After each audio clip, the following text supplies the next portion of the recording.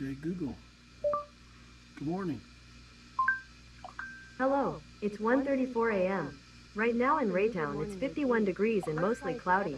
Tuesday, it'll be sunny, with a high of 53 and a low of 33. Here's a joke to start your morning. How does Darth Vader like his chocolate? On the dark Okay, side. Google. No tasks for... Stop.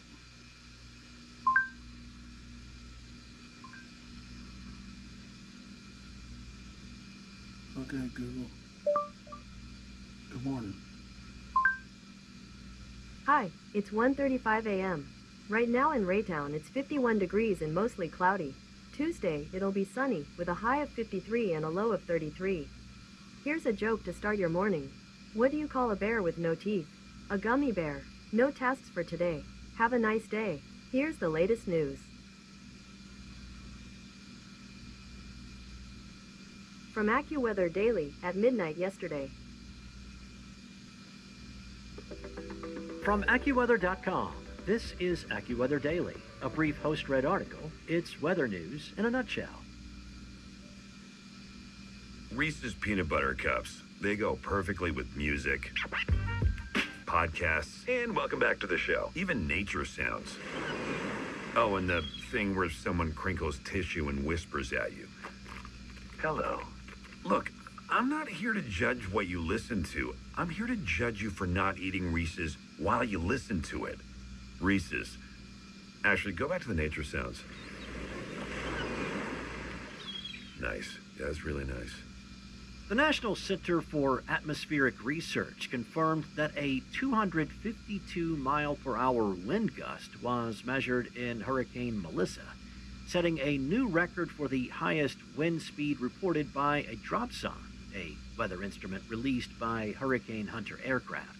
Now, the dropsonde is a small weather station attached to a parachute that measures various weather elements as it descends to the Earth's surface, transmitting that data back to the aircraft. The 252-mile-per-hour wind gust measured by the dropsonde in Hurricane Melissa was recorded at 827 feet above the ocean on October 28, the same day Melissa made landfall in Jamaica as a Category 5 storm. The previous record for a dropsonde measurement was 248 miles per hour, taken during a typhoon over the western Pacific in 2010. Because the reading was not taken at the Earth's surface, though, it does not count officially in the World Meteorological Organization's World Wind Records. The official world wind record remains 253 miles per hour, clocked by an automated weather station during Tropical Cyclone Olivia in April of 1996 at Barrow Island, Australia. The wind record for the Northern Hemisphere is 231 miles per hour at Mount Washington, New Hampshire. While a wind speed of 302 miles per hour was recorded by a Doppler radar in 1999 during a tornado in Oklahoma, that measurement also occurred above the Earth's surface and is not recognized in the official WMO records. Moss is pretty resilient. We knew that already, since mosses are known to thrive in some of Earth's harshest environments. Well, as it turns out, moss is one of the few plants that even the vacuum of space cannot kill. Mosses are remarkably resilient, thriving in extreme conditions here on Earth, from the intense heat of Death Valley to the frigid cold atop mountain peaks. A new study conducted aboard the International Space Station has revealed that these hardy plants can also survive exposure to outer space. The research, published Thursday in the journal iScience by Cell Press, analyzed data from an experiment that exposed moss spores to the harsh environment outside the ISS between March 2022 and January 2023. After the samples were returned to Earth, scientists found that about 80% of the spores had survived for 9 months in space and were still capable of reproducing.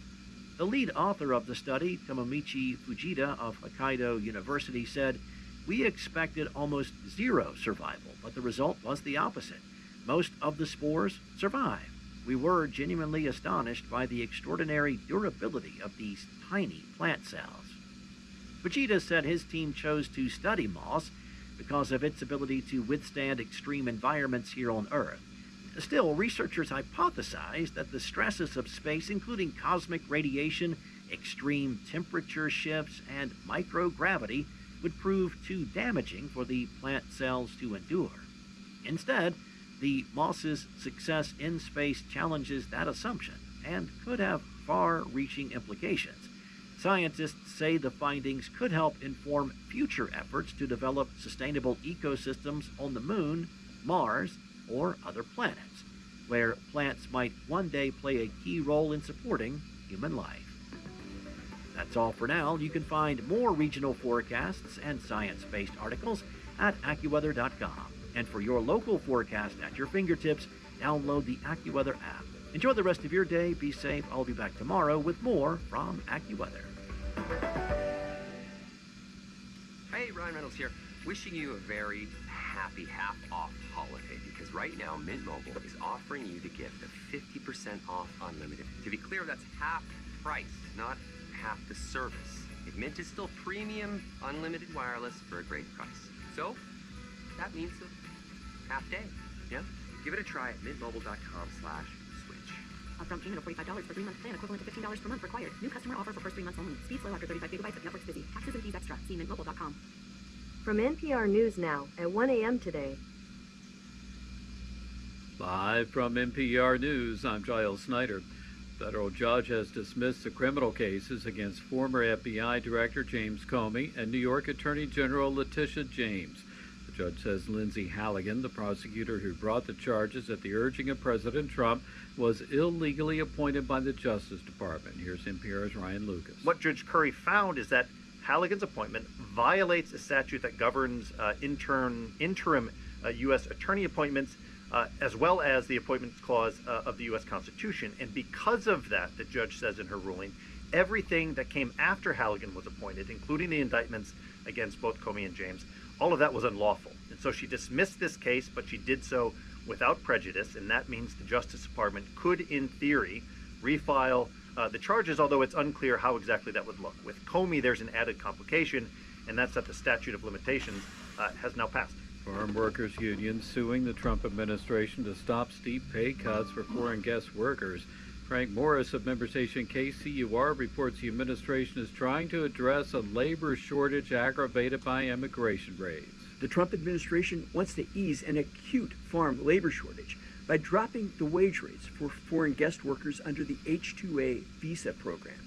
H-2A visa wage rates are supposed to be set high enough to encourage farmers to hire locally, protecting American workers. United Farm Workers President Teresa Romero says the cuts would depress wages across agriculture. There is nothing America First about extending exploitative guest worker programs of undercutting American wages. So that is what this lawsuit is about. The lawsuit claims the Trump administration sidestepped the normal process of changing the H-2A wage rate, and that the guest worker pay cuts would freeze Americans out of the farm labor force. For NPR News, I'm Frank Morris. A spokesman for the Taliban says Pakistan has bombed several areas of Afghanistan and killed women and children. NPR's Dia Hadid reports from Mumbai. Taliban spokesman Zabihullah Mujahid said on X that Pakistan conducted airstrikes, including one in the eastern province of Khost that killed 9 children and a woman. It came after a suicide bomber killed 3 officers outside the headquarters of a paramilitary unit in the Pakistani city of Peshawar. It also follows a suicide bombing outside a courthouse in the capital Islamabad that killed 12 people. A group called Jamaat al-Ahrar claimed responsibility for both attacks. Pakistan accuses the Taliban of sheltering the group. A previous similar escalation led to clashes between the two sides in border areas and Pakistan bombing the Afghan capital Kabul. Those October clashes ended in a ceasefire, but attempts to cement it collapsed. Dia Hadid, NPR News, Mumbai. And you're listening to NPR News. The Pentagon says it's investigating Arizona Democratic Senator Mark Kelly. Kelly is a former Navy pilot who joined a handful of other lawmakers with military and intelligence backgrounds in a video that warned U.S. troops against obeying illegal orders. The Pentagon statement cites a federal law that allows retired service members to be recalled to active duty by the Defense Secretary for possible court-martial or other measures. Broadway's fall season already has its first casualty. The Queen of Versailles, a new musical with a score by Wicked Stephen Schwartz and starring Kristen Chenoweth, is closing shortly after the beginning of the new year at almost a total loss. Here's Jeff London reporting. The $22.5 million musical, based on a documentary about a couple in Florida who attempt to build the largest private home in America, only to be upended by the 2008 financial crisis, is succumbing to its own financial crisis. The show announced that it would close on January 4th after only a couple of months on Broadway.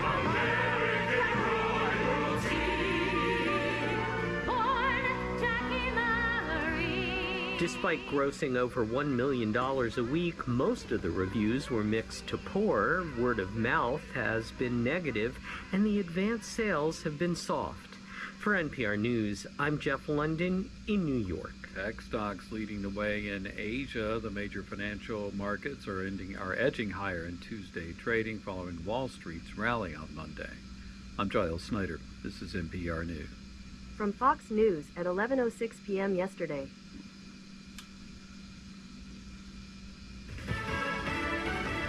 Case is dismissed. I'm Ted Lindner, Fox News. The White House says a federal judge is playing politics after the Clinton-appointed judge dismissed criminal cases against former FBI Director James Comey and New York Attorney General Tish James on Monday.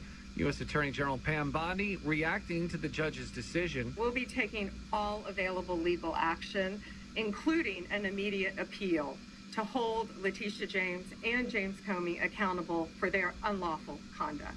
Former FBI Director James Comey breathing a sigh of relief. This case mattered to me personally, obviously, but it matters most because a message has to be sent that the President of the United States cannot use the Department of Justice to target his political enemies. And that was former FBI Director James Comey. More on the judge's ruling from Fox's Mark Meredith. The Attorney General says the Justice Department will appeal the ruling by a federal judge dismissing charges against both New York's Attorney General Letitia James as well as the former FBI Director James Comey. Prosecutors charged Comey with lying to Congress back in 2020. He pled not guilty, and his legal team's been filing multiple motions trying to get the case thrown out, including claims the prosecutor who brought the charges did not have the authority to begin with. And the Pentagon announcing that it's investigating Arizona Senator Mark Kelly over possible breaches of military law after the former Navy pilot joined a handful of other Democrat lawmakers in a video calling for troops to defy illegal orders. White House Press Secretary Caroline Leavitt says it's not surprising the lawmakers couldn't specify the so-called illegal orders. They can't identify illegal orders because there are no illegal orders. Service members have a legal obligation under the U.S. UCMJ to obey lawful orders, and that orders are presumed to be lawful. President Trump accused the 6 Democrat lawmakers in the video of, quote, seditious behavior punishable by death. America's listening to Fox News. What if your home security could stop a break-in before it begins? That's not science fiction. That's Simply Safe. And right now, their early access Black Friday sale is changing how we think about protection. Traditional systems wait until someone's already breaking in. Simply Safe's Active Guard outdoor protection, powered by AI, detects threats before they reach your door.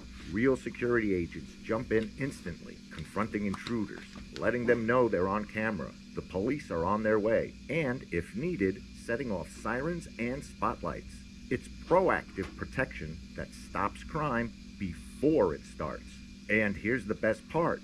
No long-term contracts, no hidden fees, and you can cancel anytime. It's been named Best Home Security System by U.S. News & World Report for 5 years straight. And with a 60-day money-back guarantee, you can try it completely risk-free. So, if home security's been on your mind, this is your moment. Check out Simply Safe's Early Access Black Friday sale. Smarter protection starts here. Right now, listeners can take advantage on their biggest sale of the year with this exclusive early access to Simply Safe's Black Friday sale and save 60% on any new system by going to simplysafe.com/FNC. There will never be a better time to get real security for your home. Go to simplysafe.com/FNC. Stay protected and stay one step ahead with Simply Safe. The Justice Department says it's taken a step to combat rising rental prices. Fox's Tom Graham explains. The Justice Department reached a settlement with RealPage. Critics accuse the AI-enabled software platform used by the real estate industry of helping landlords fix rents by sharing pricing information.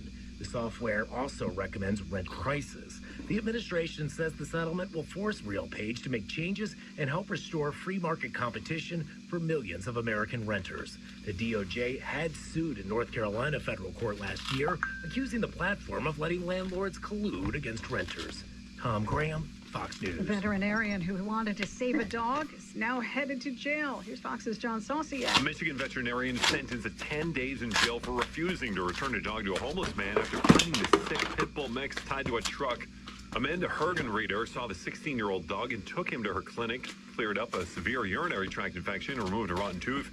Prosecutors charged Hergenreeder after she refused to bring the dog back to Chris Hamilton, a man who lacked a permanent home at the time. She cited her ethical duties as a veterinarian and noted that the dog wasn't licensed, but a jury convicted her at a 2-day trial. The dog named Vinny was euthanized in July because of health problems in old age. John Saucier, Fox News. And also in Houston, more than 100 homes have been damaged after a tornado touched down just right outside Houston. Video posted on Facebook by the Harris County Precinct 3rd Constable showing roofs with shingles ripped off from the Memorial Northwest neighborhood. No injuries reported at this time. And the holiday season is officially underway at the White House. First Lady Melania Trump welcoming the 2025 White House Christmas tree on the North Lawn. And on Tuesday, President Trump is set to pardon 2 North Carolina turkeys, which of course is an annual White House tradition. I'm Sue Guzman. This is Fox News. Hey, Ryan Reynolds here. Wishing you a very happy half-off holiday, because right now Mint Mobile is offering you the gift of 50% off unlimited. To be clear, that's half price, not half the service. Mint is still premium unlimited wireless for a great price. So that means half day. Yeah? Give it a try at mintmobile.com/switch. Upfront payment of $45 for 3-month plan, equivalent to $15 per month required. New customer offer for first 3 months only. Speed slow after 35 gigabytes of Netflix busy. Taxes and fees extra. See mintmobile.com. From NPR Technology at 4 a.m. last Sunday.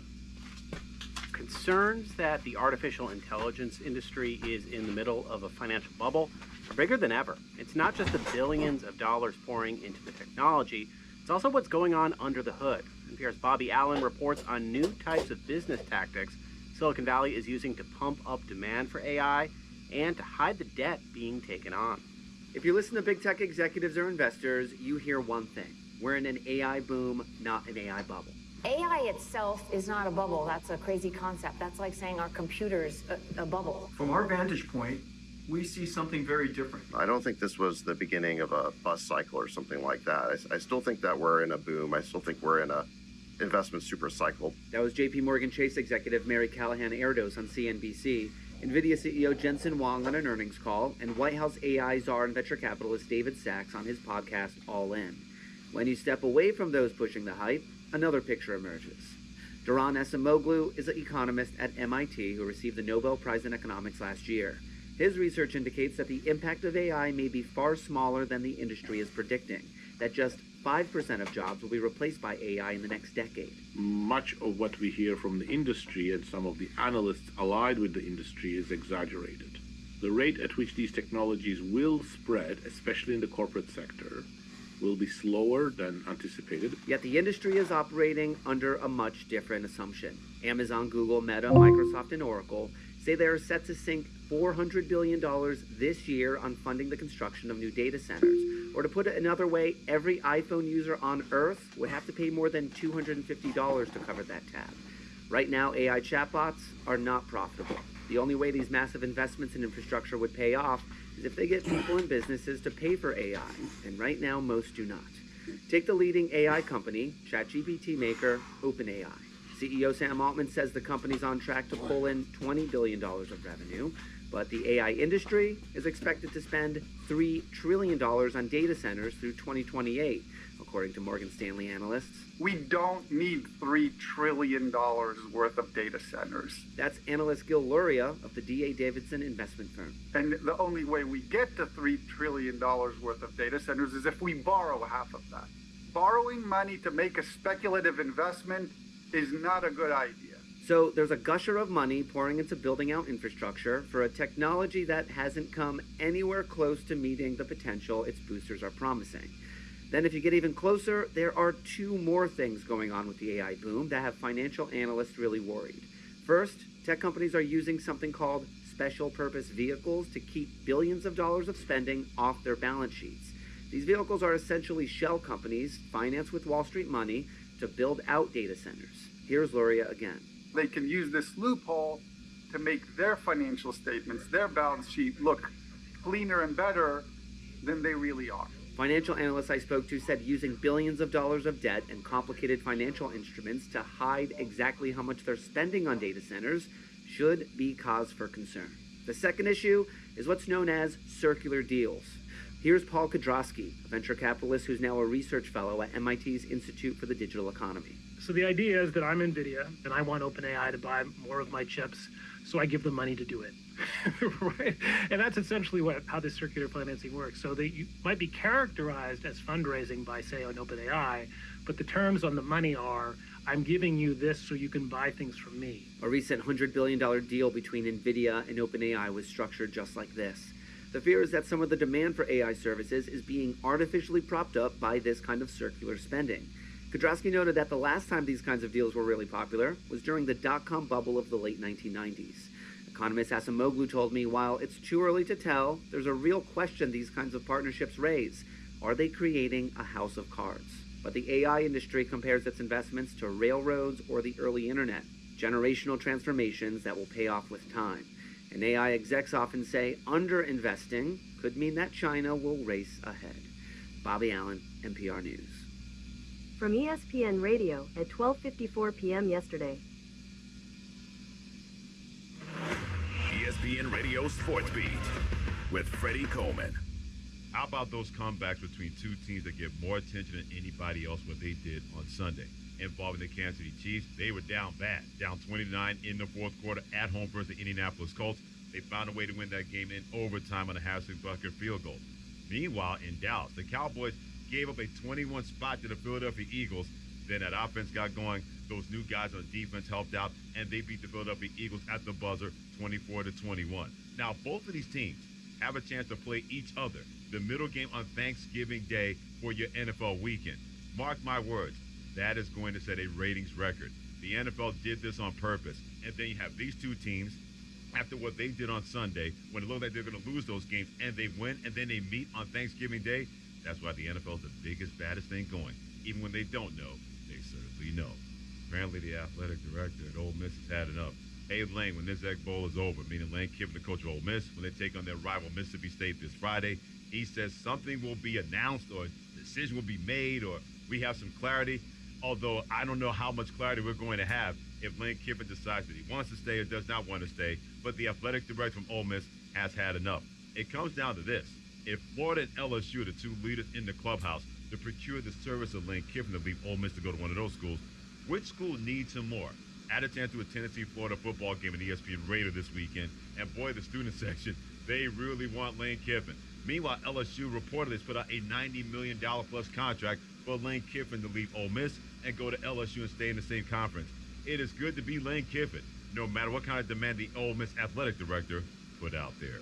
For the ESPN Radio Sports Beat, I'm Freddie Coleman of ESPN Radio's Freddie and Harry.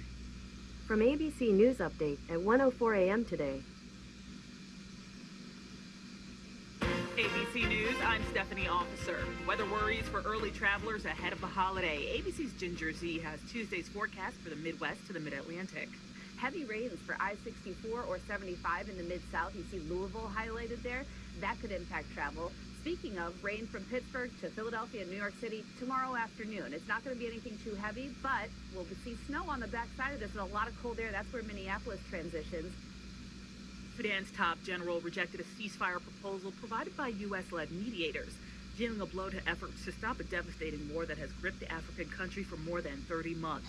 General Abdel Fattah Burhan said the proposal was unacceptable, accusing the mediators of being biased in their efforts.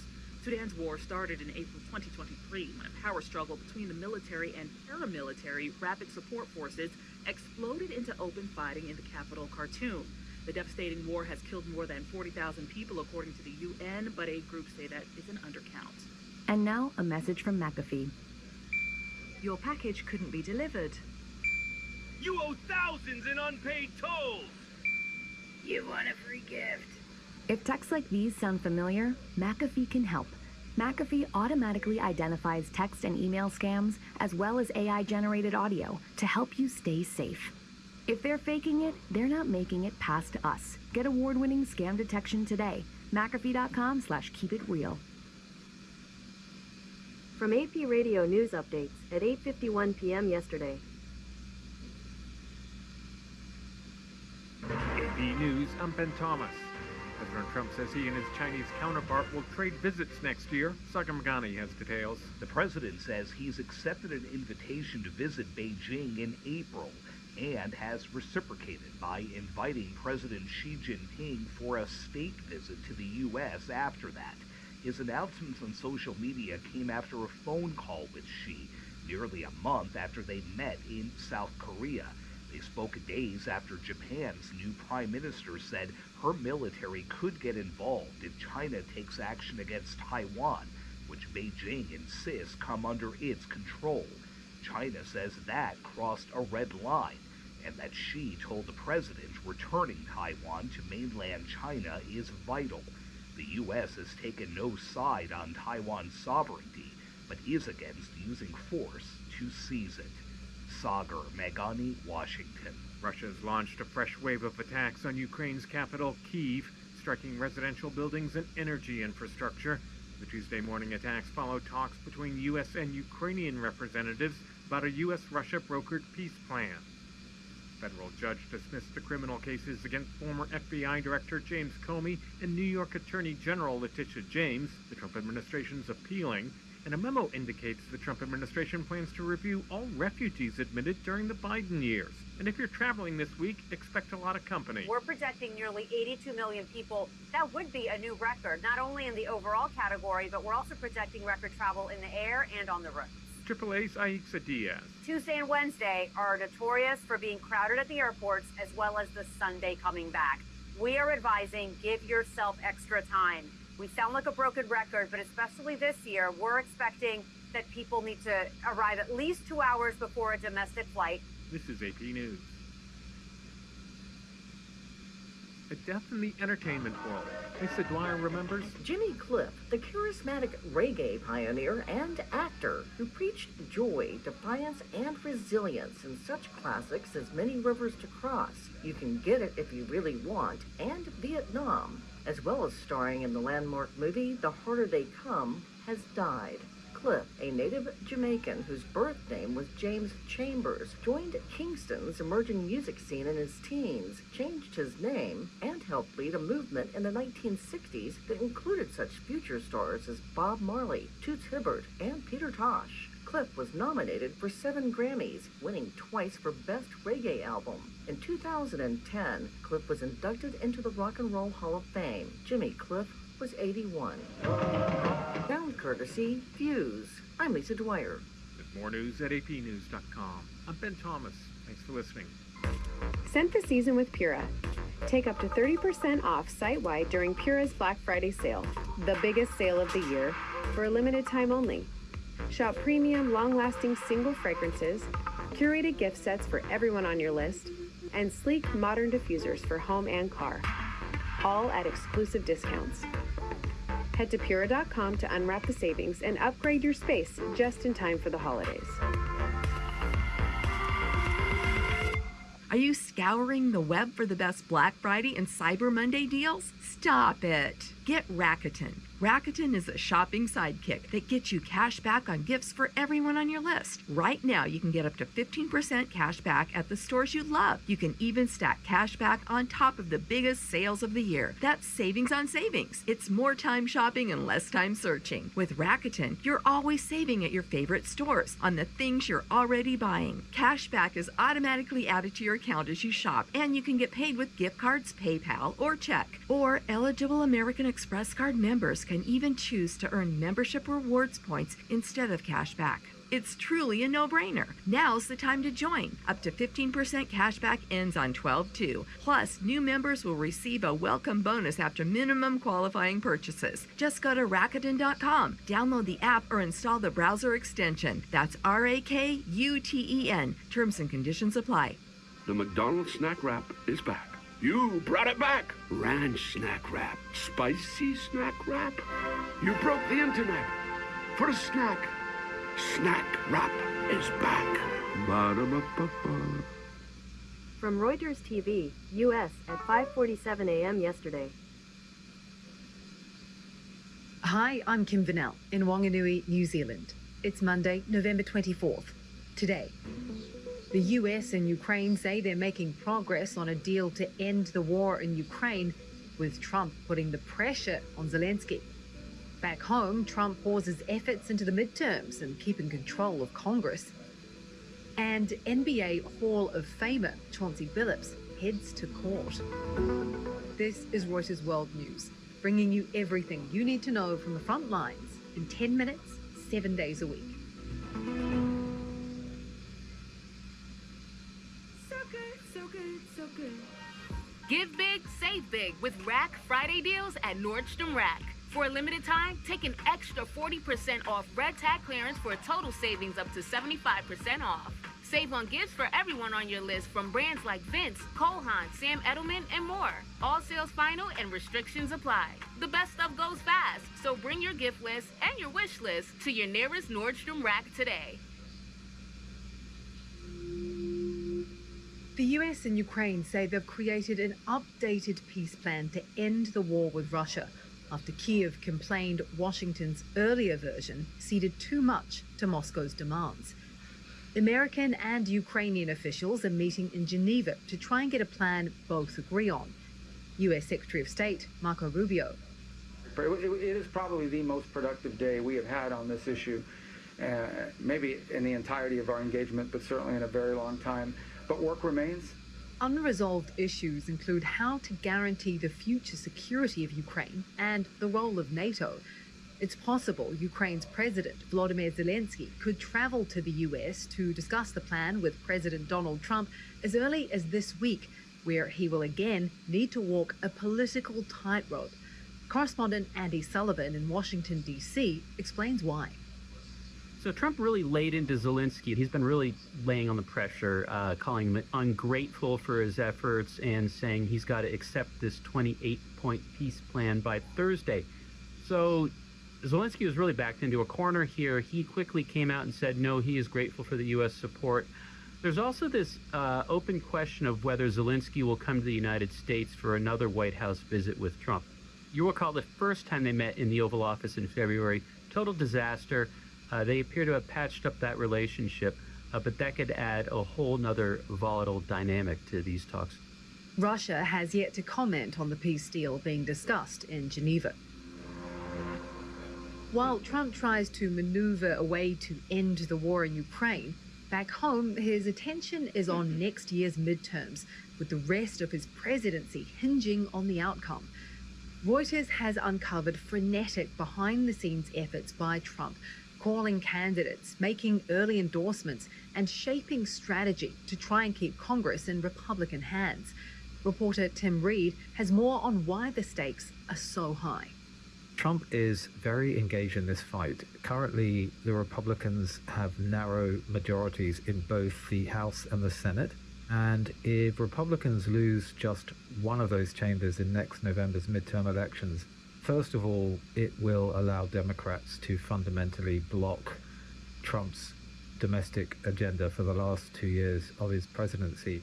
But even more important for Trump is that if Democrats take control of the House, which is a real possibility, that will give Democrats the power and the ability, if they want to impeach him for a third time. And it will fundamentally plunge the last 2 years of his presidency into some sort of chaos.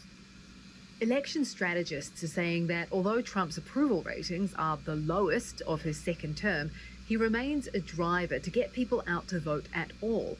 And, Tim says, the president is working hard to connect with the issue that voters care about the most. Well, he's already talking about affordability a lot more than he was a month ago. He realizes it's a big issue for voters. There is talk of actually Republicans holding some sort of national convention in the middle of next year ahead of the midterms, which is highly unusual for a midterm year. So again, it shows the level of involvement by him and the White House in trying to persuade voters that they are really worried and are hearing voters loud and clear about the cost of living crisis. Elon Musk came into government wielding his proverbial and sometimes literal chainsaw, promising to drastically slash the size of the federal bureaucracy. But with 8 months left to its mandate, his Department of Government Efficiency is dead.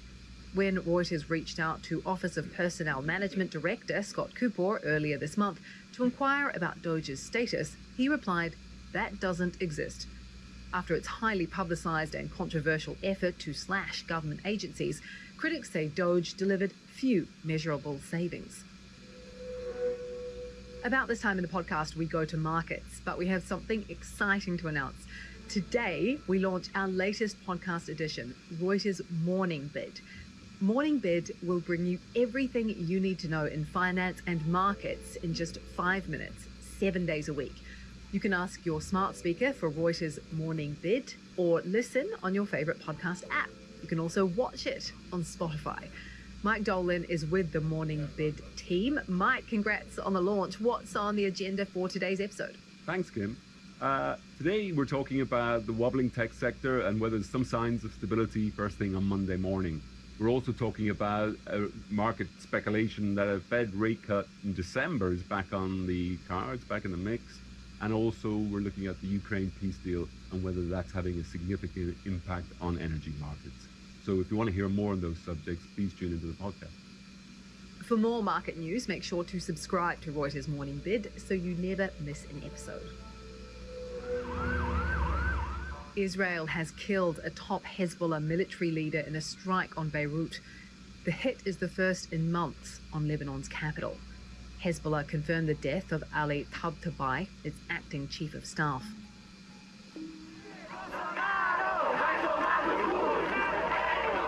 Demonstrators in Brazil gather around a giant inflatable balloon depicting former President Jair Bolsonaro wearing prison fatigues as they celebrate the leader's arrest over the weekend.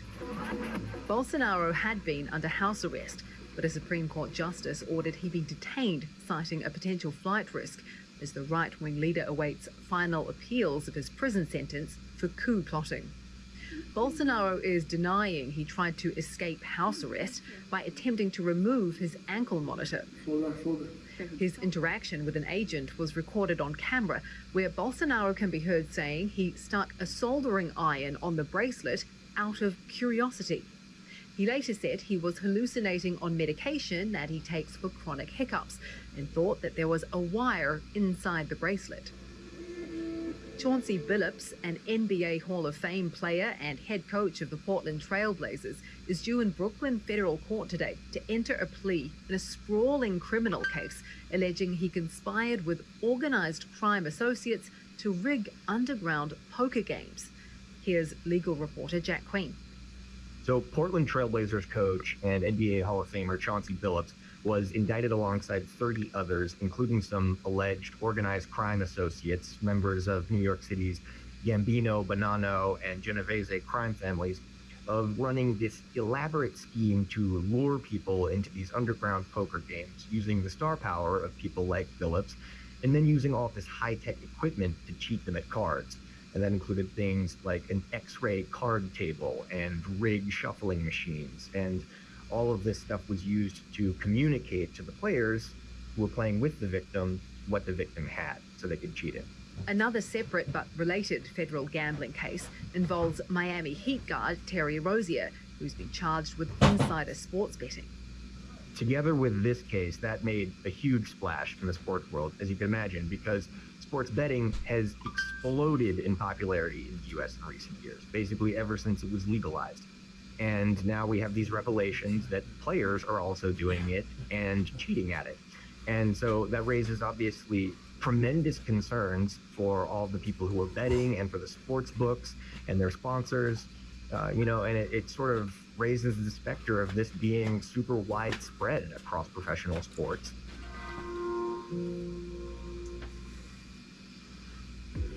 This episode is brought to you by Nordstrom. Oh, what fun! Nordstrom has tons of gifts under $100 for all your favorite people, all in one place. Like beauty and grooming sets, UGG gifts, jewelry, and toys. Need ideas? Check out gifts from UGG, Skims, Diptyque, Free People, Stanley, and more. Plus, explore their amazing gift shop in stores and online. Free gift finding help, free shipping, and order pickup make it all easy at Nordstrom. And for today's recommended read, it's a wrap on the COP30 climate conference with a compromise deal. A tripling of the money given to developing countries coping with global warming, but sidestepping the main issue driving that climate change, fossil fuels. There's a link to the story in the pod description. For more on any of the stories from today, check out Reuters.com or the Reuters app. Don't forget to follow us on your favorite podcast player. If you're listening on a smart speaker, just ask for the latest news from Reuters 7 days a week. We'll be back tomorrow with our daily headline show.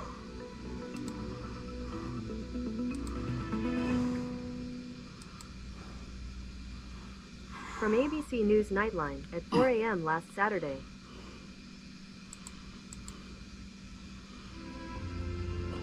Ford Blue Cruise hands-free highway driving takes the work out of being behind the wheel, allowing you to relax and reconnect, while also staying in control.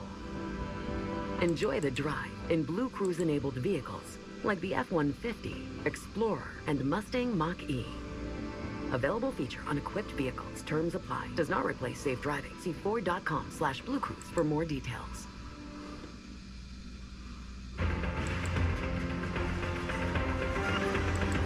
This is Nightline. Tonight, celibacy confessions. I haven't had sex in over 3 years. Khloe Kardashian making waves by sharing she's taking a break from the bedroom. And she's not alone. From The Bachelor's Grant Ellis. I love sex, but my need to not get hurt is probably a lot higher than that. To TikTokers documenting their self-imposed dry spells. You're probably thinking, holy moly guacamole, that is a long-ass time to be celibate. Could no sex one day lead to better sex? Plus, Morgan Freeman, the living legend with the golden voice, even playing God in Bruce Almighty. You want to see a miracle, son? Be the miracle. You make a credible God. See, there you go. Now, back as the wise magician and debunker Thaddeus Bradley and the box office topper Now You See Me, Now You Don't. How about if I make myself disappear? With 5 decades in Hollywood under his belt, what he says is his favorite role of all time. And Mexico! The newly crowned Miss Universe, overcoming drama and a beauty queen walkout caught on viral video. Sit down. To take the tiara. From ABC News headquarters in New York, this is Nightline.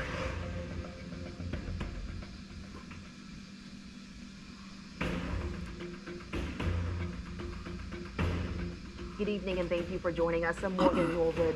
Tonight, they say sex sells, right? But these days, who's buying?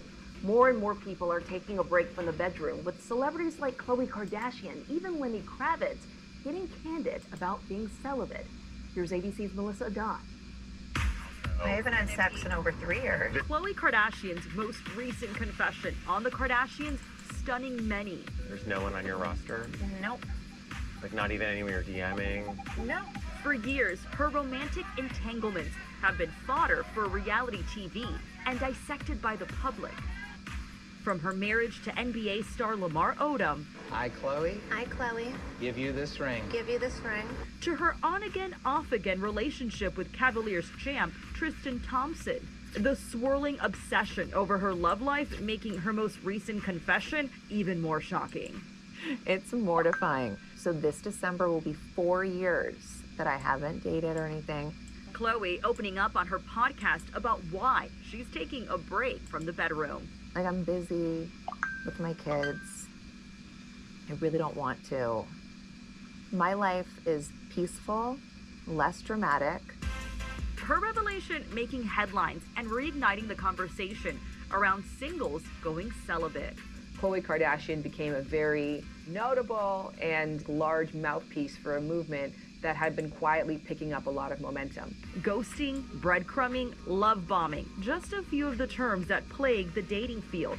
But the latest buzzword? Celibacy. 8 reasons why I decided to be celibate last year. I decided to go on this celibacy journey. I always get a lot of questions about why I started my celibacy journey.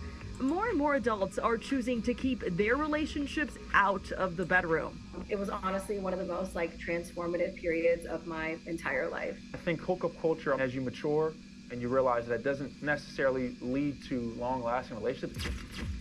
Some celebrities say they've joined the fray.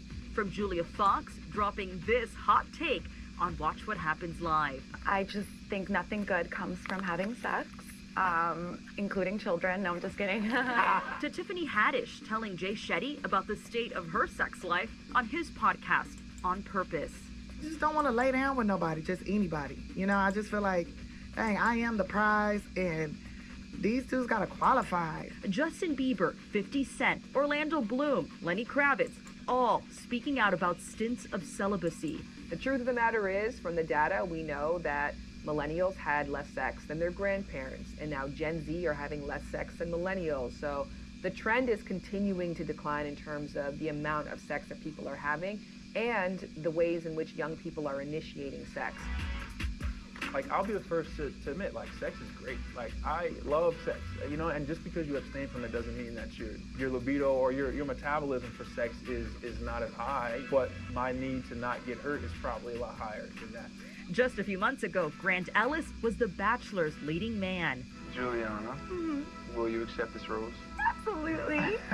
While his season ended with a proposal, he and Juliana Pascarosa broke up soon after. Although it hurt in the moment and it led to some confusion, I think that it was the best decision for where we were at in our lives. Now, Grant is back to where he began, single. But how he's going about things, a surprise to some fans. I'm choosing to talk about my journey, and basically why I'm choosing to wait, why I'm celibate. And it's something that you said you were doing even before The Bachelor. Right. How come? Yeah, I think number one, part of that is my faith, right? I definitely hold that near to me, but I do know the wisest thing for me in this moment is to not give my energy out everywhere and to just wait till I know somebody's going to be the person that I want to settle down with and be with. Sex is a hot topic in Bachelor Nation. From awkward date night confessions. I am a virgin. Really?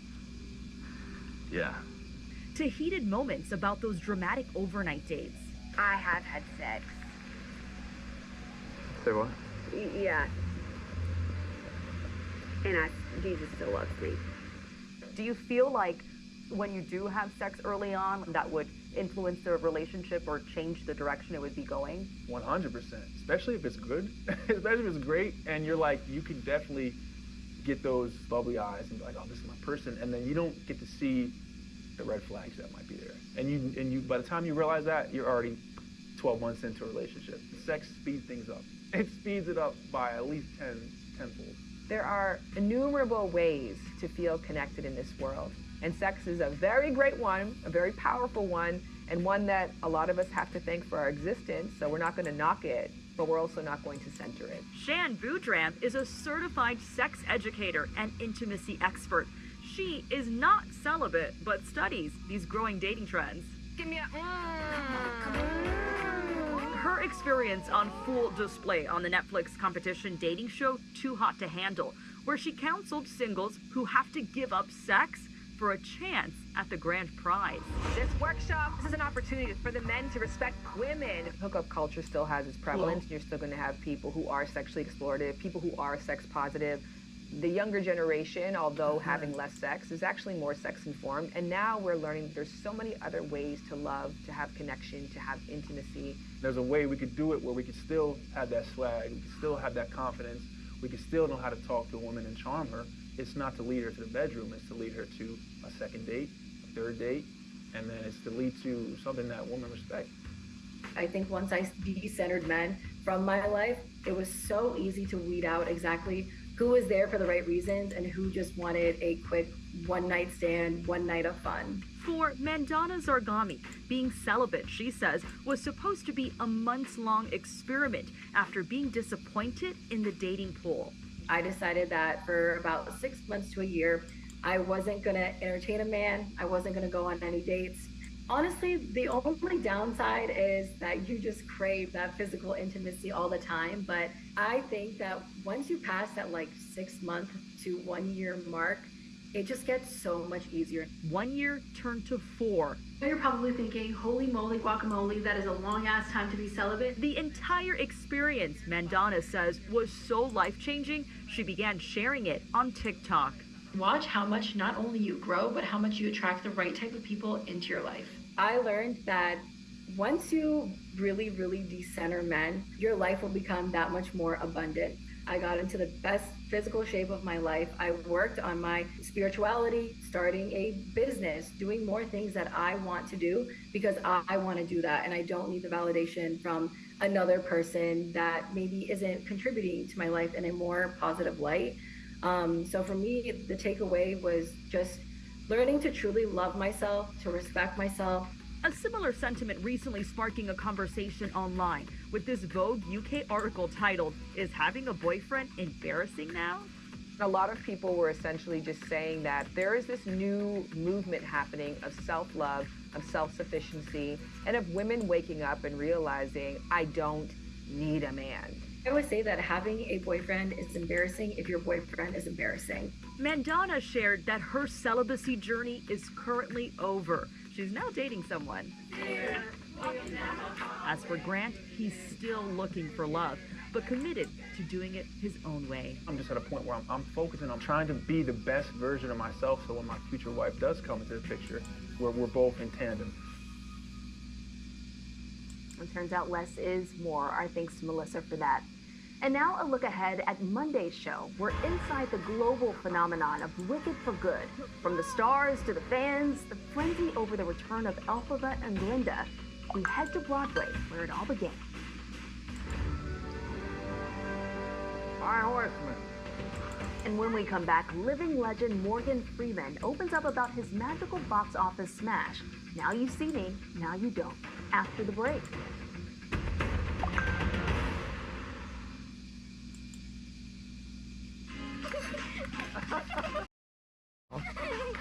And when it comes to the mess, Palmolive knows how to handle it. Palmolive Ultra removes up to 2.5 times the grease versus Dawn Non-Concentrated. Palmolive's most powerful formula instantly cuts grease, leaving you with sparkling clean dishes. Palmolive Ultra. Click or tap the banner to shop now or visit palmolive.com. What if thousands of deals were waiting for you? Black Friday is here at Best Buy, where you'll find new doorbusters and big savings. But hurry, Black Friday deals end Saturday, November 29th. Shop now at bestbuy.com. Best Buy, imagine that.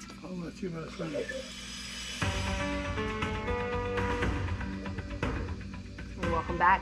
Legendary actor Morgan Freeman returns to the top of the box office, back in the magic business, and now you see me, now you don't. The man with the voice you'd know anywhere sat down with Nightline co-anchor Juju Chang. Who is Morgan Freeman? How would you respond to it? I would say you are the voice of moral clarity. See, I can't say like that. Yes, you can. No. You're just too humble for it. I think I'm just humbled enough. A humble, living legend. No, no! With roles that can take him to absurd heights. This is living! I hate your rotten guts! And a career spanning 5 decades, Morgan Freeman channeled history's greats like Nelson Mandela and the embodiment of hope in The Shawshank Redemption. And of course, God himself in Bruce Almighty. Okay, how many fingers am I holding up? Now, Bruce, thou shalt not tempt the Lord. Hey, if you thy can't God. do it, man, that's cool. 3, 2, 4, 9, 6, 8, 1. You make a credible God. See, there you go. Well, see, there's something wrong with that. You know, that means we're all sort of hungry for God. But even at 88, with an Oscar, multiple Golden Globes, and over 150 credits to his name, Bonjour, monsieur, bonjour. Freeman is still adding new tricks to his legacy, literally, in the latest installment of Now You See Me, Now You Don't, which debuted at #1 at the box office. Would you like to see a magic trick? How about if I make myself disappear? Do you believe in magic? Oh, yes. Of course I believe in magic. Yeah. It's like, wait a minute, how did you do that? First released in 2013, the Now You See Me franchise follows a group of magicians pulling off elaborate heists. Freeman, with his usual gravitas, plays Thaddeus Bradley, a powerful magic mastermind. My horseman. Thaddeus! After almost a decade, Freeman reuniting for part 3 with co-stars Jesse Eisenberg, Woody Harrelson, Isla Fisher, and Dave Franco. How fun was it to reunite with them? It was fabulous. This is a magic trick, Mr. Tesla, played out on a global scale. You, sir, are the abracadabra, the distraction while they set up the real trick. From the sleight of hand to the sound of hope, Freeman's signature stentorian voice remains his greatest trick, nowhere more indelible than as read in the prison classic Shawshank Redemption. I'm Andy Dufresne. Wife-killing banker. Why'd you do it? I didn't, since you asked. You can fit right in. The story of two broken men finding friendship in the darkest of places. It didn't start out as a big, hit, and yet it's one of the most beloved movies of all time. You know why? Why? Sooner or later, people could say, no, Shawshank. It took them that long to figure out Took how to them say that it. long to figure out how to say that. You don't have word of mouth about something. Forget it. You're playing with yourself. But his favorite role, he says, was the chauffeur, Hoke Colburn, in the 1989 Oscar winner Driving Miss Daisy. Freeman first played Hoke on stage. I did Driving Miss Daisy for 11 months. Broadcast now, Stage in New York. You're speeding, I can see it. No, Miss Daisy, no. We're only doing about 19 miles an hour. I like to go under the speed limit. Yeah, but the speed limit's 35, yeah. And what stays with you about that movie? Channeling that my dad could very well have been Hoke Colburn. You're channeling your father. Yeah. What was that like? Easy. Just makes things easy. You don't have to strain, stay awake at night wondering how you're going to play a certain scene. Just do it and it comes out right. His layered portrayal led to one of his 5 Oscar nominations and his first Golden Globe win. My mother used to say to me all the time, boy, I'm going to take you to Hollywood. Well, Ma, look what they did. As his star rose, so did the scale of his characters. A lead detective in Seven, the commander-in-chief in Deep Impact, and a visionary moral leader, Nelson Mandela, in Invictus. We need inspiration, Tesla. Because in order to build our nation, we must all exceed our own expectations. I got to meet him and told him that if this comes to pass, I want to be with you. Because one of the things I know in playing a live character is channeling. And the best way to channel is to hold hands, to touch. I share your energy. That's for real. It's not just a little. That's not a parlor trick. Right. Freeman has also shared his magnetic energy on stage, singing with blues legend Al Green in Mississippi at his very own Ground Zero Club. What does Mississippi mean to you? What does that club mean to you? Mississippi and the club are pretty much one and the same.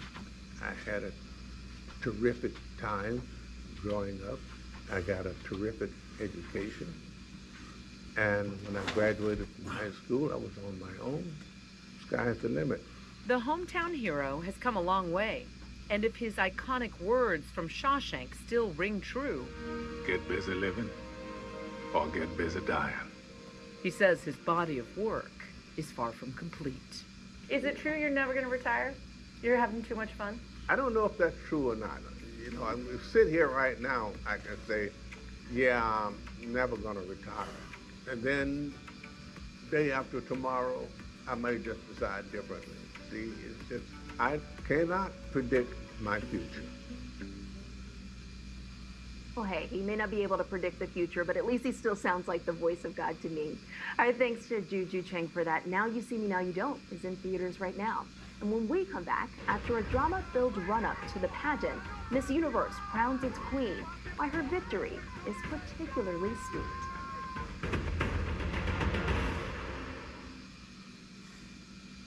Hola, Sol de Janeiro here. This holiday season, the world is your stage with new limited edition gift sets packed with craveable body care and irresistible perfume mists that bring out the brightest version of you and everyone on your list. Our award-winning, visibly firming Brazilian Boom Boom Cream and cult favorite fragrances bring a little mist, a little mingle, and endless delight to the senses. Holiday's hottest gifts are waiting for you at soldejaneiro.com. Buenos dias! Café Bustelo espresso-styled iced coffee is hitting refrigerators with a cold front that'll sweep through your senses. So keep the coffee pours long and the cold sip slow. Café Bustelo está aquí.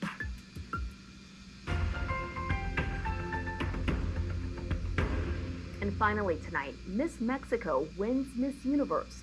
It's tonight's Nightlight. Fatima Bosch awarded the crown in a dramatic victory at the world's most prestigious pageant.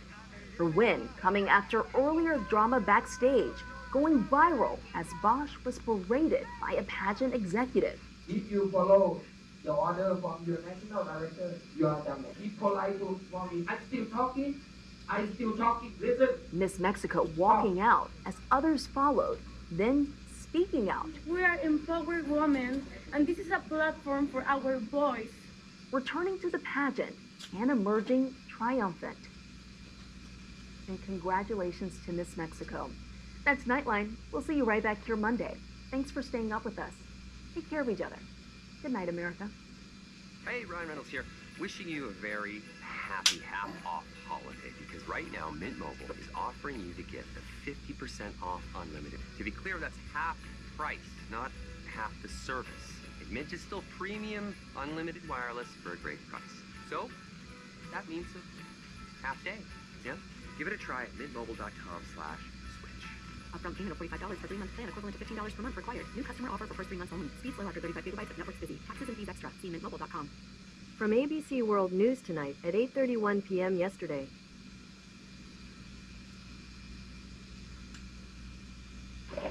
Hola, mi gente. Turn up the Latin flavor with Café Bustelo coffee. Choose light, medium, dark, and dulce de leche roast. Whatever your vibe, we got you covered. Café Bustelo está aquí. David Muir, ABC's World News Tonight, America's most watched newscast. Now streaming same day with all the breaking news of the day on Disney Plus. Most watched, most trusted. Now on Disney Plus every night. Tonight, the breaking news just as we come on, a confirmed tornado touching down, severe storms hitting as millions begin traveling for the holiday. Tonight, the images coming in here, that tornado touching down outside Houston. Many homes damaged, trees down tonight, severe storms across multiple states now on the move into the Ohio Valley next and then the Northeast. And tonight we're now watching a second major storm system set to hit right after Thanksgiving, just as millions travel back. So Ginger Z is standing by with the forecast. Also breaking tonight, a federal judge tossing out both criminal cases against two of President Trump's biggest political foes. The cases against former FBI Director James Comey and New York Attorney General Letitia James, both thrown out, and the reason why.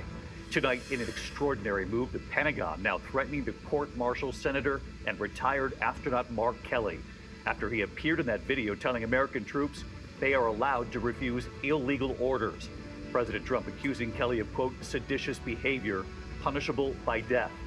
Tonight, she was on the run, cutting off her ankle monitor, the young woman who years ago was found guilty of stabbing her classmate 19 times in the woods. Late today, new body camera video just released showing the arrest of the Slender Man attacker, where she was found. Tonight, the cause of death now revealed after that 18-year-old girl's body was carried up a Carnival cruise ship. But authorities have now revealed about her death. With holiday shopping here, the brazen thieves tonight not only stealing off of front porches, but this video tonight going up to a FedEx delivery person and taking the package out of their hands. Authorities tonight saying this is sophisticated. They know the electronics being delivered, and they have the addresses where they're going to. The war in Ukraine tonight, the peace talks, the Thanksgiving deadline, what President Trump is now saying tonight, and what President Zelensky has signaled. Tonight, new heartbreak for the Kennedy family. Caroline Kennedy's daughter, JFK's granddaughter, Tatiana Schlossberg, revealing she is dying from cancer. Tonight, the message, what she has written from that young mother and wife, and why she says she always wanted to protect her mother, Caroline, from more pain. The tributes tonight to legendary singer Jimmy Cliff.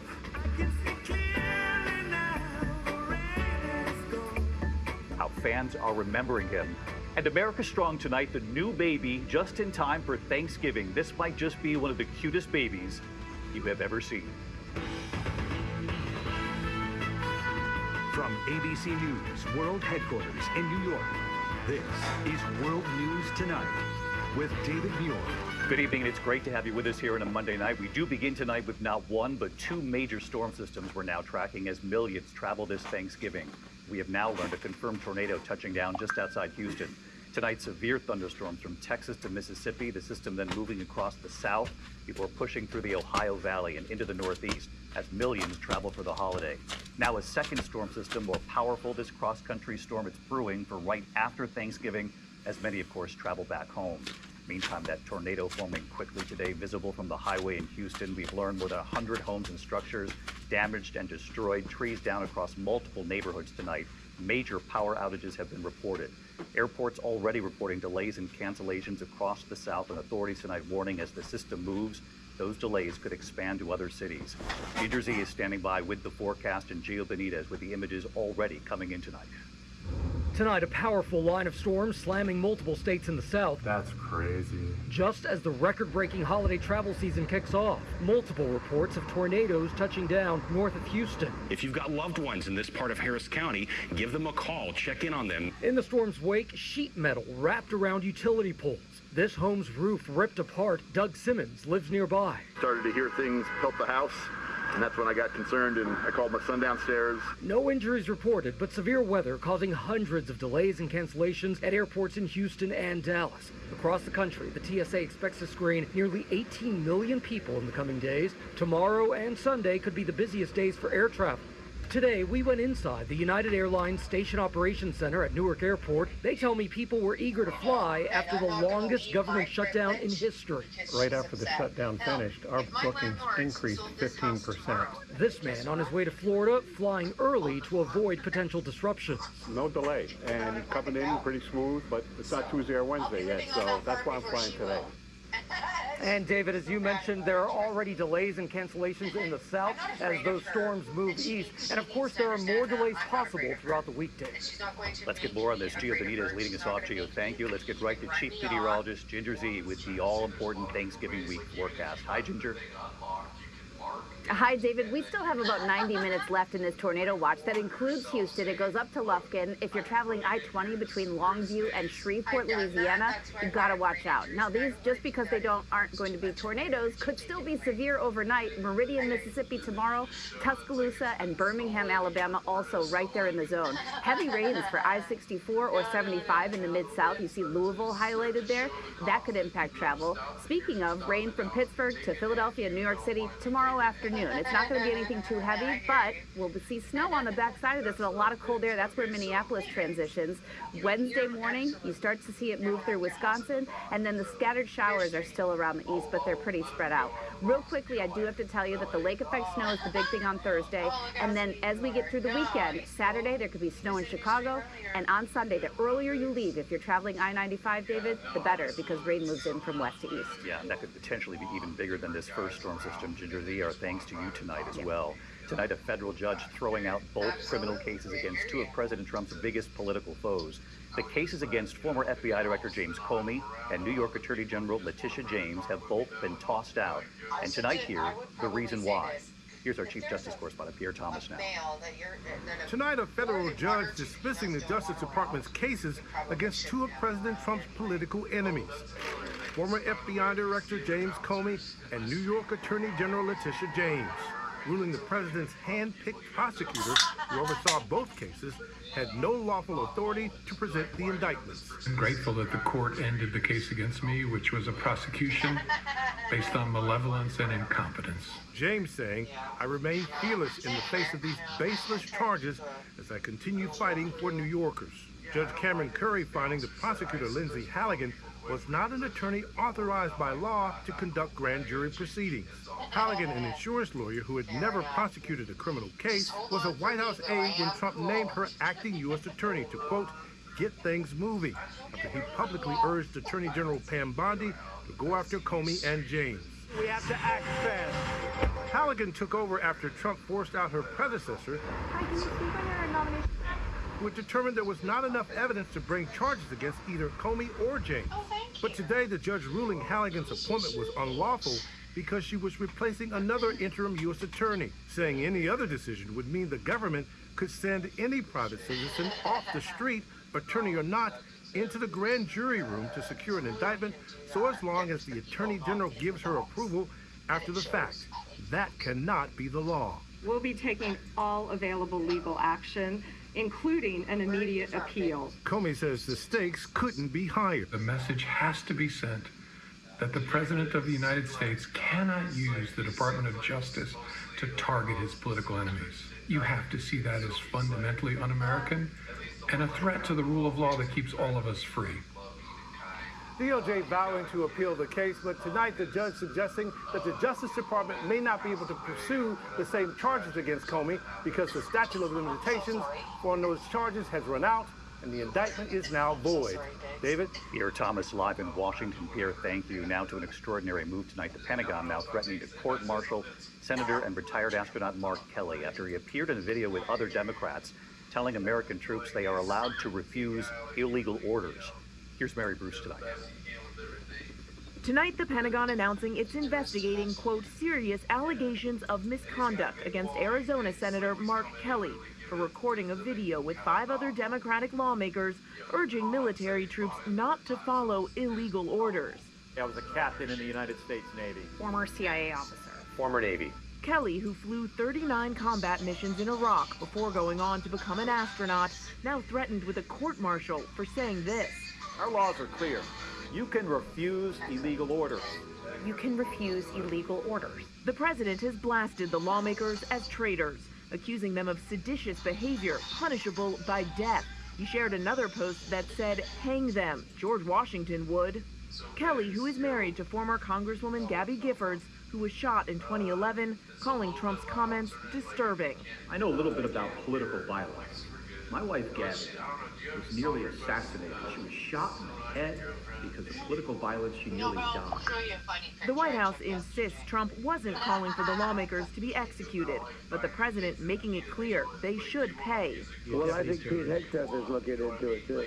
I know they're looking into it militarily. And today, Defense Secretary Hegseth acted, calling the video despicable, reckless, and false, adding encouraging our warriors to ignore the orders of their commanders undermines every aspect of good order and discipline. But tonight, Kelly, defiant, posting this picture of the many military medals he's earned, writing, I've given too much to this country to be silenced by bullies who care more about their own power than protecting the Constitution. Now, Kelly is the only one of the 6 lawmakers to be investigated by the Pentagon because, unlike the other military veterans, Kelly is retired and receiving benefits and still subject to the Uniform Code of Military Justice. David. Mary Bruce live at the White House. Mary, thank you. Now to the chilling case that made national headlines, the Slender Man case. Overnight, we learned a young woman who years ago stabbed her classmate 19 times in the woods was on the run after cutting off her ankle bracelet. Late today, new body camera video just released showing her arrest. Here's ABC's Alex Preston. Morgan? Morgan. Tonight, new body camera video showing the moment Morgan Geyser, convicted of brutally stabbing her classmate 19 times as she tried to crawl away in the woods in the infamous Slenderman case, was arrested after escaping from a group home in Wisconsin. She seemed very nervous. She simply told the officer, "Here's my real name. You can Google me and you'll find out who I am." Police say Geyser cut off her ankle monitoring bracelet on Saturday before fleeing on a bus with a 42-year-old friend she met at church. Officers tracking them to a truck stop about 165 miles away near Chicago, where they were sleeping on the ground. I don't want to give you my name. At first, refusing to give her real name. I did something really wrong. Morgan Geyser was convicted with her friend Anissa Wire of luring Peyton Leitner into the woods in 2014, stabbing her 19 times. They said they did it to please the fictional online character Slenderman. Geyser was sentenced to 40 years in a mental institution, but was recently allowed to move into a group home. In 2019, Peyton told David she didn't fear her attackers being released. Do you fear for the day that either one of them is back out in the community? No, if they ever come near me, they're going right back in. So you don't walk around with that? No. When they get out, I don't think it's going to change my life at all. And David Peyton's family says they are safe and working with authorities to remain safe. David? Alex Perez with us tonight. Alex, thank you. This evening, the cause of death now revealed in the case of that 18-year-old girl whose body was carried off a Carnival cruise ship. Authorities say she died of mechanical asphyxiation. Court filings indicate a step-sibling could be under scrutiny. ABC's Victor Akendo interviewing the grandparents who were also on that cruise ship. Tonight, more than 2 weeks after the body of Anna Kepner was found in her cabin aboard a Carnival cruise, her death ruled a homicide. Authorities now say the 18-year-old was mechanically asphyxiated by another person or persons. It comes as Anna's grandparents are speaking out about their heartbreaking loss in an exclusive interview with ABC News. They were on the ship with their granddaughter. I just screamed. I couldn't stop screaming. Barbara and Jeffrey Kepner were with their son, his wife, and their grandchildren when a housekeeper discovered Anna in the cabin she was sharing with her brother and stepbrother. In an unrelated custody dispute filing, Anna's stepmother has called Anna's stepbrother a suspect in Anna's death. Do you think he had anything to do with Anna's death? He was the only one seen coming and going, so I can't accuse him because I don't know what happened in that room, but the summation would be that he did something. Anna's grandmother says she sat in for part of the stepbrother's interview with the FBI. He was an emotional mess. He couldn't even speak. He couldn't believe what had happened. The grandparents say Anna and her stepbrother were close. He was a good student. Played soccer. He played soccer, very quiet young man. He had demons, I think, in his past, and he was trying to deal with those. David, the grandparents tell me Anna and her stepbrother got along well. Anna was a straight-A student. She wanted to join the Navy after high school. We're still waiting for the official toxicology and autopsy reports to be released. David? Victor Akendo on this case again tonight. Thank you, Victor.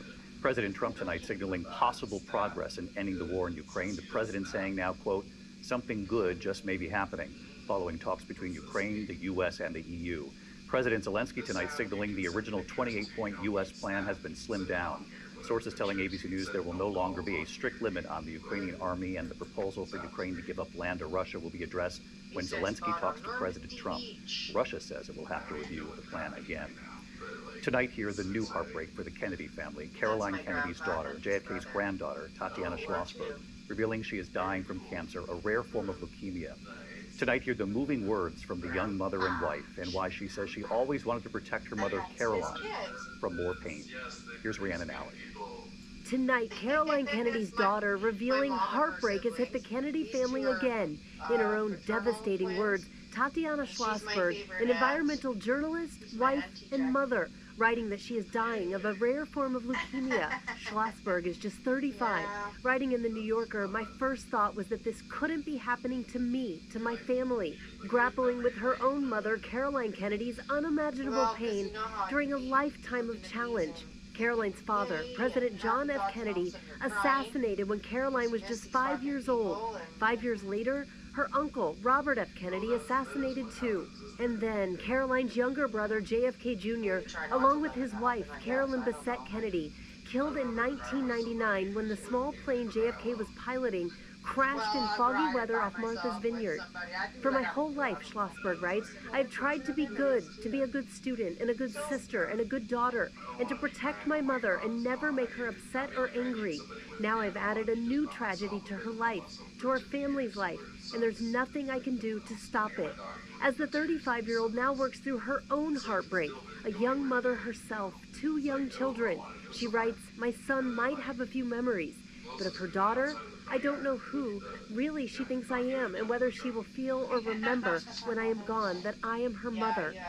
David, Tatiana said her sister Rose and her brother Jack both tried to be donors, thanking her husband George and the rest of her family for being by her side and for coming together to raise her children. David? For incredibly great words. So many people reading those words this weekend. Rhiannon, thank you. When we come back here with holiday shopping now here, authorities tonight on this newest scam, the brazen thieves. Take a look at this, not only stealing off of front porches, but now right from the hands of a FedEx delivery person. Apparently these thieves know the electronics they're stealing and they know the addresses. That's why they're showing up. We'll have more in just a moment. Also, the urgent search for a high school football coach, an undefeated season. He's now been missing for days. The active investigation underway tonight. And the new baby just in time for Thanksgiving. Look at this. This just might be one of the cutest babies you have ever seen. The message they have just sent in tonight from this American zoo. You have to see this in a moment. I want to bring this guy so bad. You know how to make a great meal. And when it comes to the mess, Palmolive knows how to handle it. Palmolive Ultra removes up to 2.5 times the grease versus Dawn Non-Concentrated. Palmolive's most powerful formula instantly cuts grease, leaving you with sparkling clean dishes. Palmolive Ultra. Click or tap the banner to shop now or visit palmolive.com. What if thousands of deals were waiting for you? Black Friday is here at Best Buy, where you'll find new doorbusters and big savings. But hurry, Black Friday deals end Saturday, November 29th. Shop now at bestbuy.com. Best Buy, imagine that. Tonight on Long Island, the thieves caught stealing deliveries, approaching a FedEx delivery man in broad daylight, ripping a package from his hands. Officials say at least 14 people were part of a sophisticated network of thefts on Long Island. The group has been stealing electronics, they say, some of those electronics sent to these homes by the thieves, who then intercepted the packages. Tonight, the active search for a high school football coach in Wise County, Virginia. Travis Turner was last seen Thursday. Police using drones to try to find him. Turner, a coach at Union High School for 11 years. Currently in an undefeated season. No official word on what led to his disappearance. When we come back here tonight, remembering legendary singer Jimmy Cliff, I can see clearly now the rain is gone. And that new baby just in time for Thanksgiving. Hola, Sol de Janeiro here. This holiday season, the world is your stage with new limited edition gift sets packed with craveable body care and irresistible perfume mists that bring out the brightest version of you and everyone on your list. Our award-winning, visibly firming Brazilian Boom Boom Cream and cult favorite fragrances bring a little mist, a little mingle, and endless delight to the senses. Holiday's hottest gifts are waiting for you at soldejaneiro.com. I'm 32, juggling family, working full-time, and earning a bachelor's degree. At University of Phoenix, I earn career-relevant skills with every 5-week course. Skills I can use now, not just after graduation. Earn skills in weeks, not years. Visit phoenix.edu. Tonight, celebrating reggae legend Jimmy Cliff.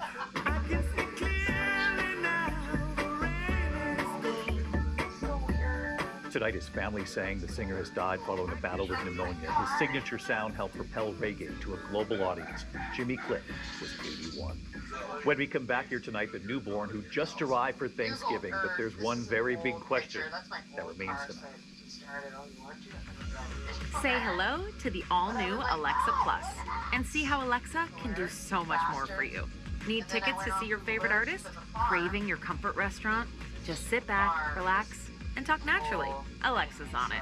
It learns your style, anticipates what's next, and makes it happen across Echo, Fire TV, and more. Learn more at amazon.com/new Alexa. Imagine being the wizard of your home. With Xfinity Wi-Fi, you can boostify speeds for the moments that count and magically pause Wi-Fi to any device. And now you can cast a spell to stop time and keep your internet bill the same for 5 years with the Xfinity 5-year price guarantee. Equipment included, no contracts or commitments. Xfinity, imagine that. And see Wicked for Good, only in theaters November 21st. Restrictions apply, select plans only. Finally tonight here, the new baby that's arrived just in time for Thanksgiving. Tonight in Knoxville, Tennessee, the newest member of Zoo Knoxville, making everyone smile. That zoo welcoming a western lowland gorilla, the firstborn there in nearly a decade. That's Mom Kumi, 27 years old, cuddling her newborn, a baby sleeping in its mother's arms. Knoxville Zoo is part of the Gorilla Species Survival Program, telling us each gorilla birth brings new hope for the future of this critically endangered species. And tonight, the milestones, the baby already opening its eyes, learning to lift its head, and introduced to the other gorillas. Dad Bantu, a silverback, keeping his distance, but with a watchful eye on that newborn. And right here tonight, hi, David. Caitlin Miller, the Great Apes keeper at Zoo Knoxville. We are trying to be hands-off as much as we can. So we are letting Kumi do her job by being the great mom that she is. Tonight, the zoo telling us the baby does not have a name yet. First, they want to learn, is it a boy or a girl? That newborn will start crawling in the next few weeks. It will be a happy Thanksgiving in Knoxville. Mother and baby doing well, and our thanks to that team. I'm David Muir. I'll see you right back here tomorrow night from all of us. Good night. Here, do you guys want to watch someone hit my car? David Muir, the most watched newscast in America. And now, ABC's World News Tonight has won the Emmy for Best Live News Program for the 3rd year in a row. The store and I was like, can you please? I got 2 words for you. New deal. Now at Casey's, when you buy any 2 large pizzas, you'll save $7. Just use code SAVE7 in the Casey's app. See store for details. It's not crazy. It's Casey's. Okay, that was 33 words. My bad. From New York Times, The Daily, at 4:45 a.m. yesterday. It's rare. It's a red Charger with a black stripe down it, but I honestly have not seen This podcast is supported by the Capital One Venture X card. Venture X offers the premium benefits you expect, like a $300 annual Capital One travel credit for less than you expect. Elevate your earn with unlimited double miles on every purchase, bringing you one step closer to your next dream destination. Plus, enjoy access to over 1,000 airport lounges worldwide. The Capital One Venture X card. What's in your wallet? Terms apply. Lounge access is subject to change. See CapitalOne.com for details. From the New York Times, I'm Rachel Abrams, and this is The Daily.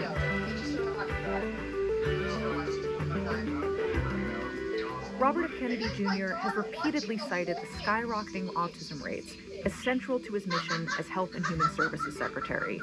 He's laid the blame at the feet of everything from Tylenol to vaccines, and he recently instructed the CDC to abandon its long-standing position that the latter do not cause autism. But while the rates of autism have increased in recent decades, the reasons are more complicated than what Kennedy has presented. Today, Azeen Qureshi explains what's really driving the increase in diagnoses. It's Monday, November 24th. The Sikh temple would not be happy with him. So Azeen, the Make America Healthy Again movement, and RFK in particular, have really put autism in the spotlight. RFK Jr., of course, has called autism an epidemic, and I think it is fair to say that he has instilled a lot of fear in people about what the root causes of autism are. And you've spent a lot of time thinking about this as part of your reporting, and so that's where I'd like to start. And in particular, I want to talk about the numbers. Yeah, so autism diagnoses among children in the United States have been rising pretty consistently for decades. In the year 2000, which is the first year that the CDC started collecting data on this question, they found that 1 in 150 8-year-olds in the United States had an autism diagnosis. That number has risen consistently every year that they have published their report, and the most recent data that they published, which came out this year, found that 1 in 31 8-year-olds has an autism diagnosis. So it goes from 1 in 150 to 1 in every 31 children. Yeah, and I mean, that's a huge increase, right? And RFK really frames this as an epidemic. He says, there's something in our environment that is causing autism to spread like wildfire. But that's misleading. From all the experts that I've spoken to, they've acknowledged that there are environmental factors that likely interact with our genetics that are contributing to the rise in autism. There's things like pollution, for example, people choosing to have children later in life. But those are ultimately a really small part of the explanation for this rise. And the biggest reason that we know of that is driving this increase actually has to do with how we define what autism is. And that definition has been expanding over the last several decades. So basically you're saying that the tent has gotten bigger, but not necessarily because there is a true fundamental increase in the number of people who have autism. Even if that's part of it, it's that more people are being captured within this expanding definition. Yes, but there has been a growing fight over whether this tent has grown too large. These are fights over resources, there are fights over research priorities. Parents, activists, doctors, scientists who are researching this are starting to really grapple with whether everyone in the community is getting what they need, given that the needs of people under this very broad tent can be very different. And one of the people I've been talking to for a while about these rising tensions is this psychologist named Kathy Lord. Her career basically tracks our understanding of autism. She is a legendary autism researcher. She has been actively involved in defining criteria for the disorder. So she's really been at the center of a lot of this change. Tell me a little bit about her and sort of her backstory. So she's a clinical psychologist. Hi, Kathy. Hello. She's at UCLA. She has spent her whole career studying and working with people with autism. What drew you to the field of autism in the first place? I think I like the kids. I just thought they're so interesting. Kathy, in the 1970s, as an undergrad, started working with children who had what today we would call autism. The kids that I saw then, we assumed they were not verbal. We assumed they couldn't talk. They did not look at us. The kids that Kathy was seeing, many of them had intellectual disabilities. Some of the kids would be rocking back and forth, avoiding eye contact. Many of them wouldn't talk, couldn't talk, or even would just repeat what was said back to them. We didn't understand why would a child be moving their fingers in an unusual way like starfish, or why were they upset when they someone put something down in a place that they hadn't expected it to be. And at the time, psychologists and psychiatrists thought maybe this was a form of schizophrenia. It was both considered childhood schizophrenia or infantile psychosis. Why did they think it fit the profile of schizophrenia or psychosis? I think part of it is that we use the term psychosis when people do things that we don't understand. And what were the clinicians telling the families, like telling the parents, and what kind of treatment were they suggesting? Yeah, so at that time, parents were basically told that there was nothing that can be done. Don't even try, just send them away. And that they should send their kids away. And live your life, because they'll never be able to do anything. Which is not true, but that is what people were telling them. It was really in the heyday of a pretty dark period in psychiatry's history where institutionalization was very common. Kids were sent off to often state-run institutions where they were basically hidden from society. So when and how does that start to change? So yeah, when Kathy was entering the field, this is a time when there was a shift away from thinking that these kids could not be helped to realizing that actually there were things that psychologists could do that could help these kids. How do I both adjust the world around them, but also how do I give them tools, for example, to communicate that would allow them to learn? And as this shift is underway, in the year 1980, autism gets added to the Diagnostic and Statistical Manual of Mental Disorders.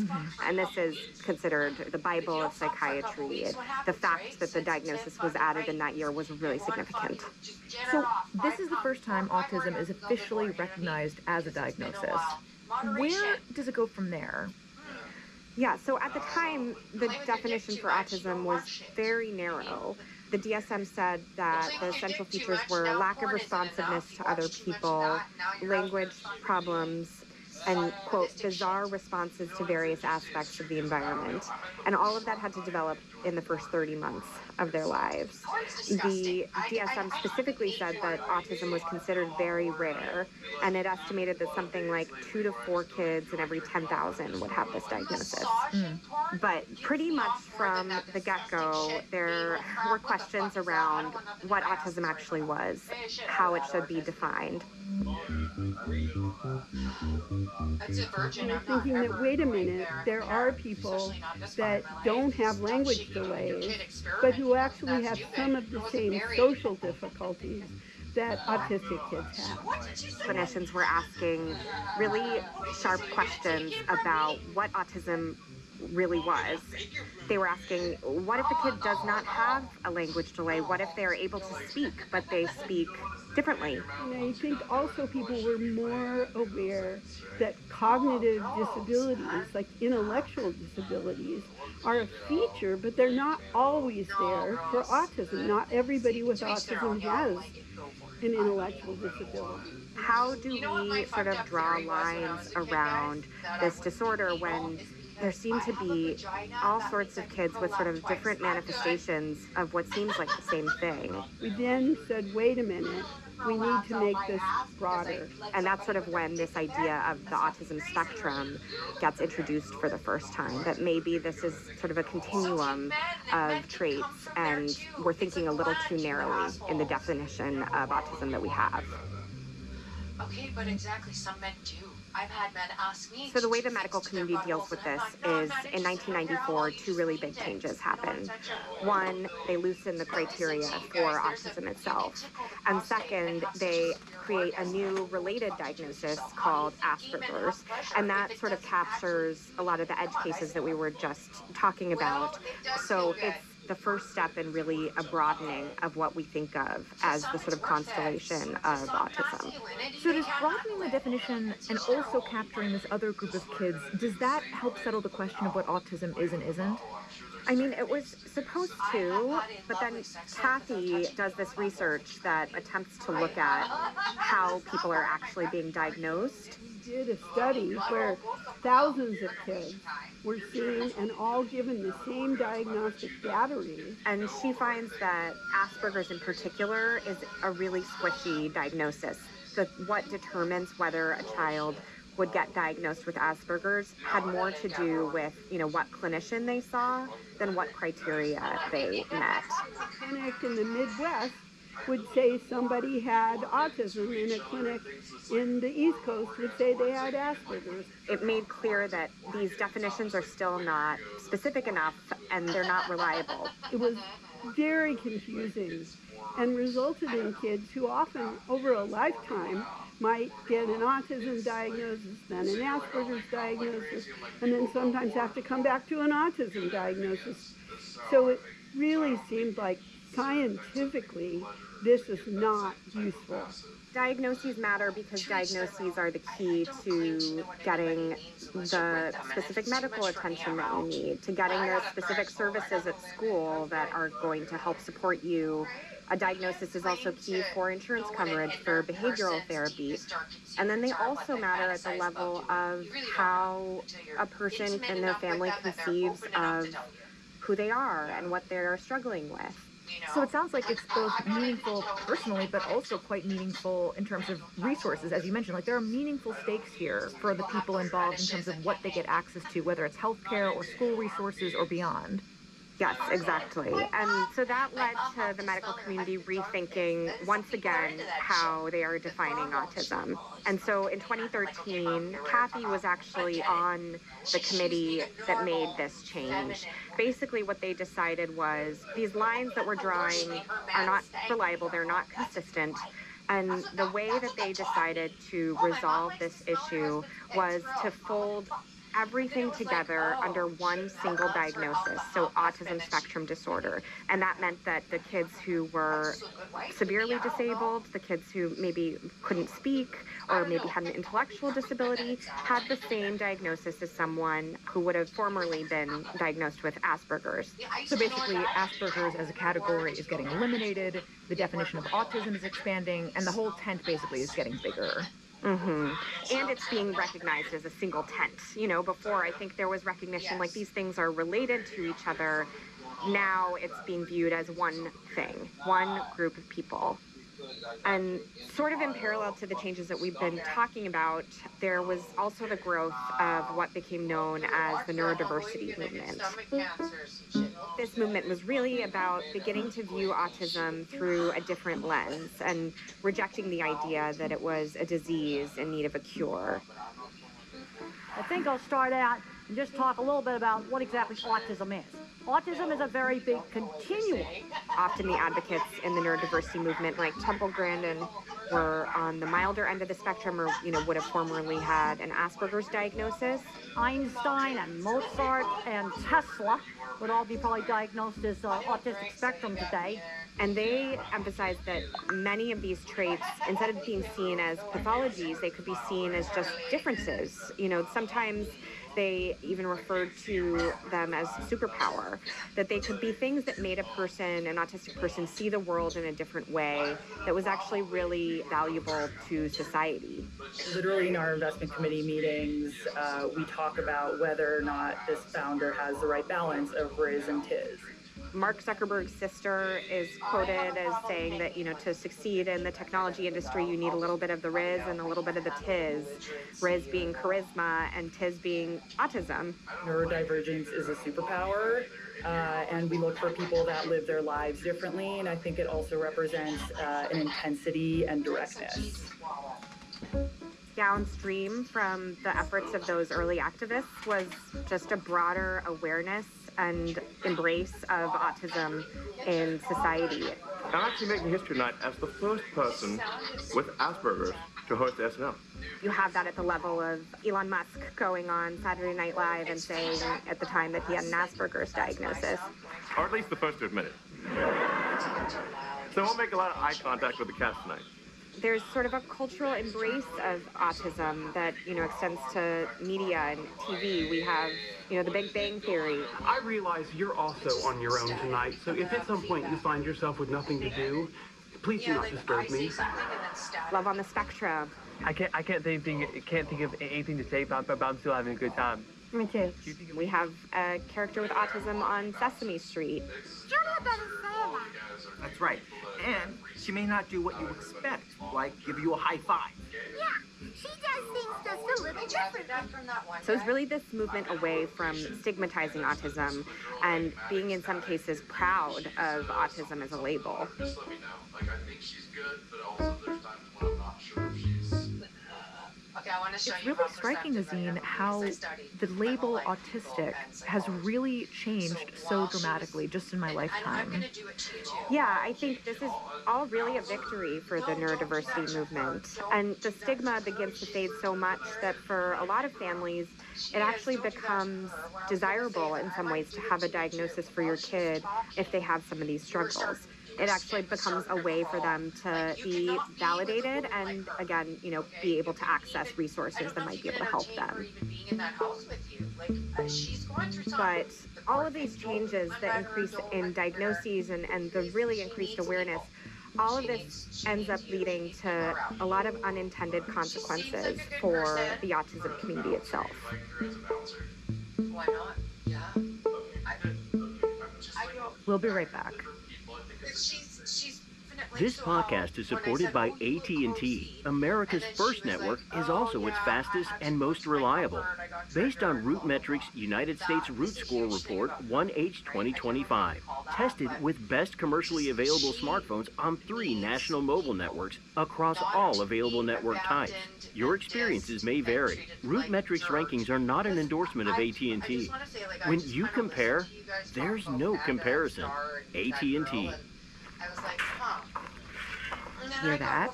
That's what it sounds like when you plant more trees than you harvest. Work done by thousands of working forest professionals like Adam, a district forest manager who works to protect our forests from fires.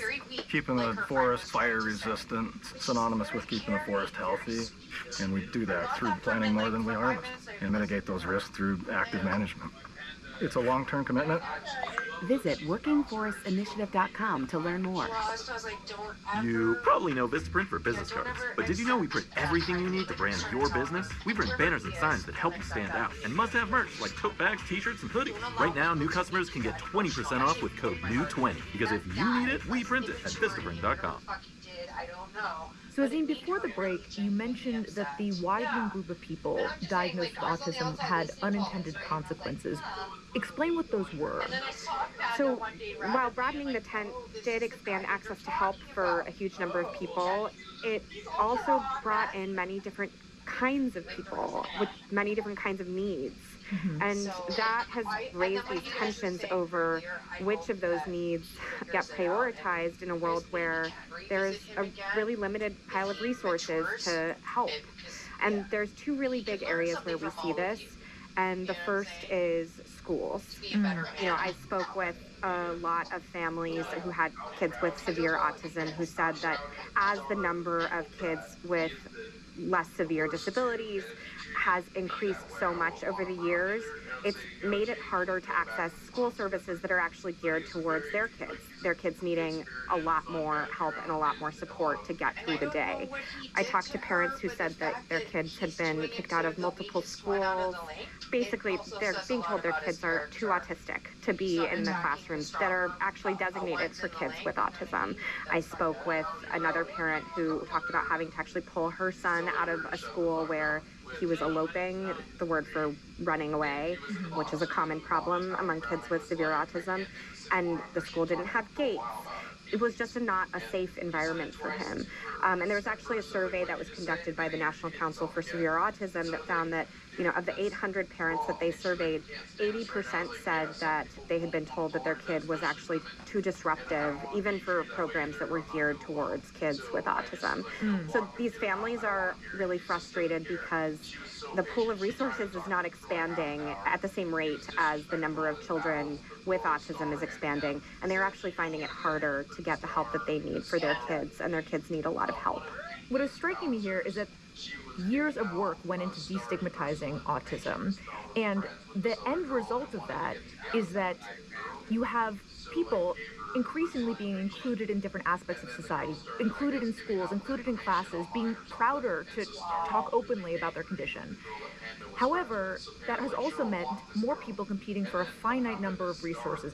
And the irony of this is that the net effect seems to be that the students with the most severe needs are being excluded from places like the classroom, as you mentioned, because they are being told, we simply do not have the resources to support you in this environment, and you're going to need to go elsewhere. Yeah, absolutely. And I've heard that from countless parents of kids with severe autism. We've seen a really similar thing play out in terms of autism research. Even as the amount of money that has gone towards researching autism has grown substantially year over year, we've actually seen a decrease in studies that are focused on people with the most severe impairments. I spoke with a child psychiatrist in Boston who actually did a review of all treatment studies from 1991 to 2013, and he found that the proportion of studies that included participants with severe autism declined from something like 95% of the studies to just 35%. And this is being driven by some very sort of logistical factors and a sort of perspective on how this research should be approached. You know, a person with severe profound autism can't go online and fill out a survey. You know, that's a really easy way to get data on large groups of people, is to have them fill out online surveys. They also can't go sit in a brain scan machine that is loudly humming for an hour.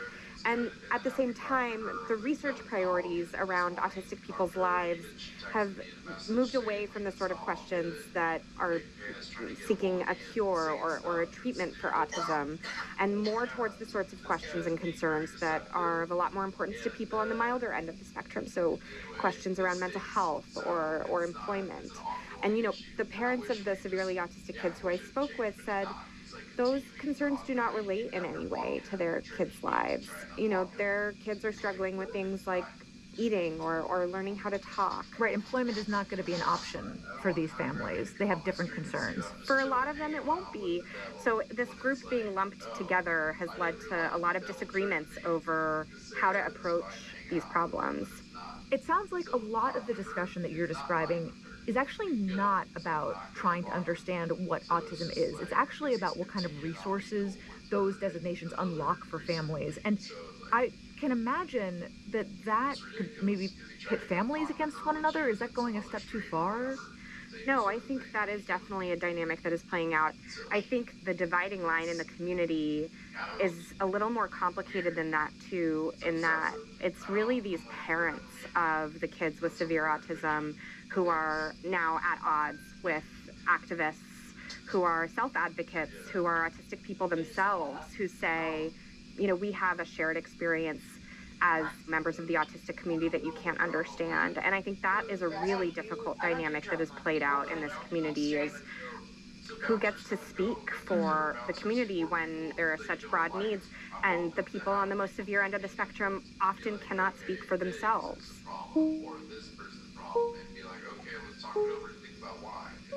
Kathy, was there sort of a moment in your own practice where you realized there might have been a downside to this expansion? Like, this is having some negative consequences that we didn't prepare ourselves for?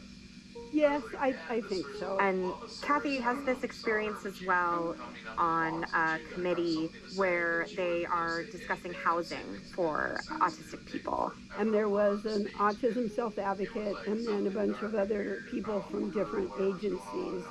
And she is on the committee with an autistic self-advocate who is really pushing against the idea of group homes, arguing that basically it's taking us back to the dark days of psychiatric institutionalization that we've really moved away from. When I say group home, I'm thinking of like 4 or 5 people who live in a house with like 2 other people who are helping take care of them. And she has this realization. I felt like they didn't understand that these are people that have nowhere to live except with their parents who are getting older and can't take care of them. She felt like that the self-advocate did not understand that this is for people who have the most severe needs, who do need round-the-clock care, who cannot live independently. But I think the idea that they were representing autism as if they were experts on all forms of autism, that was certainly something that I had a hard time with, that I won't forget.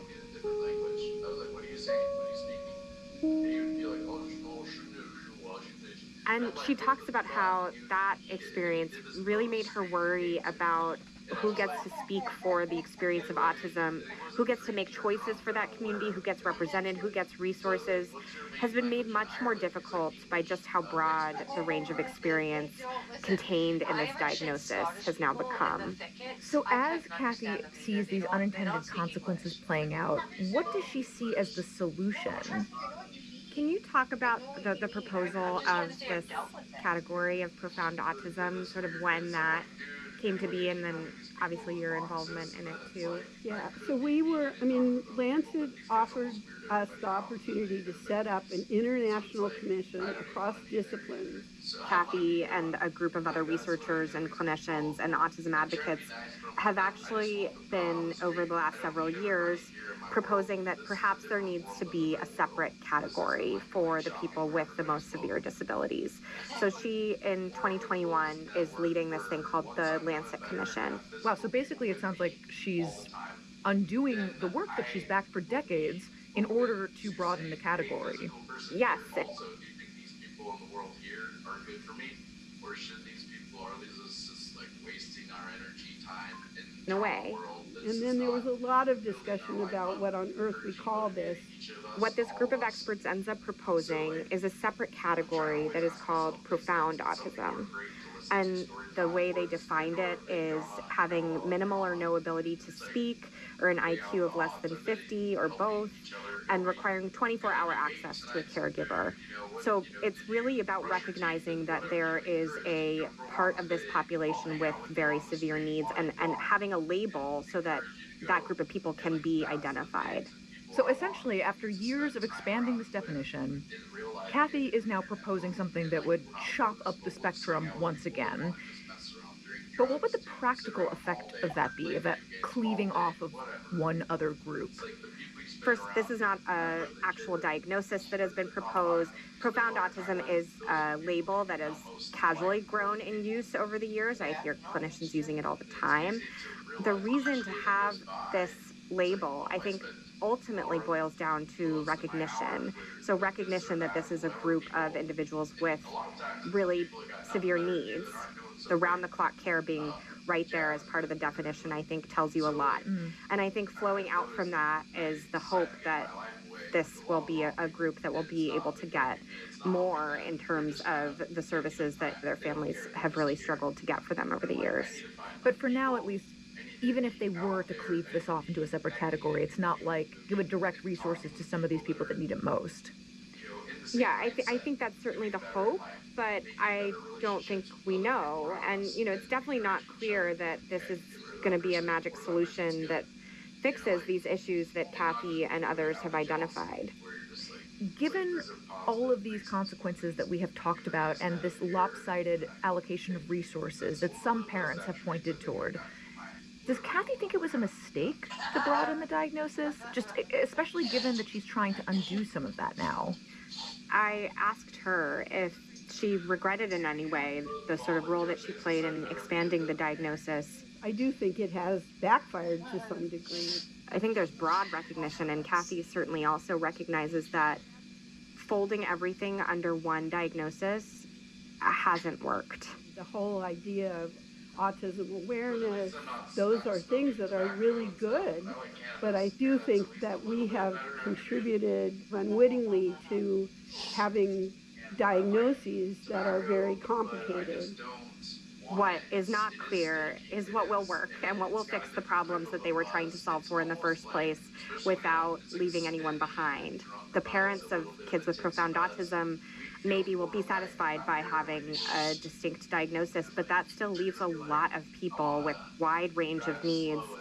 Kathy is also worried about. I mean, I don't know what to do, how to solve this, because I think the solution is not linear. It's not going to be you're in this group, you're in that group. There aren't two groups. I don't think we could agree on 3 groups or 4 groups. I also spoke with autistic self-advocates who are really worried about if the diagnosis is split apart. The message that sends is that the people who don't have profound autism don't have autism at all. And I think there's a real fear about that support being lost, that then we will be dividing the spectrum up into people with real autism and not real autism. And I think that's a real concern too. How do we move forward? I don't know.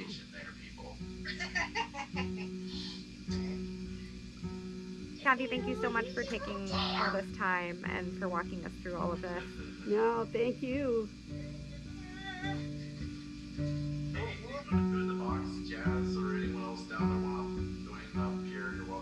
It feels a little bit like a sad irony that there have been so many people like Kathy who worked so hard to get people help, and in the process destigmatized this diagnosis of autism and expanded what it means.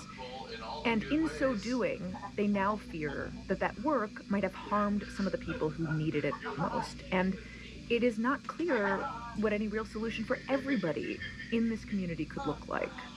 Yeah.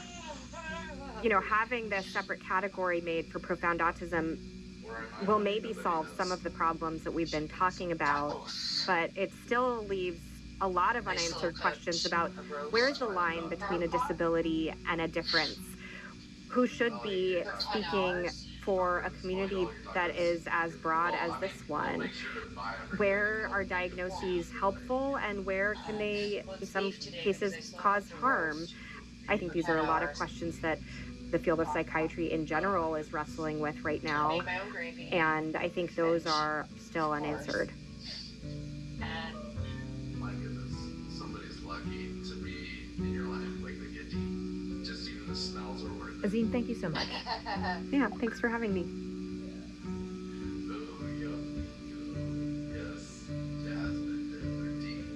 So it's like, you know, if you need a birria, but I didn't We'll be right put all, back. like the spices and stuff on it, but I did make a taco with it. So I took a tortilla and I fried it to be buttered. In a world full of information, we're all searching for ways to understand it. TikTok helps millions do just that. On TikTok, entire communities are turning curiosity into connection. History lovers share stories that bring the past into focus, from ancient civilizations to modern traditions. Scientists and educators break down big ideas with experiments and insights that make discovery feel approachable. Book fans trade recommendations that revive old classics and propel new authors onto bestseller lists. Parents swap advice that feels both practical and reassuring, while home cooks share recipes and food traditions that make culture tangible and personal. And across art, language, and everyday tips, people on TikTok give fresh perspectives on the world we share. The result is discovery. New ideas spark conversations, and fresh perspectives spread across communities. TikTok is a place for curiosity, where learning is fun, connection is meaningful, and discovery never stops. Support for this podcast comes from GoodRx. Cold and flu symptoms got you down? Find relief with GoodRx. You could save an average of $53 on flu treatments, plus save on cold medications, decongestants, and more. Easily compare prescription prices at over 70,000 pharmacies and instantly find discounts of up to 80%. GoodRx is not insurance, but it works with or without it and could beat your copay price. Save on cold and flu prescriptions at goodrx.com/thedaily. You probably know Vistaprint for business cards, but did you know we print everything you need to brand your business? We print banners and signs that help you stand out, and must-have merch like tote bags, t-shirts, and hoodies. Right now, new customers can get 20% off with code NEW20, because if you need it, we print it at Vistaprint.com. Here's what else you need to know today. I have too much self-respect and dignity. I love my family way too much. And I do not want my sweet district to have to endure a hurtful and hateful primary against me by the president that we all fought for. In a stunning announcement late Friday, Congresswoman Marjorie Taylor Greene, once one of President Trump's most loyal allies, said she would resign from Congress in January. Greene kept her plans tightly under wraps, surprising some of even her closest colleagues. Loyalty should be a two-way street, and we should be able to vote our conscience and represent our district's interests because our job title is literally representative. Her announcement came days after President Trump branded Greene as a traitor because of her efforts to release the Department of Justice's files related to Jeffrey Epstein. Standing up for American women who were raped at 14 years old, trafficked and used by rich, powerful men should not result in me being called a traitor and threatened by the President of the United States. She also said that her time in Congress came with an onslaught of attacks and death threats, and that her own alienation from the Republican Party meant the inevitability of the alienation of the MAGA base. In an interview with ABC News, Trump called Greene's plans to retire early great news for the country. I'm just curious, what are you going to do there? She's like, well, Today's episode was produced by Alex Stern and Nina Feldman, with help from Diana Wynn, Jessica Chung, and Ricky Novetsky. It was edited by MJ Davis-Lynn, with help from Patricia Willens. Contains music by Marian Lozano, Pat McCusker, Diane Wong, and Dan Powell, and was engineered by Chris Wood. And the problem I basically is with bisexual people because I felt like I had a sign on my head that That's said, it for the daily. I'm Rachel Abrams. See you tomorrow. And it hit on my whole fucking life, from a young girl to a fucking adult. And so you have to assess these things. And I just find bisexual We all have people, moments most when of we them, could have done okay, better, you're either in like it cutting for the your own sex, hair. or you're a confused Yikes. individual. Or forgetting sunscreen, so now you look like a tomato. That's how I look at it. Ouch. I'm so sorry. Could have See, done some people better. look at, like, Same okay, I'm goes for where bisexual, you and invest. sometimes I Level up that and woman. I invest fall in love with smarter her. with I Schwab. like that man. I Get might market fall in love with insights, him. education, and human help when you need it. You're all over Learn the more back, you're at fucking schwab.com. do it. Some people From just like sex, they WSJ don't Tech care News Briefing at 1:55 p.m. yesterday. It's a spectrum, you know? AI is changing the world. We're securing it. CrowdStrike. We stop breaches. Here's your afternoon TMB Tech Minute for Monday, November 24th. I'm Julie Chang for the Wall Street Journal. Amazon will invest $50 billion to build data centers for its cloud business's U.S. government customers. The company said the investment will add nearly 1.3 gigawatts of capacity with advanced compute and networking technologies that'll enable government agencies to speed up discovery and decision-making. Government customers across Amazon Web Services will gain access to a broad set of AI tools, as well as hardware from AWS and NVIDIA. The company said this will help customers build their own AI systems, more easily handle large amounts of data, and increase efficiencies. Boeing's troubled Starliner spacecraft will fly again early next year, but this time it won't be carrying astronauts. During its June 2024 debut flight carrying NASA astronauts, Starliner experienced a string of technical problems. It prompted the agency to leave the crew members on the International Space Station for months before a SpaceX vehicle brought them back to Earth. NASA announced today the next Starliner flight is set for April next year, and it'll be an uncrewed mission, carrying cargo to the ISS. NASA added the spacecraft could potentially be used for future astronaut missions. A Boeing spokesman said the company remains committed to supporting NASA's goals through the ongoing development of Starliner. And in markets, chip stocks and other big tech shares rallied today, suggesting fears of an AI bubble are receding. Semiconductor companies Broadcom, Advanced Micro Devices, and Micron were among the big risers, while Tesla and Google parent Alphabet both added more than 5%. The moves bolstered the Nasdaq Composite, which jumped over 2.5% by the afternoon. For a deeper dive into what's happening in tech, check out tomorrow's Tech News Briefing podcast. So many organizations choose OutSystems because it's an outstanding way to quickly deploy apps and AI agents and deliver results. A top U.S. bank deployed apps for their customers to easily open new accounts on any device. We helped a leading global insurer quickly deliver a portal and app for their employees, while a global brewer developed an app to automate tasks to clear bottlenecks. OutSystems, the #1 AI-powered low-code platform. From NPR Business at 4 a.m. yesterday. We recently followed a big, dumb debate over one aspect of inflation. Walmart cut the price of its annual Thanksgiving package. The Trump administration offered this as proof that inflation was down. Critics observed that Walmart also changed the items in the basket as well as the price. None of that really helped us to understand what's happening to the price of Thanksgiving, but luckily NPR's Scott Horsley went to the store to see for himself. A dip in the cost of Thanksgiving food is good news for Kayla Jenkins. She's hosting 10 people for dinner this Thursday. Only 10. I'm the oldest out of 8, so it's expected to have at least 7. I met Jenkins outside a giant supermarket where she was still planning her menu, especially the desserts. I'm thinking I might make sweet potato pie, pumpkin pie, dinner rolls. I'm just really going to experiment. Jenkins was pleasantly surprised by some of the prices she found inside the store. They're not bad, honestly. It's really not bad. It's inflation, but it's not terrible compared to how it was earlier. Grocery prices soared during the pandemic and the years that followed, and they're still climbing faster than many people would like, 2.7% for the 12 months ending in September. Cynthia Pearson grouses about her grocery bill as she loads bags into her trunk. I just paid almost $80 and I don't even have meat. Pearson is also shopping for Thanksgiving. She'll be hosting her 91-year-old mother, her son, and his girlfriend, and an out-of-town visitor. Okay, I'm looking at a ham, a turkey, maybe some salmon. Now, those are going to be the big-ticket items on my meal this year. Turkey is typically the biggest expense on the Thanksgiving table, but according to the Farm Bureau, the price of whole frozen turkeys is down about 16% from this time last year. Food economist Michael Swanson of Wells Fargo says that's partly thanks to low prices for the corn and soybeans used to feed the birds. What it tells us is that we have a mega surplus of food in this country. We've just done harvesting the largest corn and soybean crop ever. An outbreak of bird flu did cause a spike in wholesale turkey prices this fall, but Swanson says big supermarkets locked in their prices with suppliers long before that. And many stores sell Thanksgiving turkeys at a deep discount, so long as shoppers also buy a cart full of other items. This giant store is offering frozen birds for as little as 27 cents a pound. Wow, absolutely wow. I mean, it costs a lot more than 27 cents a pound to get that bird in the freezer. falling wheat prices have also led to lower costs for stuffing, dinner rolls, and pie crust. The sweet potatoes in that pie are likely to cost more this year, due in part to hurricane damage in North Carolina, where a lot of sweet potatoes are grown.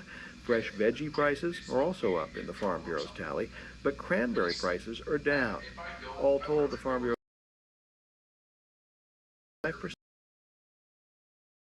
Swanson National is national brand days that outside the super. Could go speak on a doctor somehow, put my own little touch and taste on it. At a time when many people are uneasy about the economic outlook, Pearson says she's going to try to stretch this year's Thanksgiving meal as far as possible. Thursday, Friday, it all should be gone by Sunday. You can't waste anything. This is not a year for that. You have to factor in every penny. Just be thankful our national holiday is not built around prime rib. Beef prices this year are up nearly 15%. Scott Horsley, NPR News, Washington. From NPR Sports at 6:44 a.m. last Saturday. And now it's time for sports.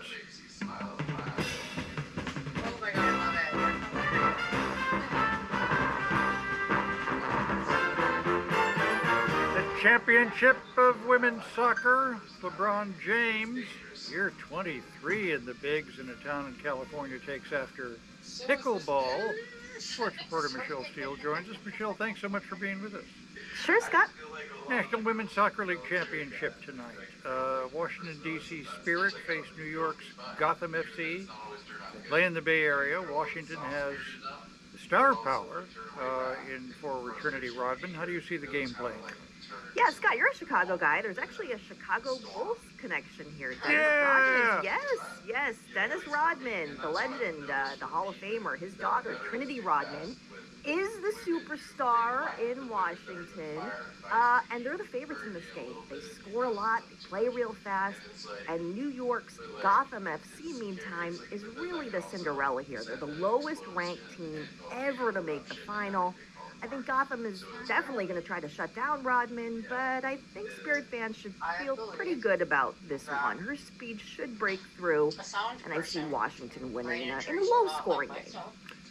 Let me ask about a game tomorrow in the NFL. Cleveland Browns and the Las Vegas Raiders, two of the worst teams in all of organized sports. But the game's getting a lot of attention. Yes, 2 words. Shedeur Sanders. That is why plenty of NFL fans are going to be watching an otherwise terrible matchup. If the name sounds familiar, at least the last name, he is the son of NFL legend Deion Sanders.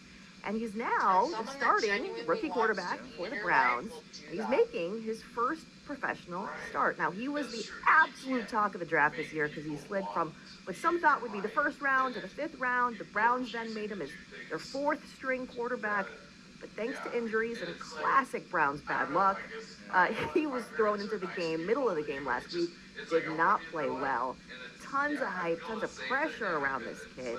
And that's why this otherwise meaningless game has turned into a little bit of a national audition for the future of the Cleveland Browns, perhaps. I just want to see if he's the real deal or not, or if he's going to be as bad as the teams playing in the game. An event to mark in basketball Tuesday. LeBron James is going to return from an injury to the Los Angeles Lakers lineup. He will become the only player in NBA history to play in 23 seasons. And he is 40. Turned pro when he was 17, Akron, Ohio high school kid. And he's still performing at a very high level, isn't he? Oh, yeah, Scott, I was trying to think of real-world analogies to this, right? And I thought, okay, imagine if an actor started their career on a big show when they were a teenager. And now 23 television seasons later, they're not just on the show, they're still the main character, and they're winning awards. You wouldn't know what it's like to be on a show for that long, right, Scott? No, certainly not. I have no idea what you're talking level. about. Yeah. Well, I wouldn't know how to do it performing at a very high level. Let's put it that way. Hey. Well, what LeBron is doing is truly unprecedented. The only player in the history of the NBA to be on the court, step on the court as a player in his 23rd season. And let me tell you this, last season averaged 25 points, 8 rebounds, and 8 assists per game. Yeah. That's a man in his 40s, folks. Finally, Carmel, California, I think they call themselves Carmel by the Sea, or somebody does, is moving to try to ban the playing of pickleball because people there complain that, you know, ping, plack, plack, ping, ping, ping, that sound is just unnerving. Why are they doing this? Well, you heard about the NIMBYs, right? Not in my backyard. Right. Maybe they don't want pickleball in their backyard. Pickleball, the sport that so many of us love, but many of us who don't play it perhaps love to hate because it all kind of comes down to the acoustic properties of a wiffle ball. I wish we could get one of your audio engineers to explain this because they could probably do a better job than I could. But the impact of a paddle on that ball creates a very high-pitched popping sound that is jarring to the ear. It's a noise that cuts through. It's like the beep on a on a smoke alarm. Right. Yeah. And the Carmelites, they want to enjoy the beach, the waves, and their charming town. In peace, thank you very much. Oh, all right. Yeah. Sports reporter Michelle Steele, and peace be with you too, Michelle. Thanks for Peace being and with us. pickleball be with you too, Scott. Okay. From NPR World at 6:10 a.m. yesterday. I can't tell people, right, that aren't hear me. The U.S. and Ukraine updated a peace proposal. They acted after widespread criticism of the original plan that appeared to heavily favor Russia. What's in this new version, and could it bring the fighting to a close? I'm Steve Inskeep with Michelle Martin, and this is Up First from NPR News. President Trump's relationship with a flamboyant supporter flamed out. Representative Marjorie Taylor Greene of Georgia says she will resign from Congress early in the year. What does her choice reveal about the Republican coalition? And Israel and Hamas are accusing each other of ceasefire violations. How will this affect the next phase of the truce that's supposed to set up a multinational group to provide security in Gaza? Stay with us. We'll give you the news you need to start your day. Stupid shit together, right? Go dog walking together in the neighborhood. This message comes from Wealthfront. It's time your hard-earned money works harder for you. With Wealthfront's cash account, you earn a competitive APY on your cash from program banks, higher than the average savings rate, with free instant withdrawals to eligible accounts. Go to wealthfront.com/first. Cash account offered by Wealthfront Brokerage, LLC, member FINRA SIPC, not a bank. Funds are swept to program banks where they earn the variable annual percentage yield.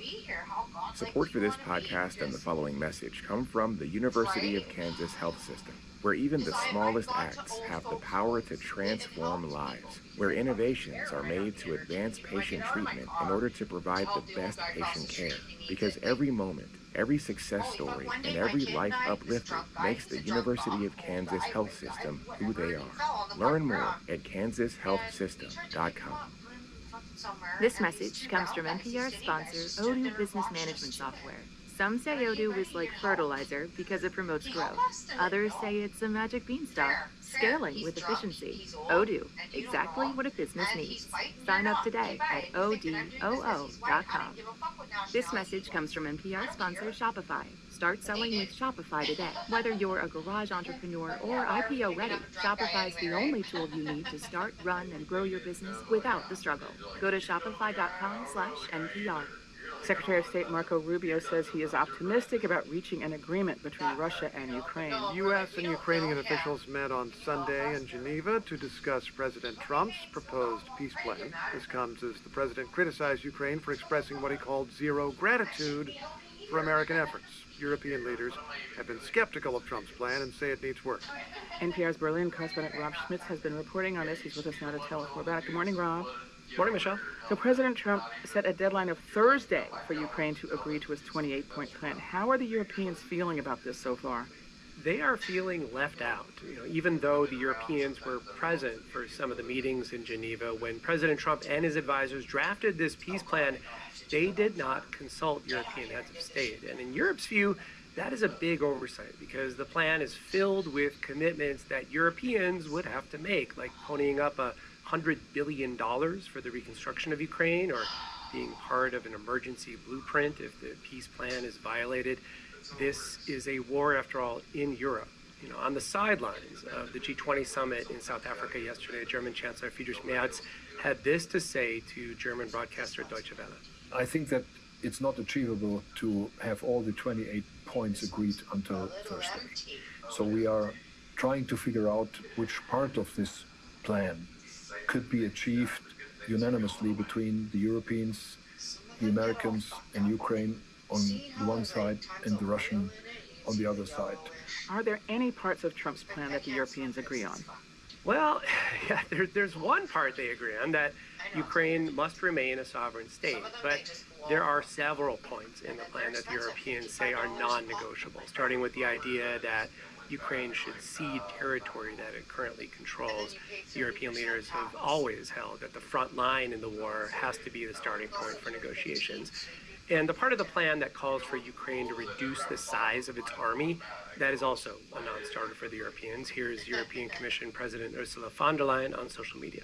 As a sovereign nation, there cannot be limitations on Ukraine's armed forces that would leave the country vulnerable to future attack and thereby also undermining European security. So, Rob, where does this leave this peace process? I mean, are we looking at another, stalemate? Yeah, the Kremlin still hasn't weighed in on the Geneva talks, and the U.S. says it'll hold separate talks with the Russians.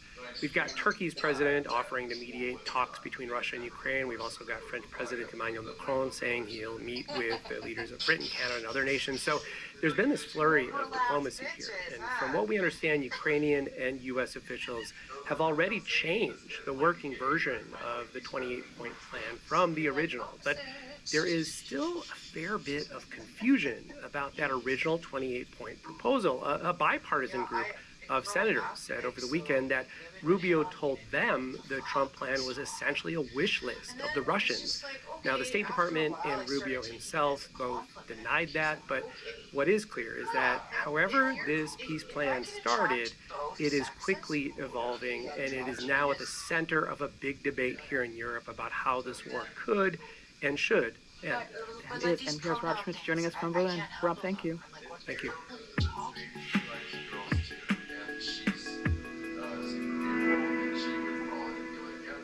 What's it really mean when the president breaks up with one of his loudest supporters? Marjorie Taylor Greene went to Congress from Georgia in 2021 just in time to promote President Trump's bid to overturn his election defeat.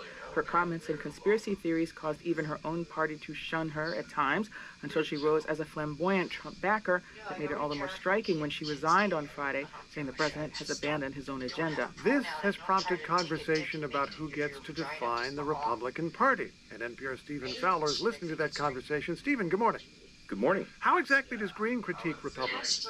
Well, there was this nearly 11-minute video she released Friday night that aired a wide array of complaints, including mentioning threats to her adult children and attacks led by President Trump, calling her a, quote, traitor. But I think it's really important to listen to this point she made early on. Americans are used by the political industrial complex of both political parties, election cycle after election cycle, in order to elect whichever side can convince Americans to hate the other side more. And the results are always the same. No matter which way the political pendulum swings, Republican or Democrat, nothing ever gets better for the common American man or woman. Greene says that American politics are not great right now, and even though Republicans have complete control of Washington, her argument is that party leadership isn't actually keen on leading. Well, I guess this has been building up for a while. She criticized the president over his foreign policy, like when the United States bombed Iran. She questioned some domestic policies, and above all, she wanted the release of the Epstein files a lot more quickly than Trump was willing to agree to. So did she change? Well, in Greene's view, she's not the one that changed. It's Donald Trump and others in the Republican Party who have not maintained consistency when it comes to being Make America Great Again, America First conservatives. It's also important to note that Trump has never been a traditional conservative, and his return to office was built on convincing a lot of different groups and demographics with different ideas unite under that America First banner, but defer to his interpretation of what being a conservative meant. There have been a number of instances where some of the Republican base voters this year have said, whoa, that's not actually what we wanted, like the Epstein files, where Trump went from, "I will release them," to saying Republicans who want that to happen are stupid, to calling Marjorie Taylor Greene a traitor for supporting the measure, to signing the bill. Indeed. So what's the president saying now about Greene? Well, he told ABC News it was good for the country she was leaving, posted on his Truth Social website that she was a traitor, again, who would have lost a primary. Then he told NBC News that he'd actually love to see her return to politics eventually, all in the span of less than a day or so. Okay. It does underscore what people have been saying about the president, both in public and behind the scenes. There are some on the right who are echoing his attacks and say about Marjorie Taylor Greene, good riddance. There are other Republicans and even Democrats in the House who say she's making some good points about things. And for what it's worth, Marjorie Taylor Greene says she would have won her primary and thinks Republicans are set to lose the midterms. Some of that feeling is backed up by voters in the district and in Georgia, expressing support for her and disappointment in what President Trump is doing. And unlike plenty of clashes with more moderate Republicans who all but disappeared from Trump's GOP, her role as this conservative stalwart inside the MAGA movement is really forcing the party to reckon more publicly and quickly with the question of what the post-Trump GOP is going to look like. NPR's Stephen Fowler, who's reporting from Atlanta. Stephen, thanks so much. Thank you.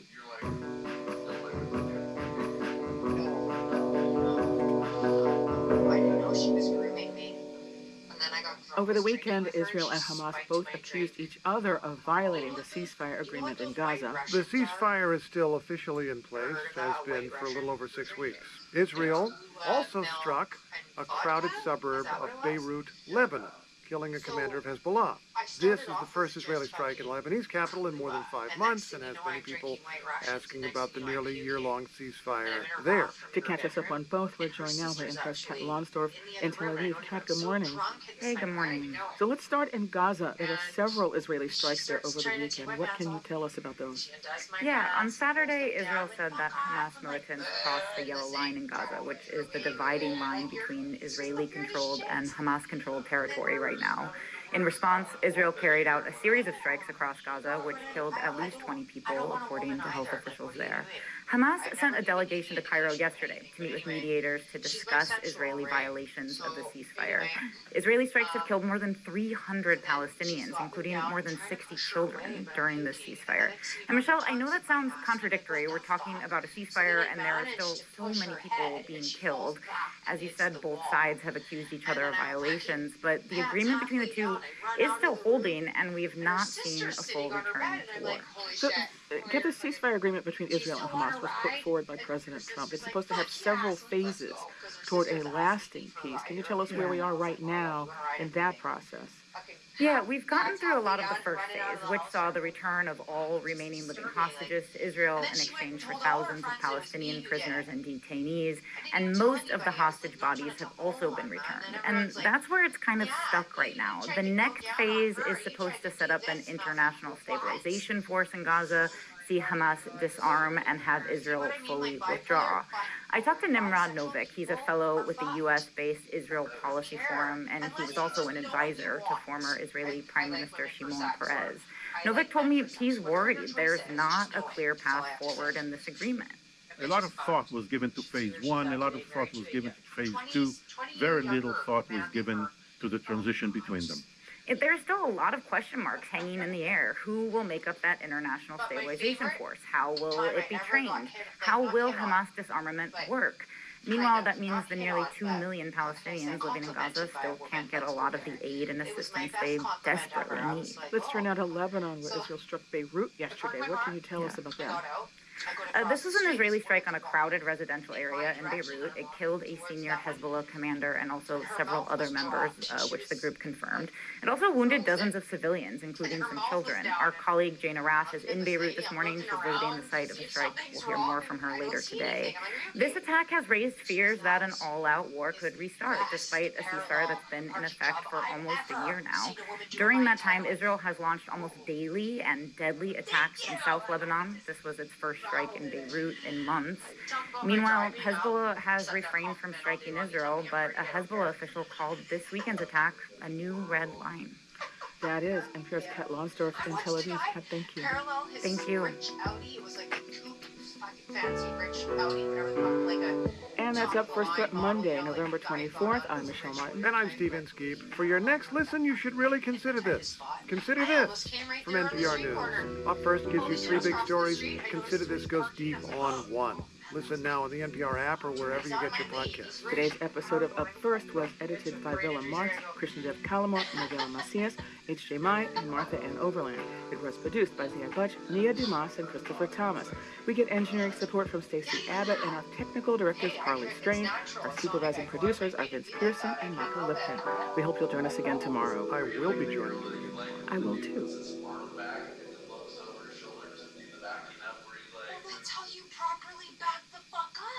This message comes from Schwab. At Schwab, how you invest is your choice, not theirs. That's why when it comes to managing your wealth, Schwab gives you more choices. You can invest and trade on your own. Plus, get advice and more comprehensive wealth solutions to help meet your unique needs. With award-winning service, low costs, and transparent advice, you can manage your wealth your way at Schwab. Visit schwab.com to learn more. This message comes from Jerry.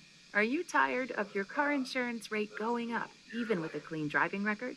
That's why there's Jerry, your proactive insurance assistant. Jerry compares rates side by side from over 50 top insurers and helps you switch with ease. Jerry even tracks market rates and alerts you when it's best to shop. No spam calls, no hidden fees. Drivers who save with Jerry could save over $1,300 a year. Switch with confidence. Download the Jerry app or visit jerry.ai/NPR today.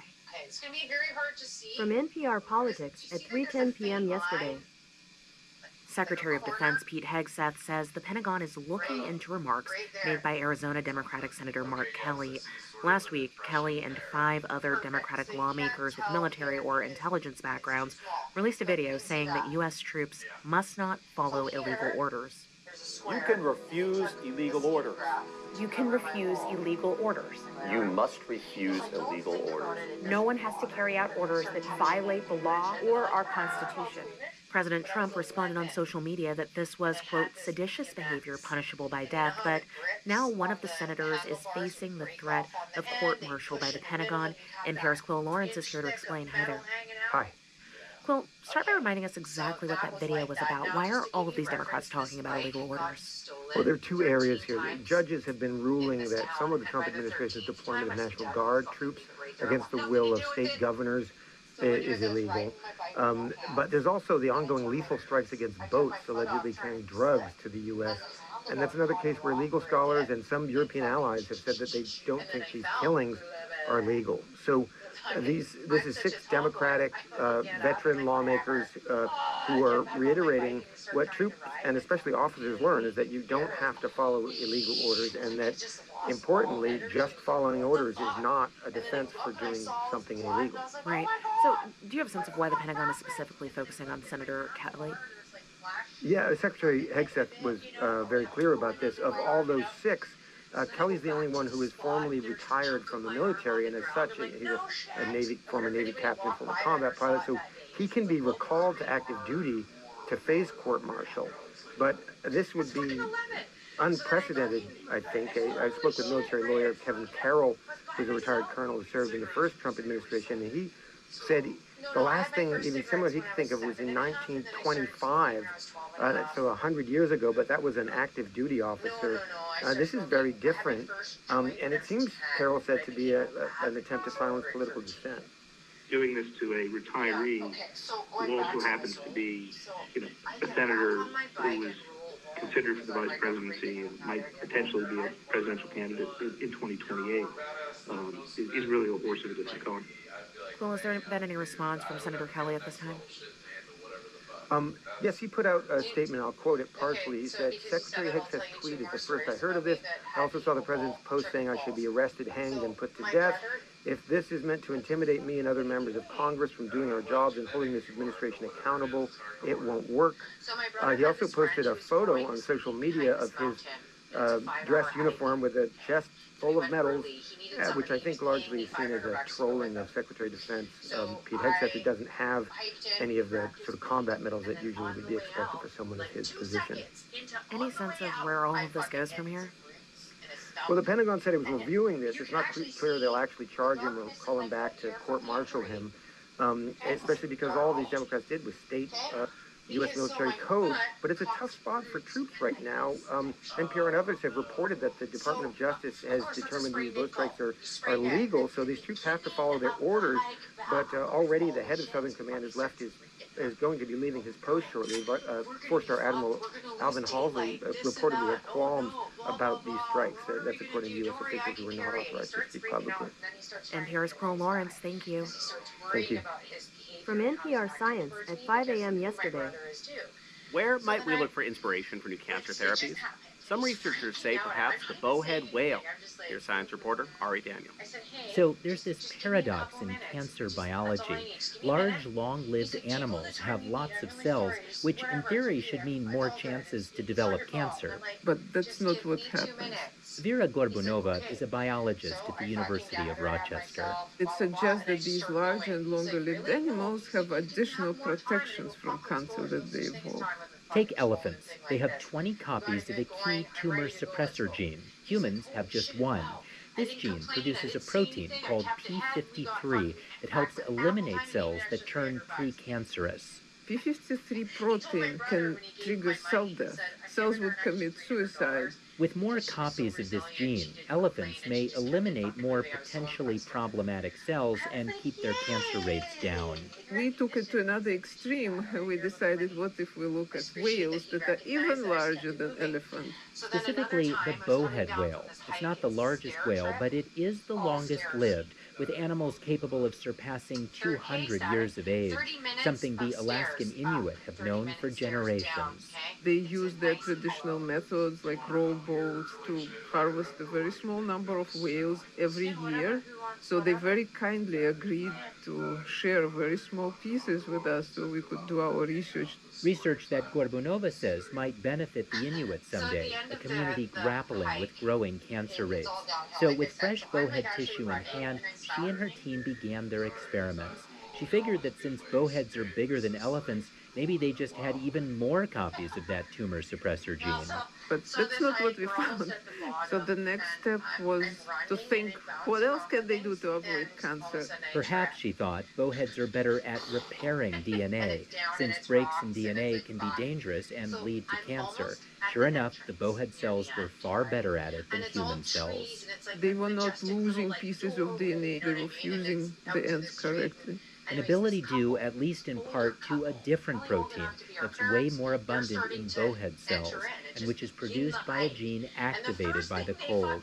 When the researchers made human cells overproduce the protein, those cells repaired DNA breaks more efficiently, and when they caused live fruit flies to make a lot of the protein, they started living longer, and they also became more resistant to DNA damage. Gorbunova says boosting the level of this protein in humans might one day help slow down our accumulation of mutations. The most important take-home message for us humans is that there is room for improvement. The findings appear in the journal Nature. Amy Boddy is an evolutionary biologist at UC Santa Barbara who wasn't involved in the research. She studies elephants, among other species, and says drawing connections between human health and long-lived animals that may be vulnerable to extinction can pack a powerful conservation message. Maybe we should protect against poaching because they are these amazing magical creatures that can maybe one day help human health. And these results may be just the beginning. Vincent Lynch, an evolutionary biologist at the University of Buffalo who didn't participate in the study, says animals like the bowhead have likely evolved additional ways to keep cancer at bay.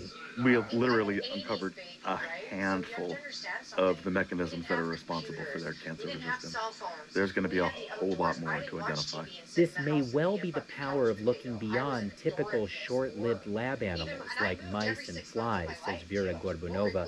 Whales and elephants appear to have much to teach us from their many years on this planet. For NPR News, I'm Ari Daniel. I'm not an adrenaline junkie. I don't strive to bungee jump or like do adrenaline junkie shit. But I love to explore the world. From NPR Healthcare at 4:10 p.m. yesterday. Many people who count on the Affordable Care Act for health insurance could face stiff cost increases in January, especially if Congress doesn't extend financial subsidies for the program, sometimes called Obamacare. Democrats are highlighting those concerns in swing states like Wisconsin ahead of next year's midterm elections. Chuck Quirmbach reports from Milwaukee.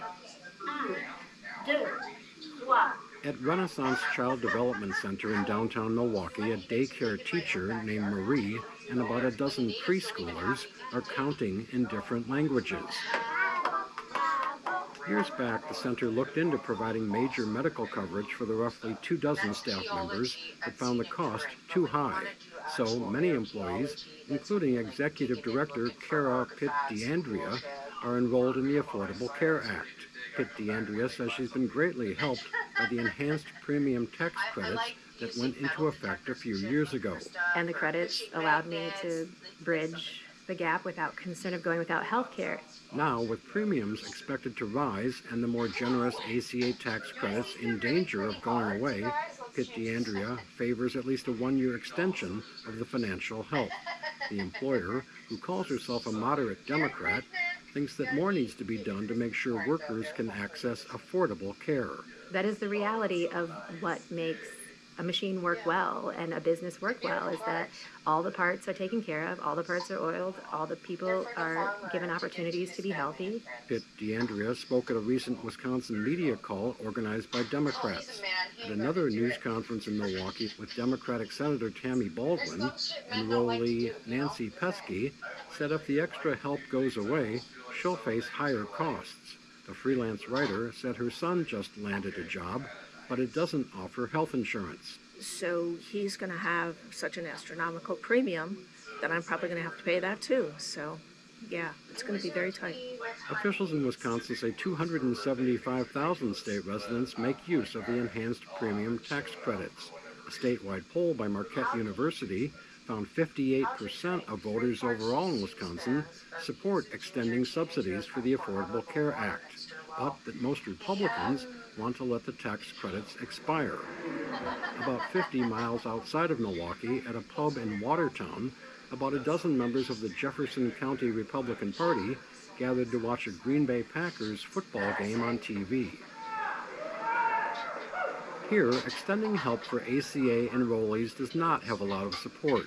Stepping away from the game, Rita Schulte, a retiree who's on Medicare, the federal health program that covers most seniors, says the Obamacare enhanced subsidies should only be extended a short time, if at all.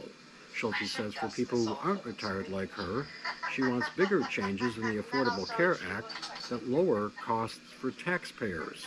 If they'd ever get it overhauled, maybe we wouldn't need all this extra help from the government, because you can't rely on the government to support you, I guess. Brian Norby, who runs an engineering firm and is chairman of the county's Republican Party, says the enhanced tax credits are a political football. And now they're essentially being used as a political tool to heighten up the Democratic base to come out and vote. As part of a deal to help end the recent government shutdown, Senate Republicans promised a vote on the Affordable Care Act subsidies next month. Vice President J.D. Vance says the Trump administration has a health care plan of its own coming together. Without providing any details, Vance told Breitbart News he thinks President Trump's plan will even get some Democratic support. Right now, the American people get crap health care and they pay way too much for it. But if the White House effort fails, that could upset voters who say Obamacare isn't perfect, but is a safety net they know. For NPR News, I'm Chuck Quirmbach in Milwaukee. From NPR Culture at 10:56 a.m. yesterday. This is Fresh Air. I'm Tanya Mosley. When Brendan Fraser first read the script for Rental Family, he recognized a world he'd never seen shown in film before. It follows an American actor adrift in Tokyo, barely scraping by, until he stumbles into a job with a rental family agency. It's based on a real phenomenon in Japan, companies where you can hire someone to fill a gap in your life. A father to walk you down the aisle, a mourner at a funeral, or simply a companion for dinner. Brendan Fraser's character is a struggling performer who's suddenly given a new kind of role to play. In this scene, he's speaking with the head of the rental family agency, who's explaining what they do and why they think he might be a good fit. Takahiro Hira speaks first. So, what do you think we do? You have to guess. You sell people. No. We sell emotion. Oh, how? We play roles in the client's life. But you can't just, replace someone in your life. Yes and no. But people are willing to take a leap. The actor, the surrogate. You don't have to be that person. You just have to help clients connect to what's missing. Like what? Well, could be anybody from their life or feeling they once had.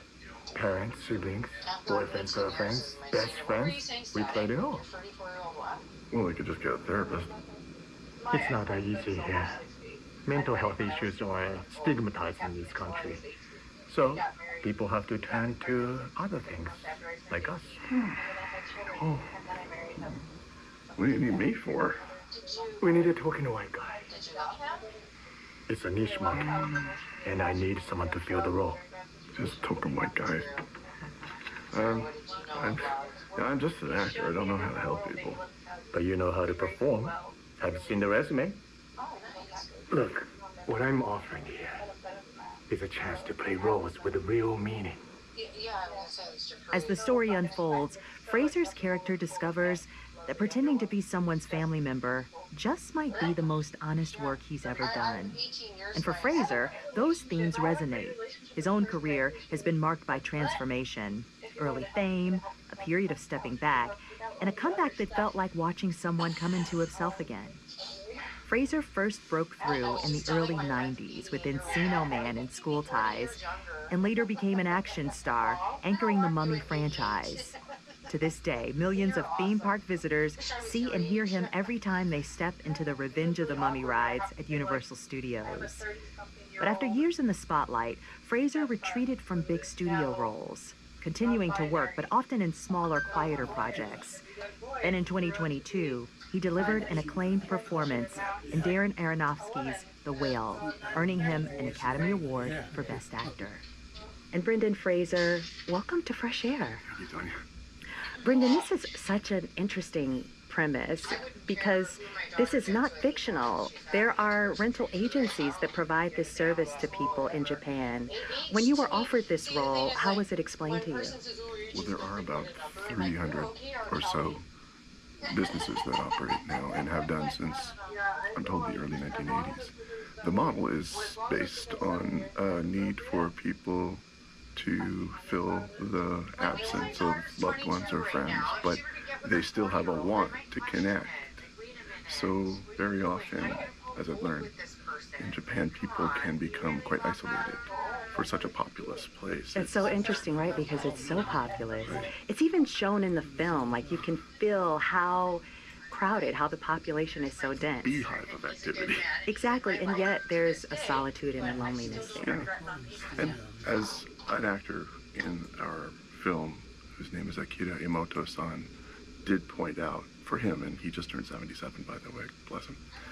He said sometimes solitude can be good. It gives you contemplation, it gives you reflection, and he says that, heading into the fourth act of his life right now. So it's not necessarily such a bad thing, but it is something that people still want to fulfill. And they do so by hiring an individual who may be a performer, who may be someone who just has a talent or the patience to sit with people, and to be a type of surrogate for them, to feel as if they're just not so alone. And it may be a bit peculiar, as is the title, Rental Family. What is a rental family? You can rent nearly anything in Tokyo. You can rent a capybara. Right. If you wish. Yes. And this really doesn't deviate from that business model so much as it does provide for people who are feeling alone, who have the courage to ask for help. That's interesting because part of the reason why this is a service is because there's also a stigma around therapy. Yeah. Particularly in Japan, as I was told.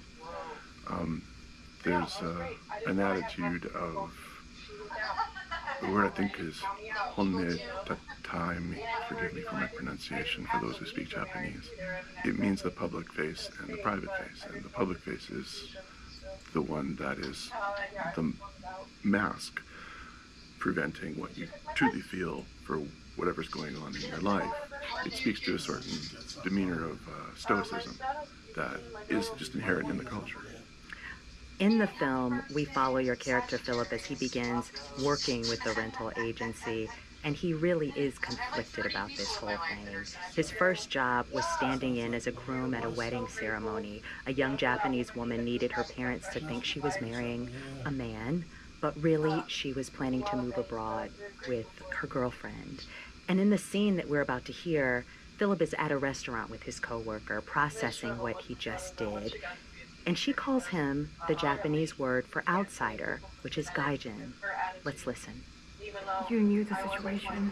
You knew we were her last option, and you still nearly backed out. But I didn't. But you would have.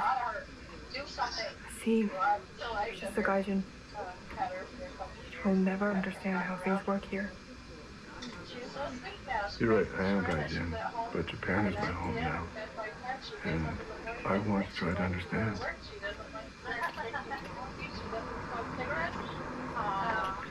Why do you do this?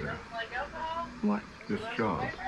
You're so passionate about it. Why?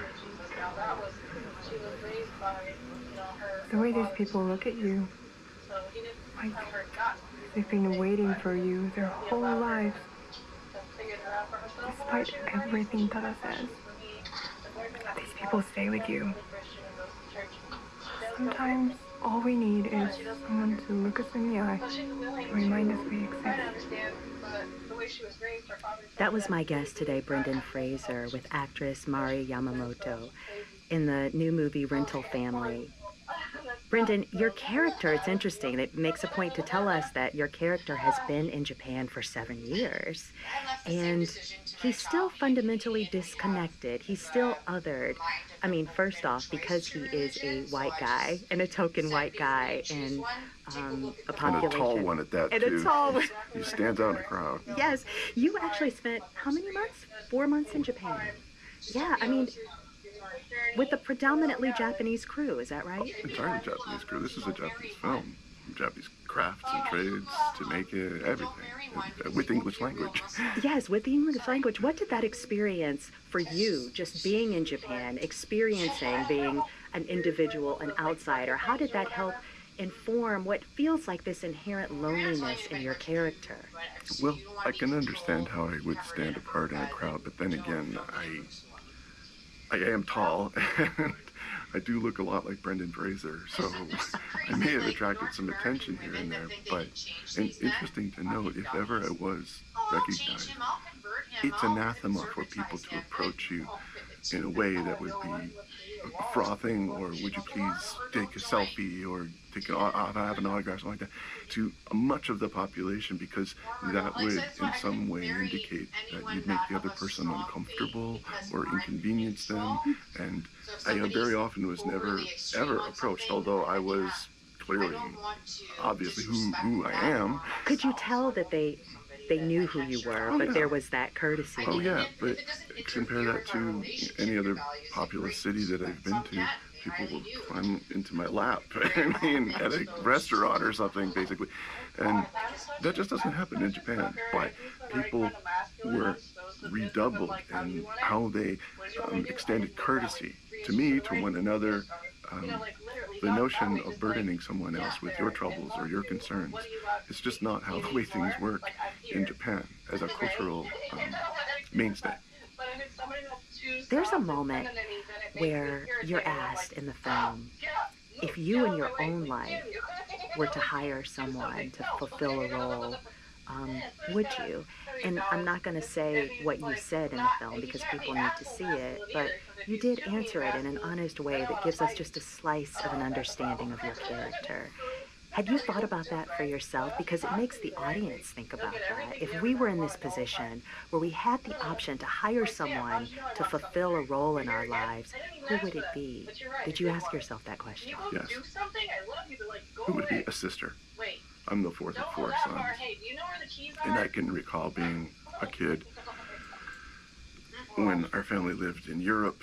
I was given books that came from the UK because they were printed in English. And one of them was a book about growing up, and one of them had a picture that looked an illustration that looked so much like me and a girl, and they were depicted as brother and sister, and I wanted that. I wanted that relationship. I felt that because, and I'll share this with you, I did have a baby sister, and she did pass away at birth, and in our family that was a hole, that was a vacuum. I couldn't make sense of it when I was very young and it happened. So I think I had it intuitively. And I didn't want to hang out with my smelly, aggressive 3 older brothers all the time. Right, because you were the baby. I was the youngest. Yeah. But that yearning was always there, that understanding. It was. Brendan, a lot of people, a lot of places, I should say, claim you, in part because your father's work had you all moving around a lot as a kid. Where do you consider home? Upstate New York now, but going backwards, it was a hopscotch pattern of growing up. I was born in Indianapolis, that's where Dad's work was, and where Mom said, "Oop, time to go to the hospital." And then to Cincinnati, Detroit, Ottawa, Canada. From there in the mid-70s, our family traveled to Europe. We were housed in Holland. Dad's work was with Tourism Canada. And what did he do with Tourism Canada that had him move so much? I think he might have been a G-man for all I know. You're not sure. Yeah. In those days, I just knew my dad had a lot of brochures in his office because people would want to know about Canada, so they would send packets of brochures and information. He was promoting Canada around the world, overseas, and so there was also affiliation with embassies, and there was liaison with government people. And I honestly don't know exactly what Dad did. Sometimes he was writing, sometimes he was attending conferences and speaking his bad French. And you're a kid, you're in your own world, and the other kids who did have that sort of hopscotch pattern were military families, or they worked with, I don't know, I went to an international school in Den Haag. It was called the American School of The Hague. And a lot of the kids there, some of their parents are military, so they called themselves military brats. I thought that was kind of a tough, cool name. But you want to be a brat? Yeah, no, I was a brochure brat. That was as cool as it got for me.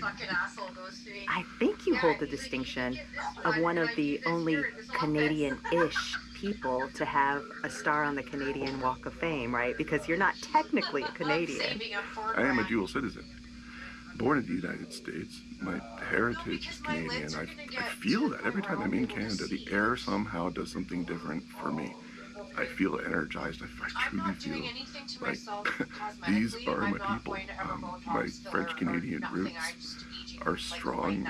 My ancestors fought on the plains of Abraham, and from what I can still see every time I worked in Montreal, French Canadians are a tribe. They really are a tightly knit group of incredible, polite pirates of sorts.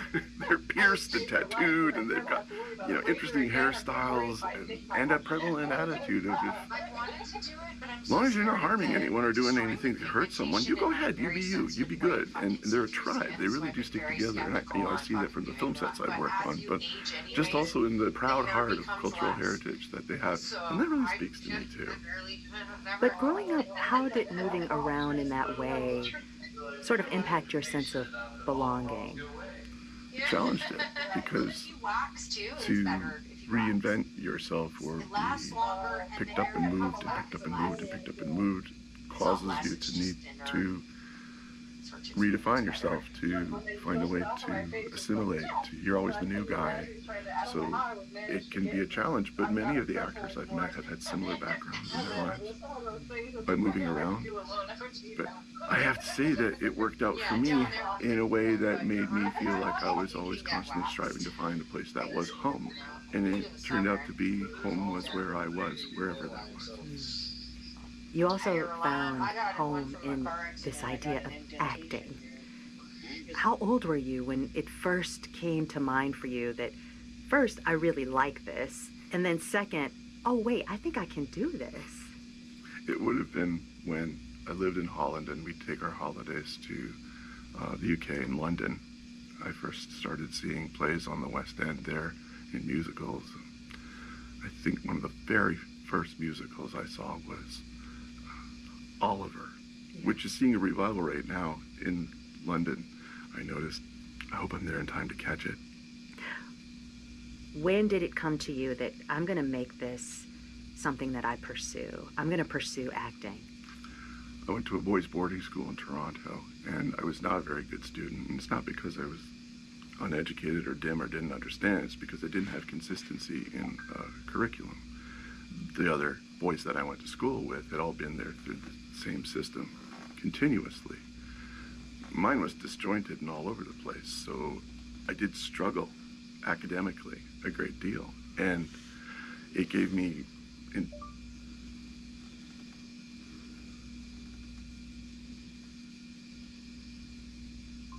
intense insecurity. Certainly mathematics did. That was a language that gave me anxiety and genuine, look, I'm stammering, genuine fear because of what was expected. What was your hardest year? Do you remember that turn for you? Yes, it was probably grade 12, my senior year, around there, when I was sent out of the maths class. Fraser, this is not for you, get out, is what I remember hearing, and that stuck me in the heart like an ice dagger. It was like being told, you're stupid, you offend me, go away. And it wounded me. It really did. And I thought, well, that must be true. I don't know. Who am I? Where do I belong? And I knew the answer. It was, with the little theater company where I found a kinship with friends, where I could meet girls, for instance, because they took all the parts that were needed for whatever production of West Side Story, or, I could be included in that. But that came to an abrupt end because my father's work ended and he was made redundant. And so suddenly I was cut loose. You all didn't have money for school anymore. Not at that school, anyway. And I was crestfallen, to say the least. My parents were helpless to do anything. I cracked open the Yellow Pages in Seattle, and I found a listing for Cornish College of the Arts. I called them, and they said, you can audition, but you have to do it today. I drove in my mom's car to this address on Capitol Hill and went into a little black box room, and I did not have an audition piece, too contrasting, one classical, one contemporary. I didn't have a song. Honestly, I don't remember what it was that I did for them. I might have even read something from a book that I found quickly, a poem or anything, and they had me go through some improvised activities. And they asked me, how are you going to pay to get into school also? I said, I don't know. And that was a Friday. And they thanked me, sent me on my way. I spent the weekend biting my fingernails. I called the next day, which is when the semester at Cornish began, and spoke with who was someone who was clearly an intern or college work study at the student at the office, and asked, hi, it's Brendan Fraser. I just want to know, I gave an audition on Friday. Do you know if I've been accepted or not? And then I heard some papers kind of shuffling and the phone go, just hang on a second. And then they came back, oh yeah, you're in, come on, come down. What? I didn't, now? Yeah, so I drove back, and the next thing you know, I'm sitting in an auditorium getting a lecture on what is a Pell Grant. 1992 is such an interesting year because you had two distinct roles that you played in two big movies. There was Encino Man, where you played a frozen caveman, and it was a pretty absurd but funny comedy. It was my favorite movie back in the day. Oh. And then School Ties, where you played a Jewish quarterback confronting anti-Semitism at a prep school. And this was an interesting production because it was the introduction of a lot of actors that we have come to know now. So it's you, it's Matt Damon, it's Ben Affleck, and Chris O'Donnell. Cole Hauser. Yes. So one of these films was silly, and the other one was quite serious. That seems like that's rare to have two films as breakout roles that were two distinctly different characters. Did you know the type of actor that you wanted to be at that time? I knew that Encino Man was a broad comedy, and I thought, yeah, I could do that. I've done clown work. I know what I'm doing. I got the part in the audition for Encino Man, large part, I think, because I was wrestling with plants and painting the walls with ketchup. That's what it said in the script. Okay, so anyway, I actually did it, and they wanted me. But I thought it's not beneath me, but not really how I want to introduce myself to the world. Yes, right. I had pretensions of crafting a career early on. The opportunity to play the kid in School Ties spoke to me a great deal. Like I said, because I did go to a boys' private school, I do know what happens to young men in that environment when they wear blazers and ties, but are handed a copy of Lord of the Flies when they arrive there as an ad hoc survival guide. And that's the truth. That's the truth. That's the truth. You did, oh, yeah. truly. Oh, yes, Yeah. yes.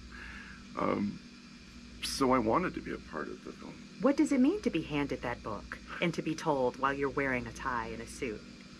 Pay attention, because this is how you could, frankly, live or die in this environment where you live in a society of your peers. And you wonder, where are all the adults? I'm glad things have changed. I know my own kids have gone to schools and as such, and the environment is different now, thankfully. But it did give me an impression of how to proceed. So while I'm not a Jewish kid, I do know what it feels like to be an outsider, looking to be a part of it. David Green in School Ties was confronted by bigotry and anti-Semitism. Then he takes ownership of who he is, but is blamed for a cheating scandal because he's the outsider. He's the one who can be the sacrificial goat. There's something so timeless about that movie and that story. I think it holds up. Yeah. That really got me thinking about something else that I heard you say during the press run for Rental Family when you were in London, where you said that the film reminded you that you're good enough and had always been. That's such a vulnerable thing to admit. And I also think I was surprised to hear it at this late stage in your career. I struggle with confidence daily, all the time. And I should, because I think I need to be reminded by myself that I am enough.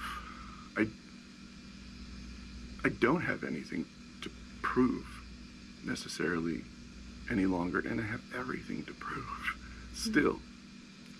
And I don't want to be so comfortable as to rest on the laurels of an accomplishment, an affirmation, an award, for instance, so that I lose the hunger and the desire to continue and grow and learn. There's so many filmmakers who are incredible that I want to get something from. You have worked with great directors. You have worked with Scorsese and Aronofsky and these people that the list is very long and in a very long career. Well, what I learned from working with these exalted, esteemed directors is that something I should have known all along, but it's the truth, is they're just people.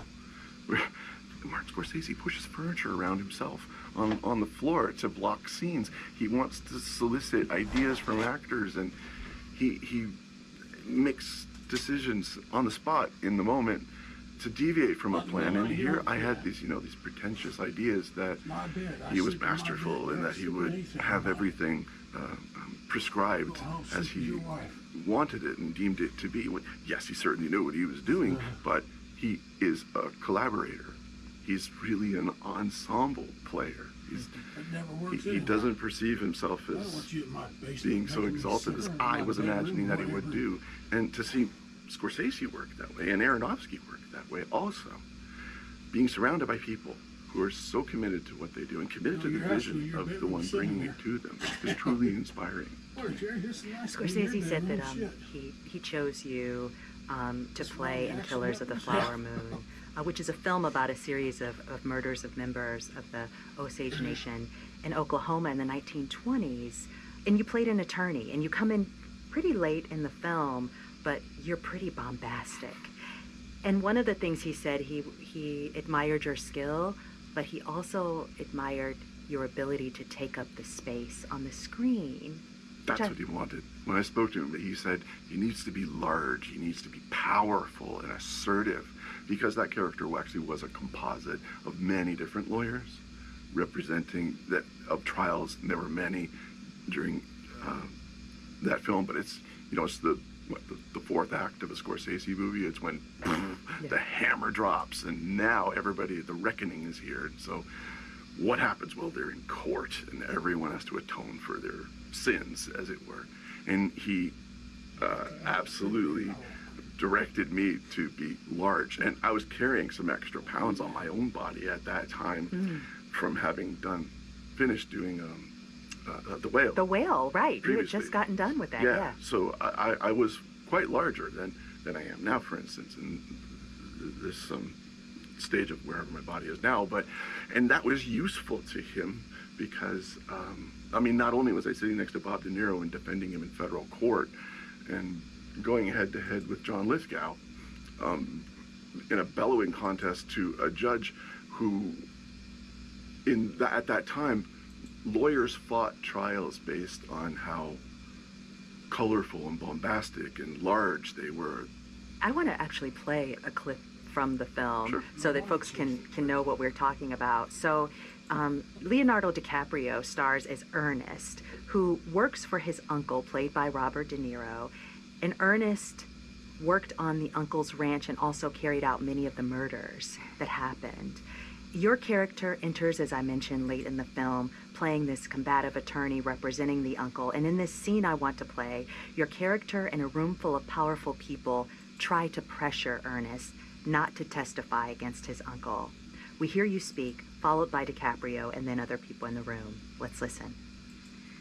If you testify against your uncle, you realize that this can be held against you for the rest of your life.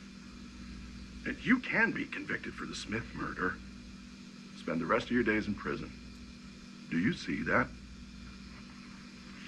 No, I suppose I didn't think that through too much, but they're giving you the rope to hang yourself. Do you see that? He doesn't see that. He doesn't see that. Ernest! Yeah. If you do this, you will be murdering your uncle. Ernest, you don't want to do that? Have him die in prison? Do you, Ernest? No, of course I don't want that, Murdy. You know I don't want that. Yes, you have all the power to save his life. He is saving you, dumb boy! Do you want to go home right now? Yes, I do. You want to see your wife and kids? Yes, sir, I do. These government men, they beat you. And they tortured you. Well, no, they didn't, but they did keep me up for days. No! They beat you! They beat you! Yes, they beat me, sir. Thank you! That was my guest today, Brendan Fraser, in the 2023 film Killers of the Flower Moon, directed by Martin Scorsese. And you mentioned how you wanted to play this outsized person. That's what you were cast to do. You were meant to be bombastic in that way. But how did you approach playing someone complicit in such horrific crimes without making him a cartoon villain? When we started to shoot that scene, Martin told me that this should be like, for Leo's character, Ernest, should be like Night of the Living Dead, because everyone is in on the know and he's ushered into the hot seat and he's going to be intimidated into getting what they want. He not only has to swim upstream, he has to be the boulder in the stream at the same time. Did you spend a lot of time on the set? Because what was interesting about this particular film is that it centers on these Osage voices and it was made in deep collaboration with that nation. What was it like being part of a production where you're working with real people, you know? It was like living in an opera in that courtroom scene, because it was a Baptist church that had been designed on the inside to be brand new 1920s Federalist architecture. So it was squeaky clean columns, and the galley was filled with, you know, the extra players, and they were First Nations. They were Osage members, authentically. They really were. So this was intensely personal. This whole movie it's about them, for them, and it was populated by them purposefully. And there's a sense of authenticity. He shot with 4 cameras, quadruple coverage. Unless it's a action car wreck or something like that, you don't often see this. This was just to play the scene. A wide on them, one on me, one on Leo, and another one hunting for reaction shots. And the scene went on for, you know, several minutes. So we really were in almost like a stage play when shooting that. You know, a lot has been said about it being a comeback after The Whale. And you make the point to say that you had always been here, just in smaller roles or in television or in streaming series. You know, one of the things that you talk about quite a bit, but you've talked about the beating that your body had had over the years, especially in your early career, over The Mummy, when you were doing The Mummy and some of those other very physical roles. When did you realize that you were in pain, that you had turned a corner? That I was paying attention to myself, and that I needed to slow down. I took every precaution, and stunt teams are there for safety. And, you know, all precautions were always taken. But then again, at that time, I was a fit guy. I had plenty of practice with, you know, rough and tumble stuff, whatever. And I thought, you know, I can do this. But I didn't have to, although I did, because I had this misconceived notion that I had to be earning this somehow. So you were pushing your body hard? Yeah, a little too hard. Like, you know, if I wasn't in pain or bleeding, I wasn't working hard enough, and that's not necessary. I would caution actors to not do that, and anyone in any field too. And it took me being confronted by, you know, a host of, like, I won't go into the laundry list of things I had to get sorted out with the surgeon, but it took me having to step back from that and say, hey, you know, you got to protect yourself too, man. Like, you had a lot of surgeries. I did, yeah. I'm pretty bolted together on the inside now, but the most important thing is I'm out of pain. I have great mobility, and with, you know, training and caution, I can still do a version of the things that we did before. And also, I'm glad to tell the stunt man, hey, you're going to be great in this shot. You know, one of the things I want to make sure I'm so curious about it's something that we don't often talk about when we are talking about men being objectified. And you were objectified in a very specific way in Hollywood back in the 90s and the early 2000s. I think you even referred to yourself as a walking steak. Was that ever something that was of concern for you, or bothered you, or felt like out of step with who you were? Absolutely. I've already told you I contend with confidence on a daily basis, but I can remember being spoken of as if I'm not even in the room, and being picked apart by, I don't know, some production or executive as if I was a horse or something like that, and it made me feel, well, you know, like a walking steak or a piece of meat, I guess. And I could automatically empathize with, clearly, the women who always had to contend with this kind of derision, and it made me aware. Like, I got off relatively easy by comparison, and knowing that type of objectification and the damage it can do to people. In that way, does it feel like a relief to get older? It does, yeah. That, and I have fewer concerns, but I care about bigger issues now more than I did in a conceptual way, and I don't let things that really are superfluous bother me as much as I did, because I learned to ask myself, what's the worst thing that could happen in this situation? And whatever the answer is, lets me know if or not I need to be concerned about it, or if I should.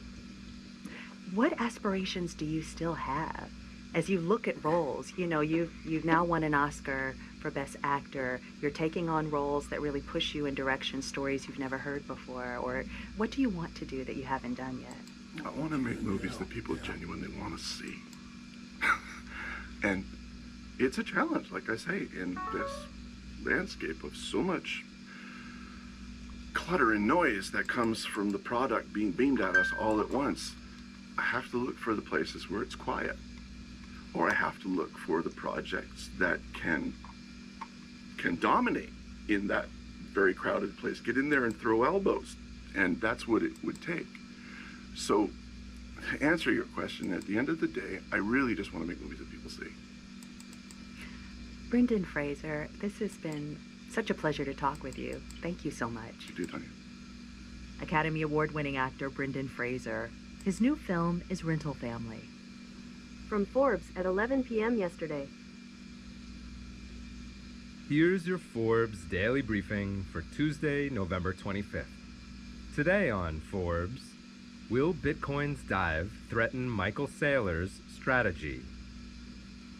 Last week, Bitcoin fell to $82,000, down 35% from its $126,080 October peak.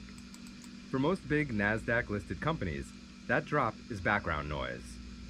For Michael Saylor's strategy, the stock market's biggest bull and largest corporate holder of Bitcoin, it immediately raises the question of what comes next.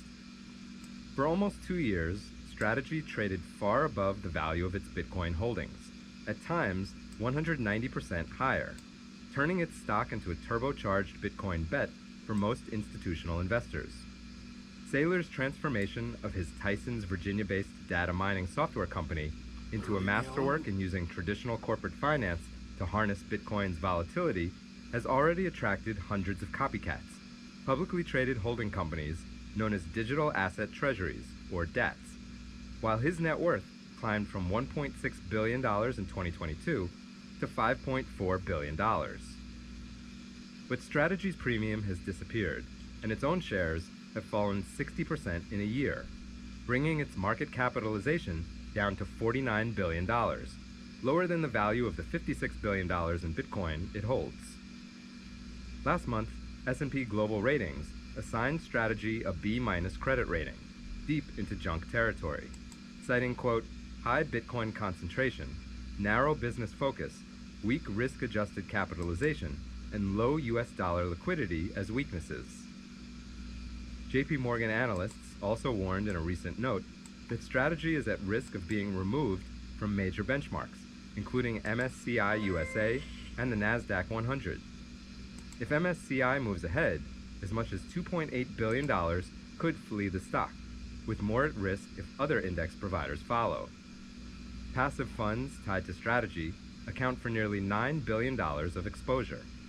A removal would not only force selling, but drain liquidity from a stock whose high trading volume has long been one of its main attractions for institutional investors. And while Strategy has met S&P 500 inclusion criteria for 2 straight quarters, it has not been added, and isn't likely given its Bitcoin woes. Saylor, ever the evangelist, is not retreating. Never mind equity, he says. His latest mantra, quote, the credit is the product and the equity is the afterthought, captures his belief that Strategy's future now lies not in being a Bitcoin tracking stock, nor in providing sophisticated traders with a place to hedge, but in building a new market. Bitcoin-powered income instruments attractive to investors who want yield rather than price swings.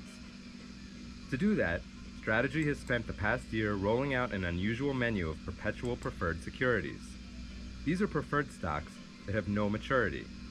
His new issues, totaling $8.6 billion, read like a set of characters from a comic book: Strike, Strife, Stride, Stretch, and Stream.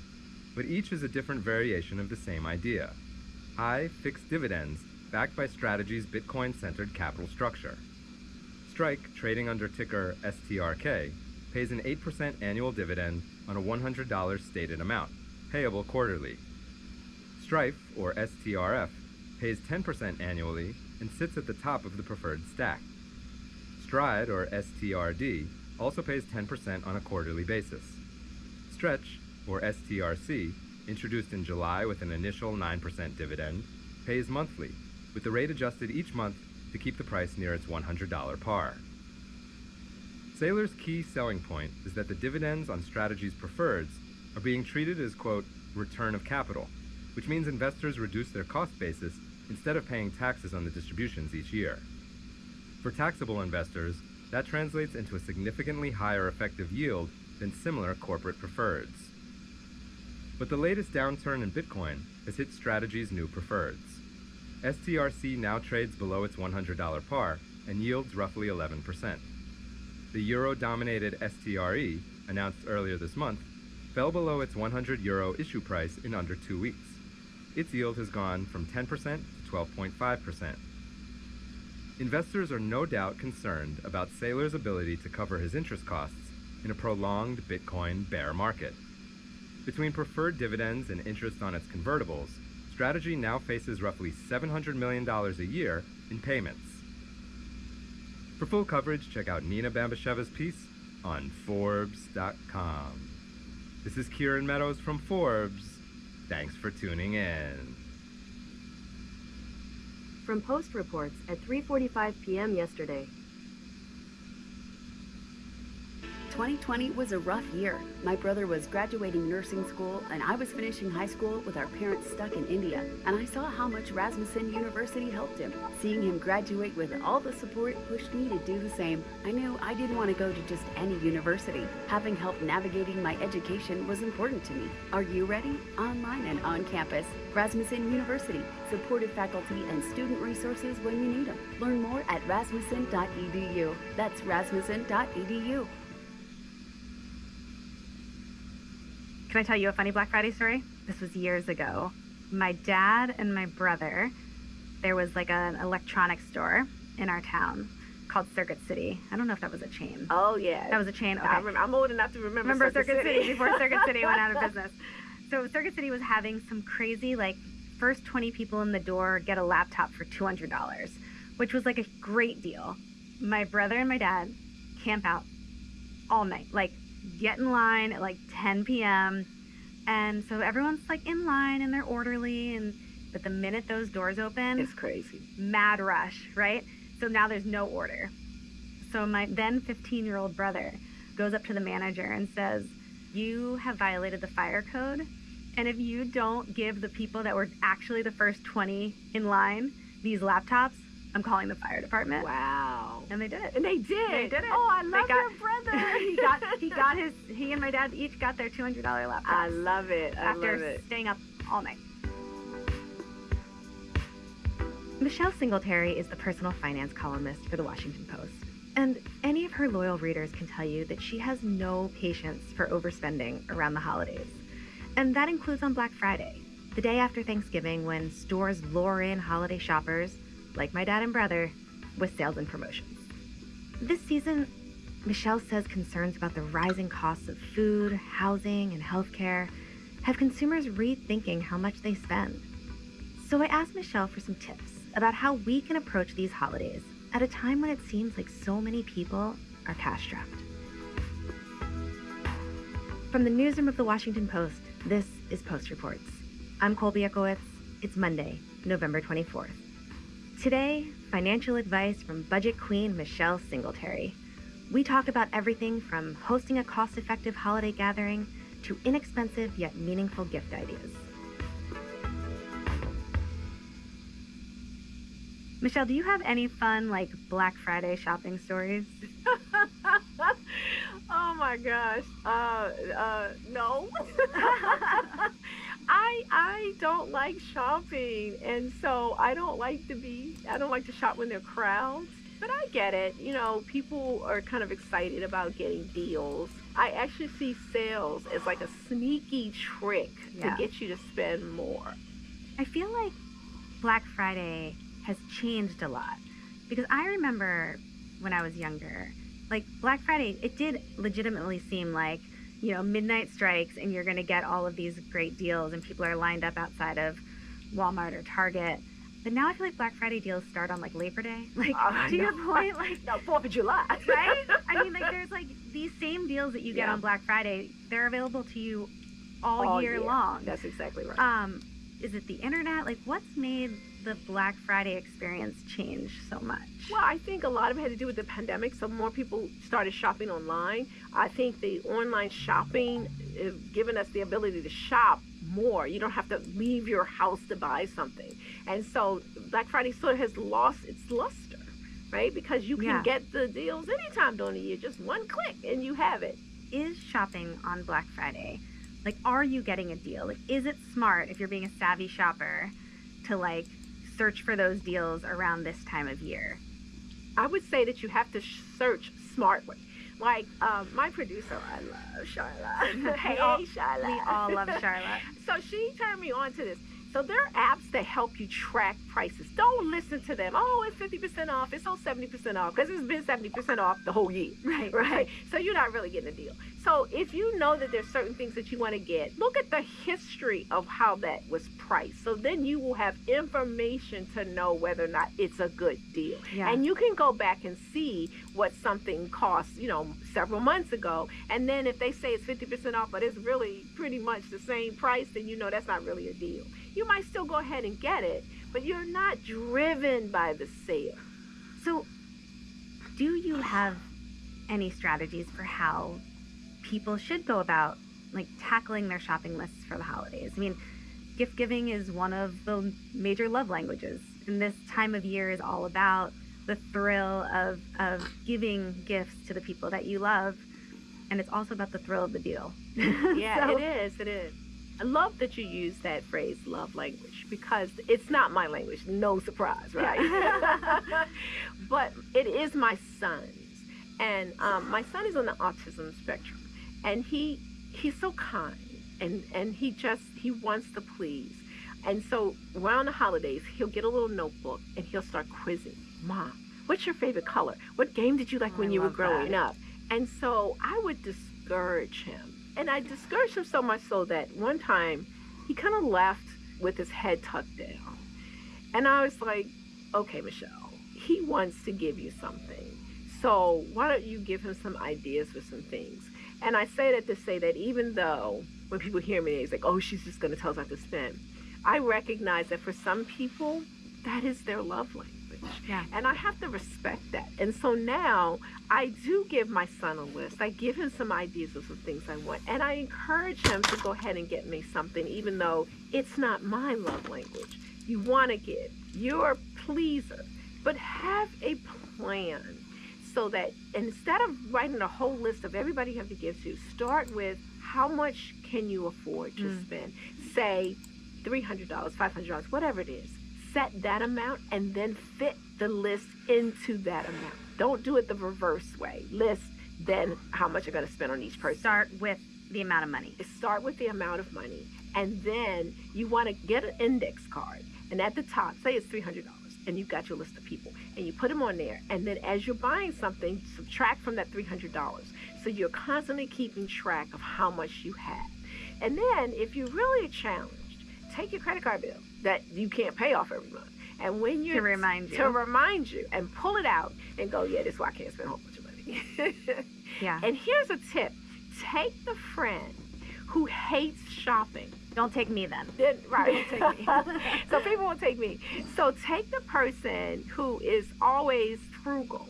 That is your accountability partner, and that is your conscience, right? Your person who's going to go, why are you buying it? I think this time of year is always stressful, but right now in this moment when prices are higher, when people feel like things are out of reach, do you feel like the stress level is even higher this holiday season than maybe in years past? Yeah, I do. And even if someone feels secure, we all know that none of our jobs are secure. Right.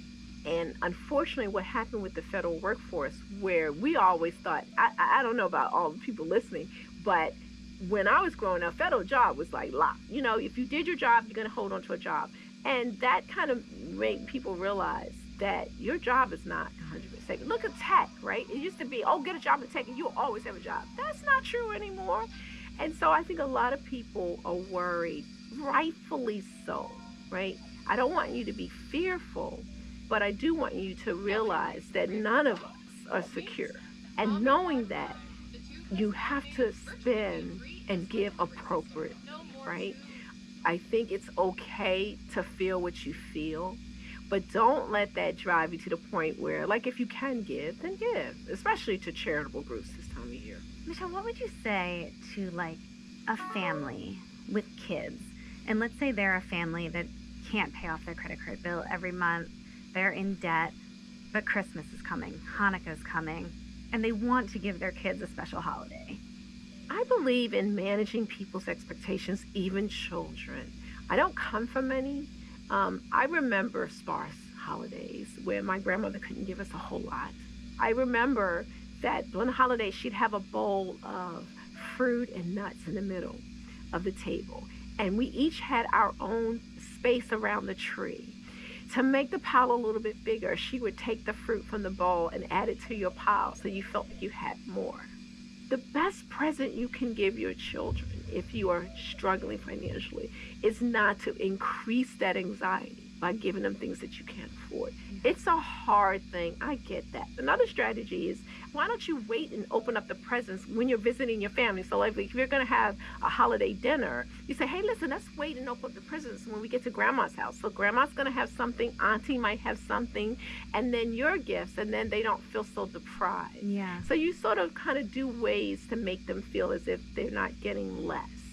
But you do have to be the grown-up and just say, we can't. And the older children, they already know. They're at the house. They see you're stressed. Yeah. And don't underestimate the ability of your children to understand the situation. You don't want to burden them. You don't want to say, we broke. But you want to just say, hey, listen, you know we're struggling a little bit. I can't give you everything you want. But what I can give you, I'll try. But the most important thing is that I love you and that I want to create a safe home for you. I want to keep the roof over your head. And when I can do better and I get more, I will. I remember growing up, we didn't have a lot either. And my mom always used the layaway system at Kmart. She would start, every time we would go to Kmart, she'd give a little money so that, you know, by the time the holidays rolled around, there'd be enough there to buy me and my brother toys. So do programs like that still exist? Is that something that people should be thinking about when they're thinking about the holidays? I remember layaway programs very well. My grandmother did that as well. She would, in that case, you'd get the item, but you couldn't take it home. You'd had to leave it at the store until you paid it off. And that was her way to get enough gifts to put on our little piles, right? And so now it's like, buy now, take it home, and pay us later. And I think it's a trap for many people because it encourages them to overspend because they can stretch it out in a couple of payments. Oh, so stores are now letting you actually take the product home with you and pay it off in installments. Correct. Okay. Correct. Buy now, pay us later. And if you have to use, for the holidays, if you have to use that, I would say you probably can't afford the gifts that you're getting. And so be very careful about that. Now, if you've got the money and you got maybe a bonus check, you know it's coming, but you want to grab an item now, I can see in some instances where it would be okay for you to get that. But I'm seeing increasingly, particularly among young adults, that they're piling up these buy now, pay later debt because it's debt. Please recognize that it is debt. Even though you may not be paying interest on it like you do for a credit card, it is debt. Yeah. And then be very careful about signing up for store credit cards. So they come in, it's like, oh, you can get 10% off on top of the 50% you're getting off. Well, really, you're just getting into more debt. And those credit cards come with a higher interest rate.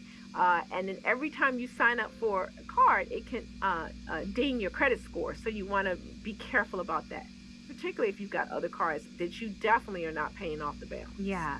Do you recommend that people start budgeting for the holidays all year long? I mean, keep bringing up my parents, but I remember my mom had these envelopes that she kept in like it was like a porcelain, it was like a porcelain bowl that like sat in our dining room. Anyway, one said vacation, one said holidays, one said birthdays. And I think when they got their paychecks, maybe they put $5 in it. But to budget for these things, as opposed to just putting all your money together in a savings account or something, or spending it right away. Yeah. Is that something you would recommend? I love it. It's called the envelope system. Okay. And for a lot of people, that works, right? It's a way for them to eyeball what they have. It's very effective for people because it makes sure that they live within their means. So I love that. My grandmother used the envelope system. Same thing. And she wouldn't even buy new envelopes. She would just use the junk mail envelopes and write on there, whatever she was trying to save for. So I love any strategy that will help keep you within your budget. And when it comes time to spend it, it's all there right in cash. Right. And I can spend it.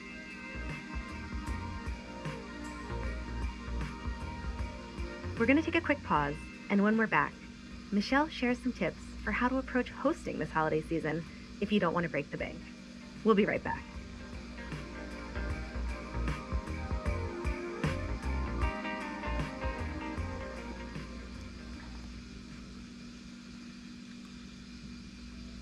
You may have heard of HelloFresh. They're the #1 meal kit in America, making home cooking easier with chef-crafted recipes and fresh ingredients delivered straight to your door. But this fall, they're serving up even more to love.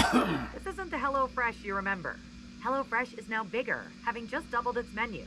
Choose from over 100 options each week, including new seasonal dishes and recipes from around the world. HelloFresh is also healthier. You can choose from over 15 high-protein recipes each week. And you can eat greener, too, with new veggie-packed recipes. Best of all, HelloFresh is tastier than ever. Get steak and seafood recipes delivered every week for no extra cost. Or savor the season with hearty fall recipes like classic beef chili or honey glazed pork tenderloin. I actually just put in an order for the beef chili and cannot wait. The idea that I can eat a well-cooked, hearty fall classic without having to go shopping is a game changer. The best way to cook just got better. Go to HelloFresh.com/post10FM now to get 10 free meals plus a free breakfast for life. 1 box with active subscription. Free meals applied as discount on first box. New subscribers only. Varies by plan. That's HelloFresh.com/postfm to get 10 free meals plus free breakfast for life. Why do most of us want to learn a new language? For me, it's definitely not about memorizing grammar tables or topping the leaderboard. It's because I actually want to know how to speak it in the actual real world with real people. That's why I use Babbel, who gets you there fast. Learning a language with Babbel is about small steps, big wins, and progress you can actually track and feel.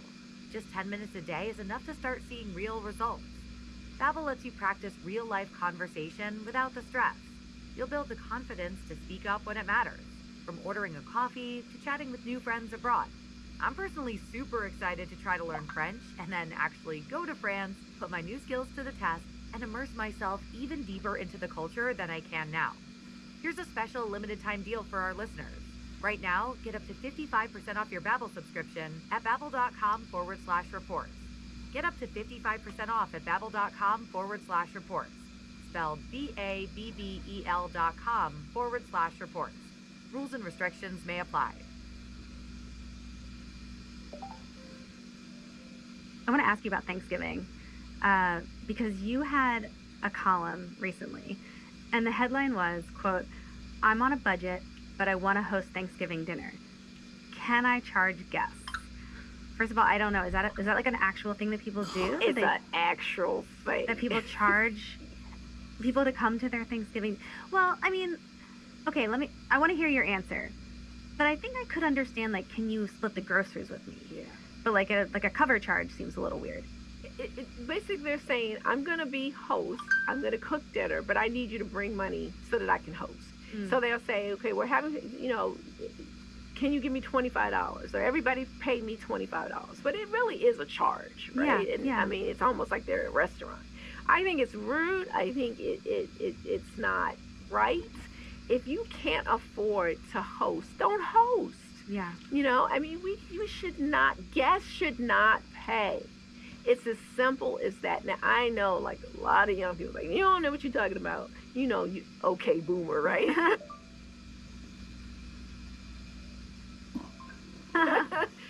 But you're the host. You're inviting me into your space. And I shouldn't have to pay you to be in that space. And if that means, okay, you can't afford the whole meal, I get that. Let's have a potluck. Well, I was going to say, I feel like a solution to that might be, I'll supply the turkey, can everyone else bring the sides? That's right. Or something. Yeah, I love that. And my family and I do that. Now, to be a successful Thanksgiving potluck, you have to have a plan. That's the theme for this, yes. Right? A plan. And so, okay, I'm bringing the turkey, you bring this, and listen, Do not bring 4 rolls and you know there are 12 people coming. You know, Yeah. do not bring the potato salad and you know you can't make potato salad. Right. So you tell everybody, even to the point of if somebody doesn't cook, I don't cook, so that you handle the silverware and stuff, or the cups and the ice, or the drinks, and it is the most fun. Everybody kind of shares the financial burden. Yeah, I was going to ask you, how do you talk about that with your friends and family? Like, how do you talk about scaling back holiday celebrations and gifts this year? Because I imagine those are really difficult conversations for people. It is. We have such a difficult time talking about money. Now, I always am very surprised about this because we go online, we talking about our sex life, we talking Right, we'll talk about anything. Talk about all kinds of stuff. We put out business out there, but when it comes to money, it's like silence. Mm-hmm. And so I am big on empowering people to live their financial truth. And so ahead of the holidays, you start calling people. You know, listen, I just need to get my money thing together. You don't have to give them any details. And I'm telling you, about 99.9% of the time, you mention budget and trying to get my money together, and most people will instantly go, yeah, I know what you're talking about.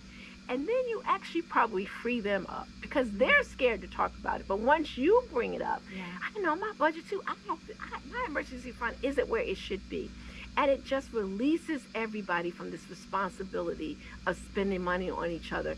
And for many people, not all, because there's some people who are struggling and they don't have a lot.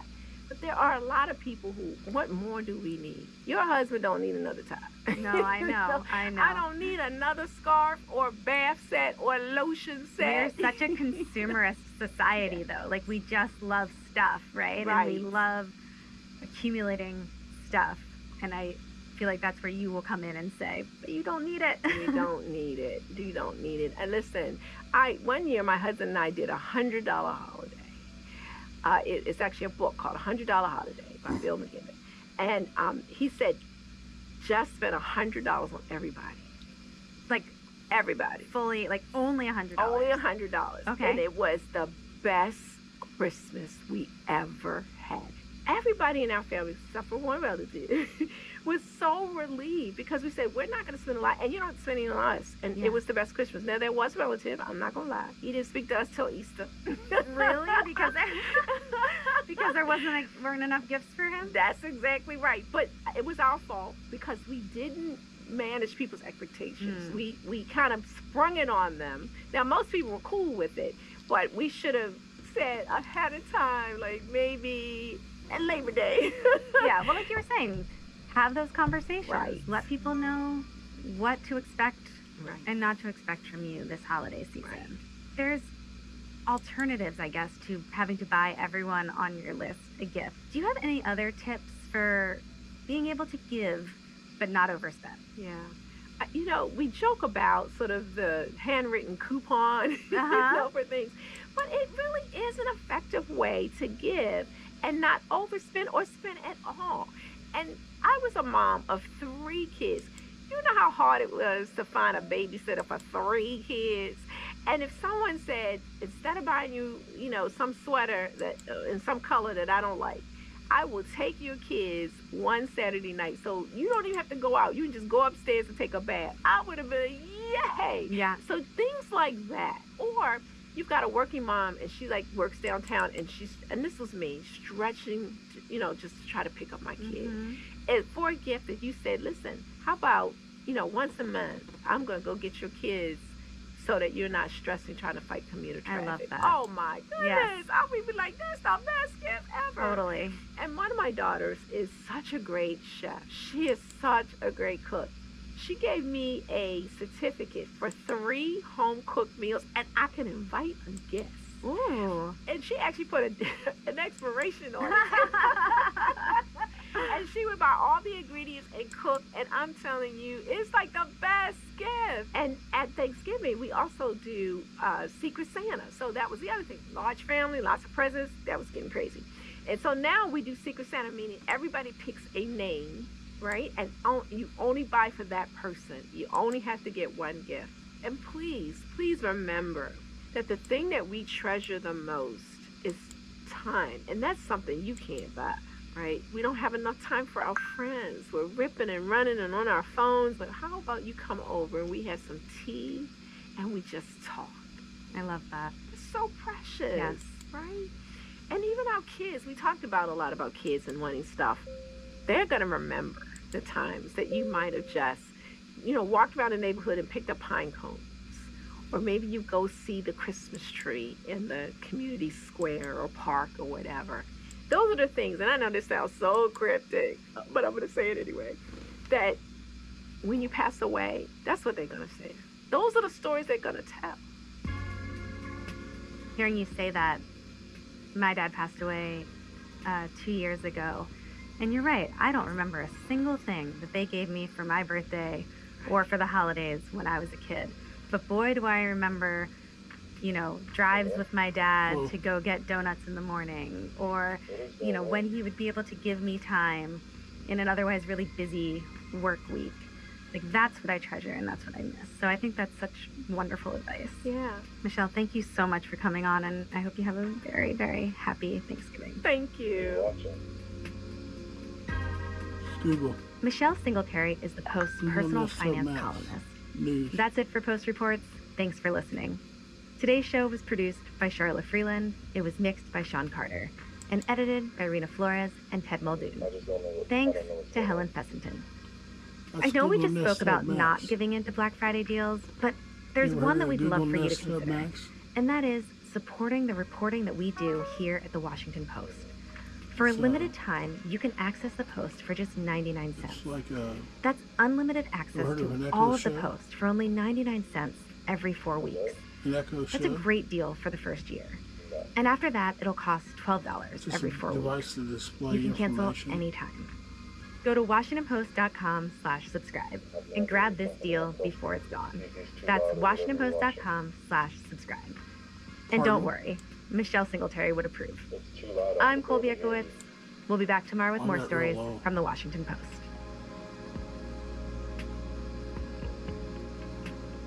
It's just the news.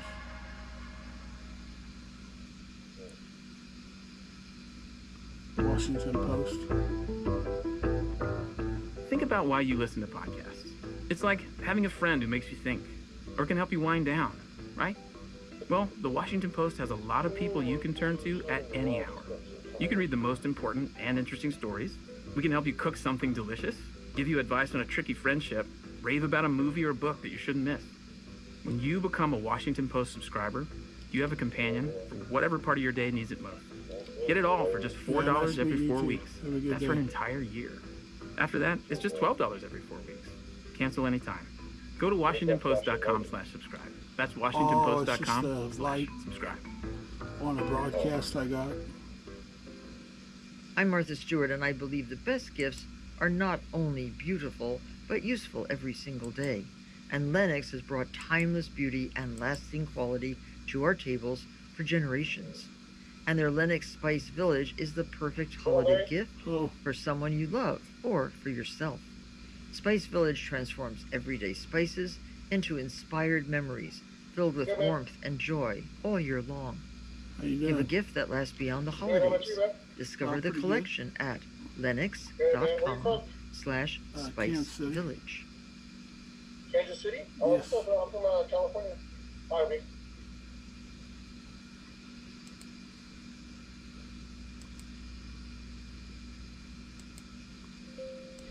So you got the show going on, bro?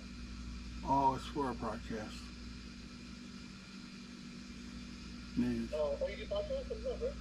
Yeah. What's your topic? What are you covering? Larry Eugene Nielsen Jr. YouTube. Oh, that's cool, bro. How long have you been doing that?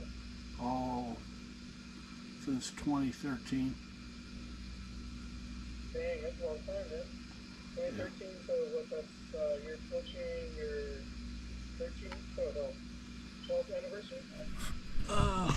Yeah. Yeah, do you have like a mic set up and everything? Like all the recording and everything? I just do a GoPro. Oh, GoPro? Nice, bro. Yeah, you can look, if you go to Larry Eugene Nielsen Jr. Yeah. On YouTube, you can see yourself right now on there.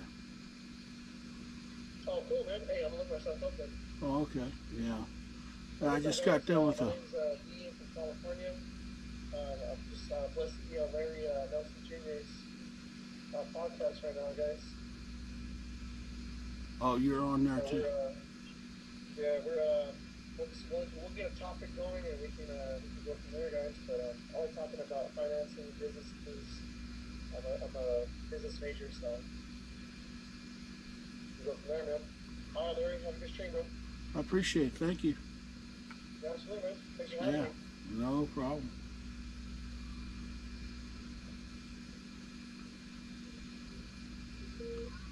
Baker University. You too, bro. Yeah.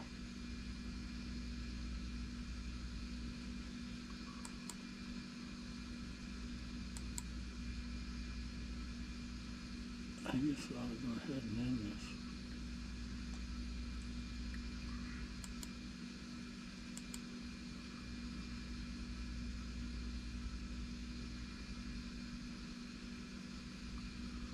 Take a few more.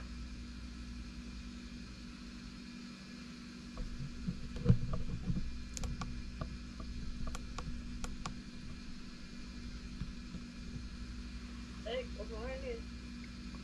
Morning, how you doing? Alright. What's up? How you doing?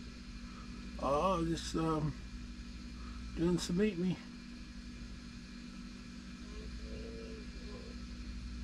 Everyone seems very more talkative today. Last night my friend had too much to drink and he was going on and annoyed some people. On Tuesday? Yeah. Wow, that's pretty early in the week to start drinking. That's if you drink I don't know what else to drink, but if you drink a couple of 4 logos, that's what you want. Seems like you wait till Friday or Saturday to start drinking. No, he said he was to stay off on Tuesday. Oh. But then he was like, oh, I have to get up in like 6 hours. So he was going on and on and on. My phone likes to be glitchy and it kicks me out of my legs. So that conversation. Oh, you had a live you got kicked out of tonight? No, it was yesterday. Where do you stream at? In Oregon. Oh, up in Oregon? You YouTube? Yeah. Huh? Are you on the YouTube format or Meet Me? Not Meet Me. Oh, okay. YouTube. What the fuck? So quick stream from YouTube on this too? Yeah. Sometimes it cuts into my other deal, but I just think it's good for people to. I just think it's. Yeah, well, Google. You're in Google. You're Finland, Helsinki, Finland.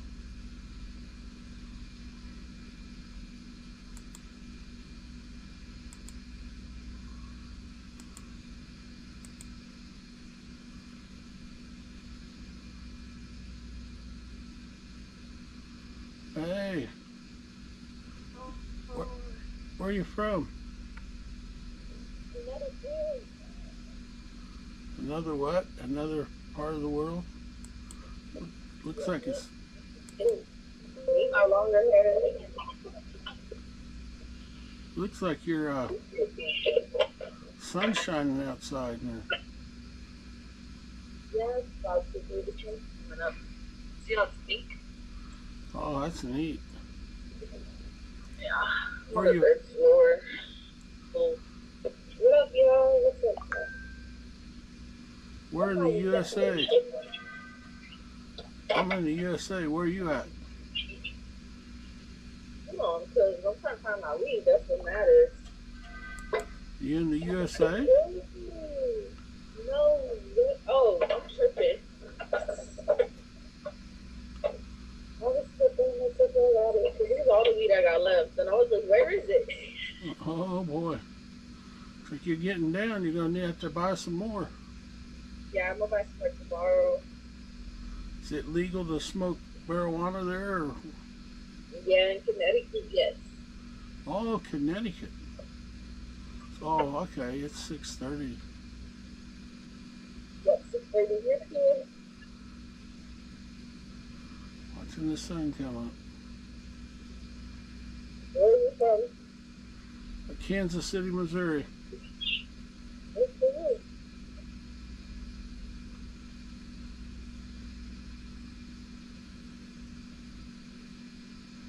This is going up.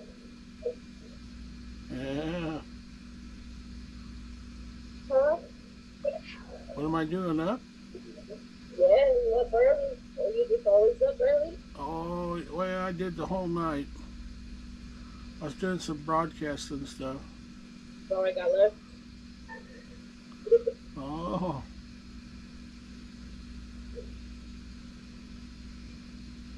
What do you talk about when you broadcast? Yeah.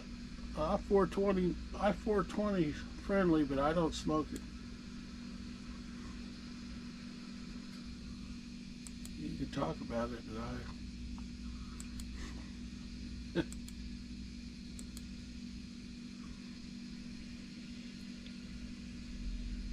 Oh, there you are. Hello. You from Connecticut? You don't want to talk anymore. You know too much about me, yeah. Oh, I can't take a dragon. She comes up again. Hello. Hello. How are you today? I'm good. How are you? Oh, pretty good. That's good. Where are you from? America. America, okay. Oh, hey, Slim, you ain't sent no gifts, no stars, no nothing. Shut up. You just out down there talking.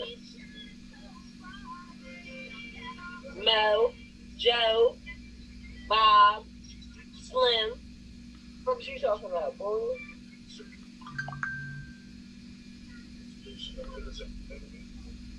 I did.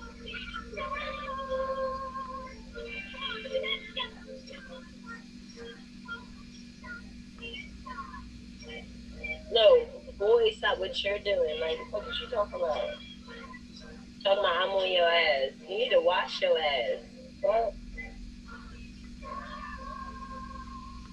Yep, I knew you was a motherfucking Slim Jim. Skinny motherfuckers always talking shit like they can't get broken half.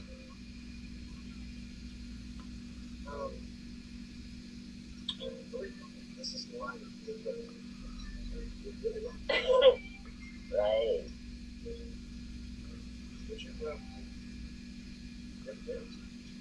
Oh, yeah.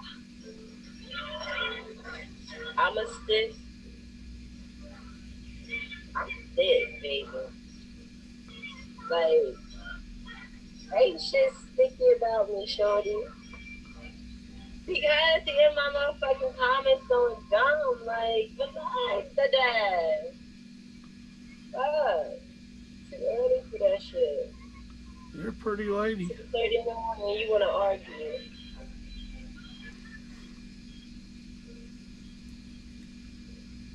Bluffing ass. You won that one. I'll never forget. Let's see, where's she's gone.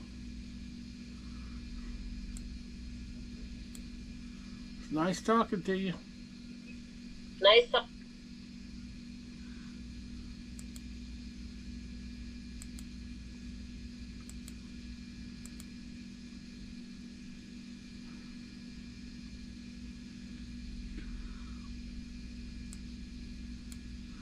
This is why they can be just going to the moon, yeah.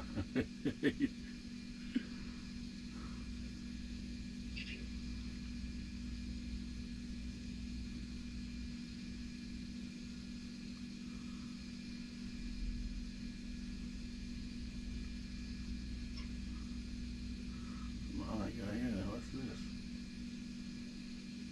you doing? Where you from, Larry? Kansas City, Missouri. Oh, okay. I've never been to Kansas City. You know where the Chiefs Stadium is? No, I don't. Yeah, I live right by that.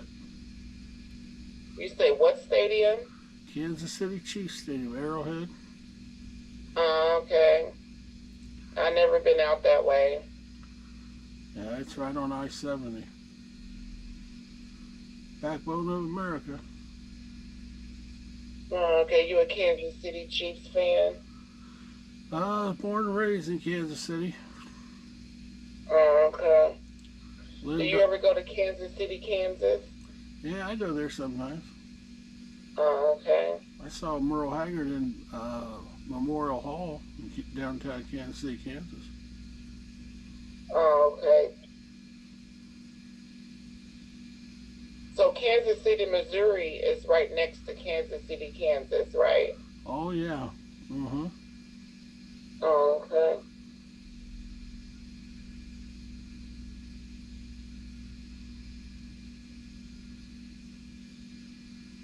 I gotta come out there and visit someday. Oh, Kansas City, Kansas? Yeah, both. I want to go to Kansas City, Kansas, and Kansas City, Missouri. Yeah, Missouri River separates the two. Okay. You just drive right over it, I-70. And there's Fairfax where all the General Motor cars are made. Oh, wow, I didn't know that. Yeah, they're a big plant, Kansas City. And Claycoma, they got a Ford Motor Company plant.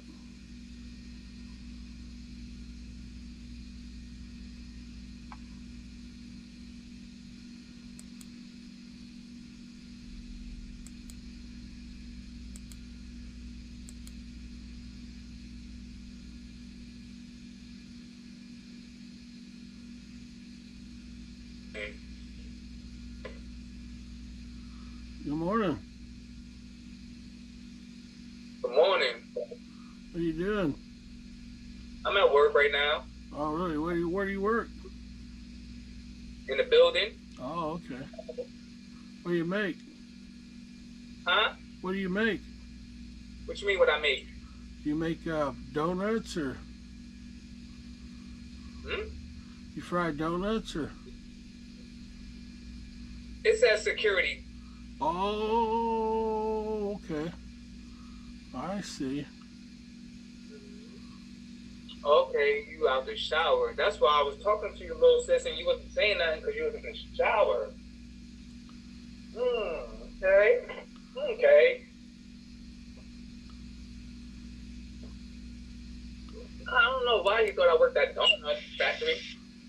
Because in the morning they're always cooking donuts for, you know, the people to eat. You know, you gotta go to the donut store about 2 or 3 in the morning and put the donuts in the fryer and cook them and then bring them out and put the icing on them and stuff. And where's this at? Well, Lamar's Donuts. You ever ate at Lamar's Donuts? No, I said, where's this located? Where's this located? Kansas City, Missouri. Oh, Kansas City. That's why. That's why. Where you at? I'm in Brooklyn, New York. Oh, wow. Brooklyn Dodgers. Not anymore, though. Yeah, it's not anymore. That's classic. Classic, you know, old school shit. Real old school. Well, but hey, that's something. They went to L.A., become the L.A. Dodgers, and moved clear across to the other side. Yeah. Hey, that's how I feel about the New Jersey Nets. Oh, they do the same thing, huh? Yeah, they came to Brooklyn. Now they the Brooklyn Nets. Oh. Yeah. Let's see, New York Knicks? No.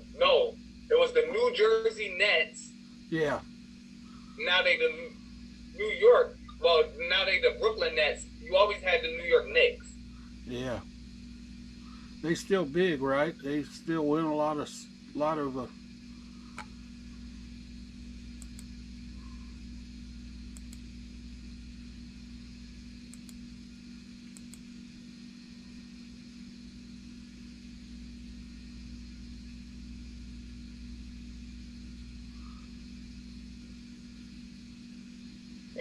morning, lady.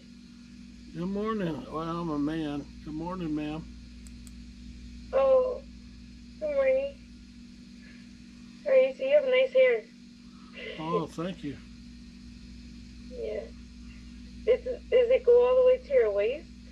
No, just to the middle of my back. Yeah, the middle of your back? About 6 years going. Oh, 6 years? Yeah, That's nice. thank you. I don't see much. I see is that a window? Oh yeah, I'm like laying down though. Oh. You're my first battle. It's 3:40 in the morning. I haven't slept yet, so I just thought maybe if I talk to someone for a second, I can like chill. Were you from LA? I am. Are you from LA? No, my dad's from Redondo Beach. Oh, it's beautiful there. Yeah, he was born and raised in Redondo Beach. Man, I wish I was raised in Redondo Beach. Yeah, go Nice swimming. Go there. swimming every day, right? Yeah. Is that what they do there? I didn't. No, really, yeah. They really do. They go swimming every day. Is the St. Mary's? nice. Is the St. Mary's still there? Mhm. Oh, really? I've been on the St. Mary. It's in Long Beach now. Oh, really? You moved it? Was in Redondo, Yeah. wasn't it? On the on the pier out there in Longview, or in Yeah, Redondo? it's in Long Beach now. Huh. And there's an aquarium in Long Beach, right by the beach. I would check it out. Sounds like fun. Maybe I'll get out there and look you up one day. That'd be nice. Okay. Call it a date.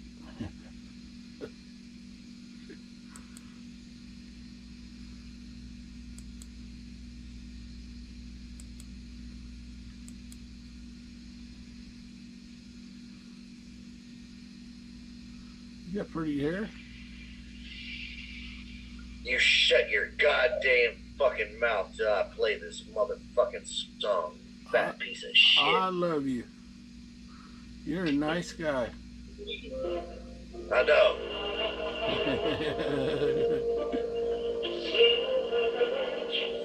Lonely boy. Well,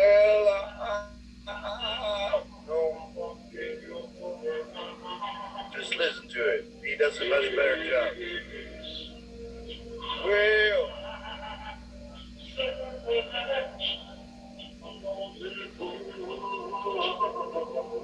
Oh, is that you?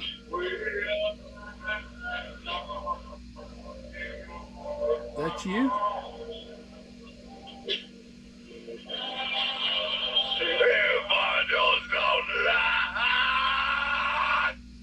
Every motherfucker feeling my baby, yeah.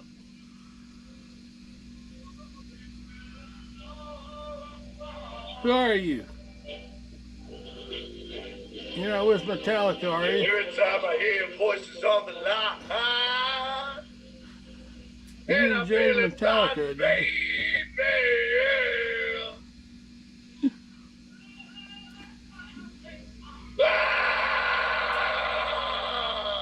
It's Metallica Live. Yeah. Fuck you, champion. You're a champion of sucking cock. You swallow? Lonely boy.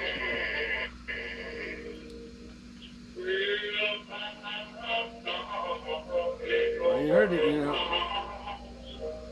You know what Nick the Dick says? You ever heard of Nick the Dick? Spit on myself. I don't give a fuck. You ever heard of Nick the Dick? Drink one cup? Yeah. Cook one meal, you're not a cook. Take one drink, you're not an alcoholic. You suck on it.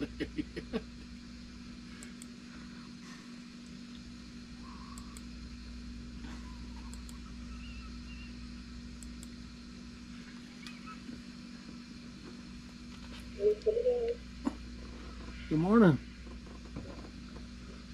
Good morning, Charles. Oh, Or what? look, you got a fried egg on your head. I'm hungry, man. You want to cook me an egg? Oh, really? You Uh-oh. want to cook me something to eat? Yeah, that looks different. You got an app to do that? Huh? You got an app to do that? Put an egg on your head? It's an emoji. Oh, emoji. Oh, okay. You can do it too. How do you do it? Hit the button on the bottom. The one. Hit the button on the... On the bottom is a wall. And you put the stuff on it. Oh. I don't have one of those on mine. I'm on a computer. Look at the channel. Put an egg in there. On a GMK Tech computer.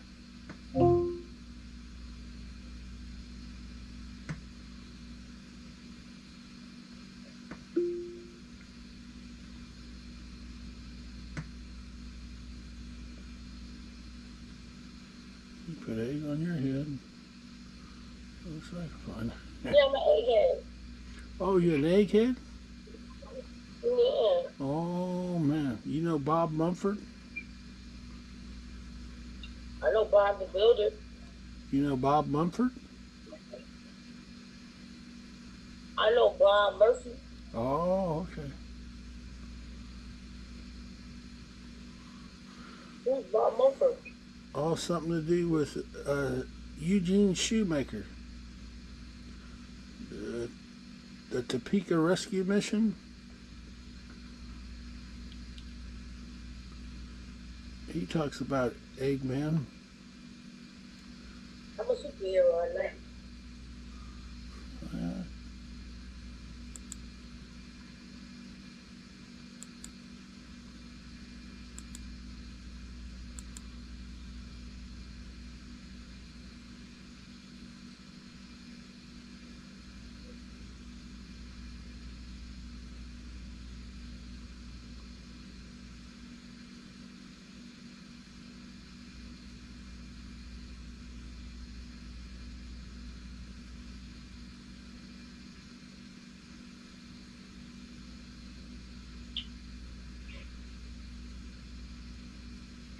What's going on? Not too much. How you doing? You warming up? Yeah, just warm up. Yeah. Huh. That's fine. I'm trying to stretch my body.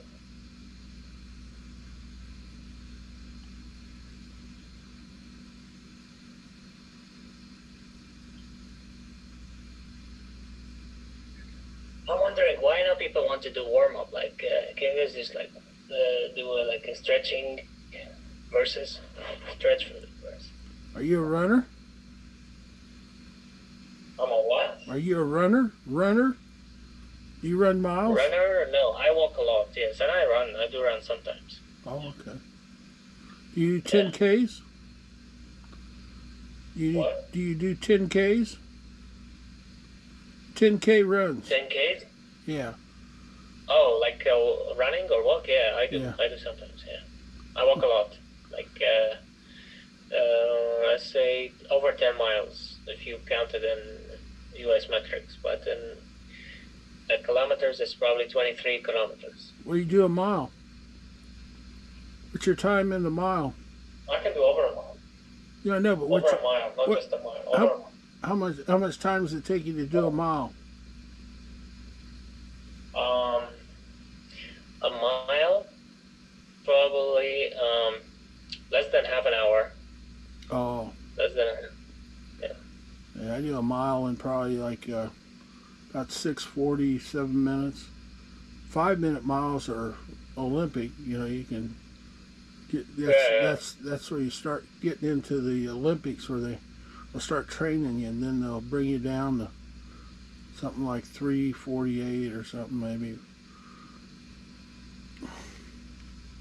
Forgot what the world class is. I think something like 3.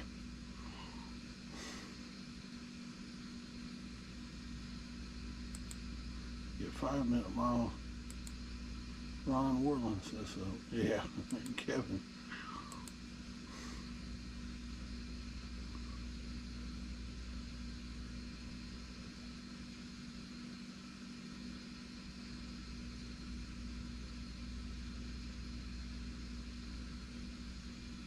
Damn, Big Draws. Hello. Hey, Larry. Hey, yes, sir. Man, let's go to the gym, Larry. Go to the gym. Yeah, come on, man. We're going to the gym, man. Oh, really? Yeah, we gotta appreciate life more, Larry. Yeah, I caught my legs on fire. Caught them on fire, man. Yeah, I was had my computer on and had a plug in under the desk, and my legs caught on fire, and my dad put them out. I didn't even know they were on fire. And damn. Yeah, that's terrible. So how long you out of commission for, man? Well, they're healing up pretty good. I finally got all 3rd-degree burns. Oh, yeah, I don't know. I never went in to get it burns. I just took a shower and washed it all off, and it's starting to work pretty good. I still have a hard time walking sometimes. So. Man, you should get it looked at, man. Oh, I had a doctor look at him. He put some medicine on him. And one doctor wanted to cut one off, and I didn't want him to. So. Cut one leg off? Yeah, he wanted to cut my right leg, my right leg.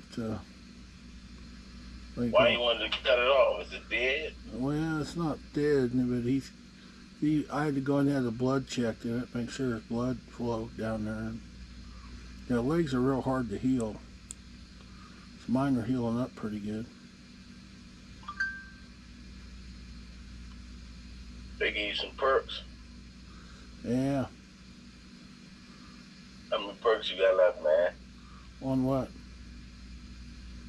You said the one left? To give people pumpkin. Get that last perk, man. Pumpkin pie? He said pumpkin pie. I can't get pumpkin pie anymore.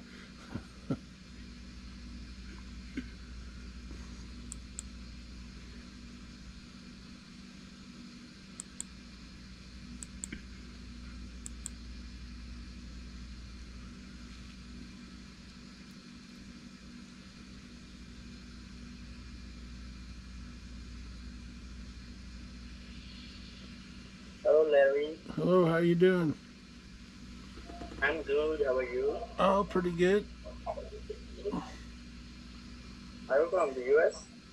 Yeah, USA. You? Okay. What state are you from? Kansas City. Where are you from? Which city are you from? Kansas City. I'm from Pakistan. Pakistan. You guys having are you having a war over there? Are you having a war? What do you say? Can you say again, please? Well, our news said that there's a war going over there in But Afghanistan. now in peace. They said there's a war going over in Afghanistan or something, in Pakistan? Now it's peace. Oh, is it? No war. Now in peace. So what about, what is it, Pakistan, Afghanistan? Is there another Stan? It's Pakistan, Afghanistan, right? Is there one more Stan? Yeah, we are neighbors with Afghanistan. Huh.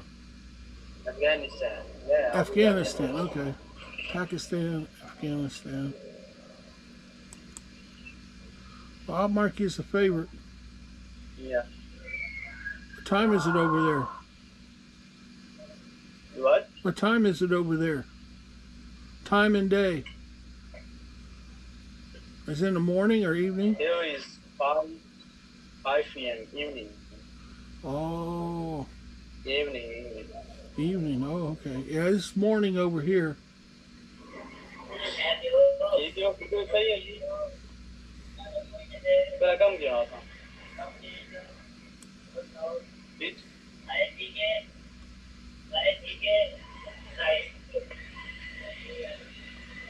They're in peace over there.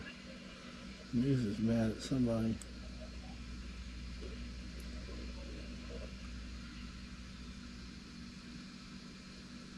Well, nice talking to you.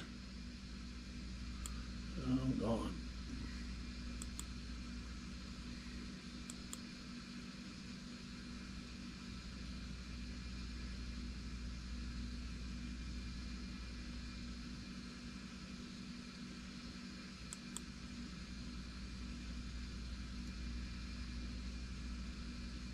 This guy still up?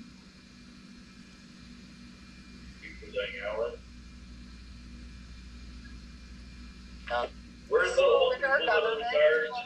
Penny, the government is killing the farming industry. It's all I have to say. And some people are taking the easy way out, and some are still trying to fight. We're still fighting. We're a dairy farm that I work on, and it's a dying breed. He won't last much longer, and he's a small outfit. So. Bacon. Hmm? He's cooking away. He knew. Oh, toast. I'm making some toast.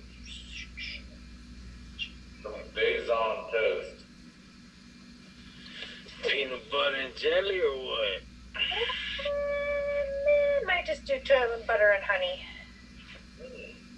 Butter and honey. I was thinking that does sound good. Yeah. Avocado and bacon. I like real butter. I don't know about anybody else. I mean, 4 bricks cost me $10 and some change. 4 sticks, $10. Yeah, because that's a pound. Because I get sticks, I get it like quarter cut. Yeah. What? Yeah. Where do you live? British Columbia, Canada. Oh, Canada. I'm sorry. I'm so sorry. No, don't be. I got it on automatic whack. Yeah, she loves it there. Need some perks. Don't say all that. Beautiful everywhere. Everywhere we go. But my government sucks ass just as much as yours does, so whatever. Larry for the pot. Yeah. There you go. Larry, you want to join? Oh, you don't have any box spaces. Larry, you stopped in earlier and I was going to ask you to join the box at some point. And I was like, what you got going on? Yeah, we don't have space. I would have said that, we'll wait until we got space. I'll get out. Let them know. Okay, well, great. Okay, Biggs, we'll get you right back. What up, Larry? Let's see what you about. Because if you're watching, we might as well know who you are all about. He's got hair for days. That we know. Oh, and now he's got. Oh. Hello? Thank you. That was quickie. Thank you. Well, thank you for the pumpkin pie. Big says boo. Well, he came and left. I didn't really see a picture. Well, let's try again. I saw him. It was kind of weak. I think It was really weak. He didn't really say anything or say hi. He just showed the screen and left. That's not really quality. We're getting there. Hello? Hello. From Holies of Holies. Holies of Holies. Reverend Chucky Dotson. What? I'm missionary from the Holies of Holies. Reverend Chucky Dotson. I don't know. I'm a missionary. Oh.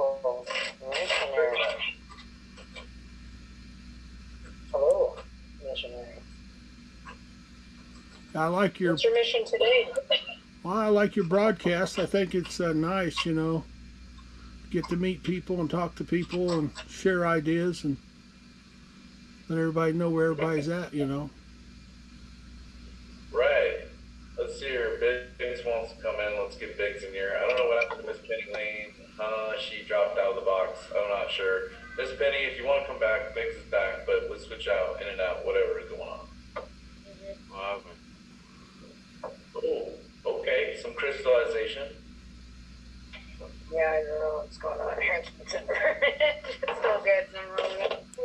I wanted to see and have a better picture of who is that. That's why I stepped out of box. Oh, okay. Well, we can have you come back anytime you feel like. Let us know. Want me to leave so she can come back? So you can have a bigger frame. I don't know if you have a bigger frame. I'll leave my host and I'll let her come in because I can crouch away. I'm so confused, but everybody's playing musical seats or chairs or something like that now. Oh no. How did I end up over there? Oh. Everybody do whatever rotation, then I'll get you back in or whatever. So, are we trying to I get... wanted to see, you know, when there was 4 boxes, Larry's box was a little bit bigger. Yeah. Yes, that's why I stepped out, so you could see a little bit bigger. If he went one Yeah. more, we could If get I him. drop out, it'll put him up. Okay, yeah. If we rotate, he would be in the full size, and then you can see him full size better, if that's as you wish. Yes. Mm-hmm. Boo boo. Hello. Welcome. Good to see you. We're doing chairs right now. So if you drop out. If I go, right, yeah, that is. Yeah, you go. Yes, and then we can add you back. See, now he's in the top, so now whoever wants to come in next can jump back up, and then now you got him in the full size box. Yay! Hello, glad to see you. Yay, you too. So you are a missionary from where? Larry? Reverend Chucky Dotson. Holies of Holies. Chucky Dotson. Yeah. And where is that located? In Kansas City, Missouri. Missouri, okay.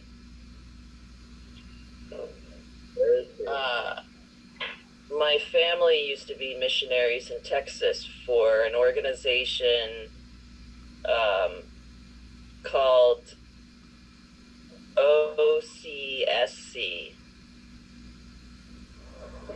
Huh. I'm from Baker University. Yeah. I'm also from Baker University.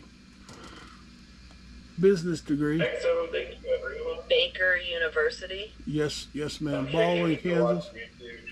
Sounds good. Professional and graduate studies is one in Overland Park campus. You're awesome. Okay.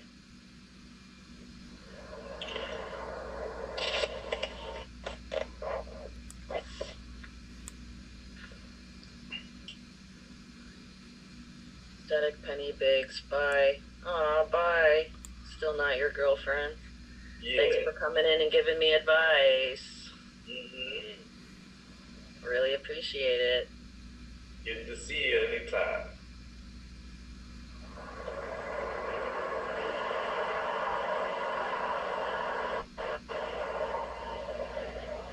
Toodaloo. So, what's the next subject? Well, you can fill the boxes up if anyone else wants to come back. Enigmatic wants to come back, or anyone else. We've got space now. And then, you could come up. Anybody? Despite my Z's. Yeah. She's ready to fall asleep. Where's Native? Who's that? Oh, the party just started. Hello. Did you want to come up in the box? Wake that ass up. Blazing. Yeah. Okay, we got someone enigmatic static. Okay, yay. There she is. You. Yeah, I tuned in at the the most random times. I think I literally like fall asleep, and then I'm not even sure if I'm in the conversation when I start to sound again. Like respond, I feel like I respond to the question like from forever ago. But I'm hearing what's going on, but then I don't know if I'm really here. Clearly not. I think so, but I'm not doing it intentionally, so I'm really sorry. I think I'm okay now, though. It's like 6 in the morning. My alarm's about to go off. Okay. I don't know if I ever really sleep. I mean, obviously I was, but I don't know. Yes.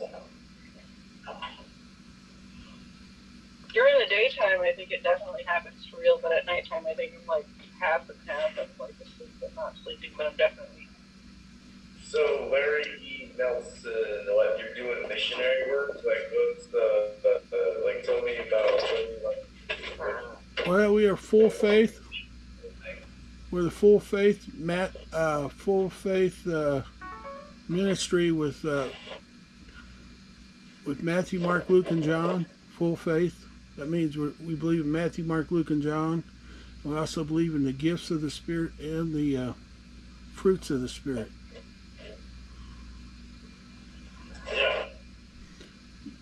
I've been studying the Nicene Creed, trying to look into some of that stuff back at Constantinople, where that was written, and where they were trying to define God, Jesus, and the Holy Spirit.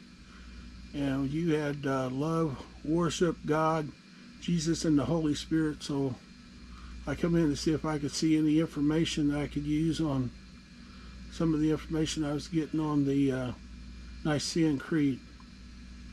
Maybe you could share some information on how you understand the Holy Trinity.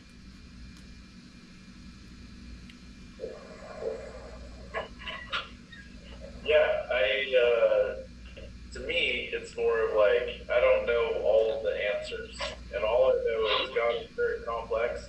And basically, I am learning. I am new to all the things, so I don't know everything. But I'm just doing things in a very basic, simple way. Learning all of God's names, trying to read John 3:16 to people, trying to just keep it simple. Because most people can't even comprehend. God is so complex and complicated. It's like trying to know everything about women.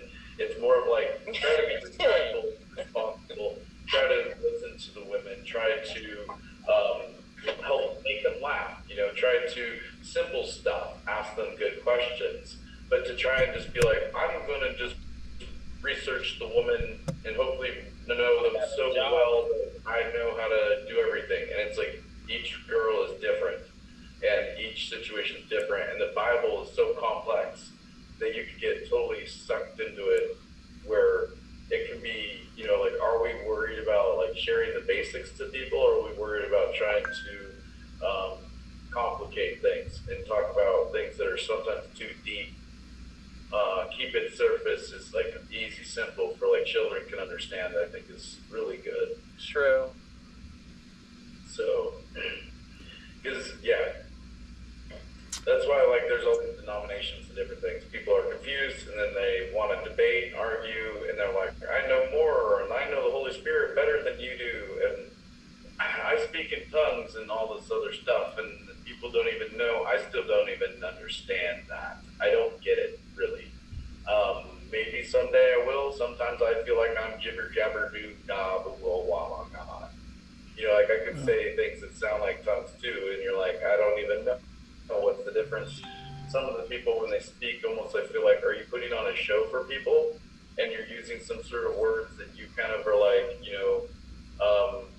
have got, some of these people I've heard, it's like the same words, they'll say it over and over again, versus a language. It's like, what are you saying? Do you even know what you're saying? Like, I'm not sure about the whole speaking in tongues idea. There's different things in the Bible I'm not fully understand. I don't know everything, I just think some of it gets a little bit crazy, a little bit weird. But if you know how to move mountains, then pay attention. If you know how to walk on water, I'm paying attention. I would tell you, just wait till the winter time, then you can walk on water. You ever had any problems with Z? The letter Z? Have you ever had any problems with the letter Z?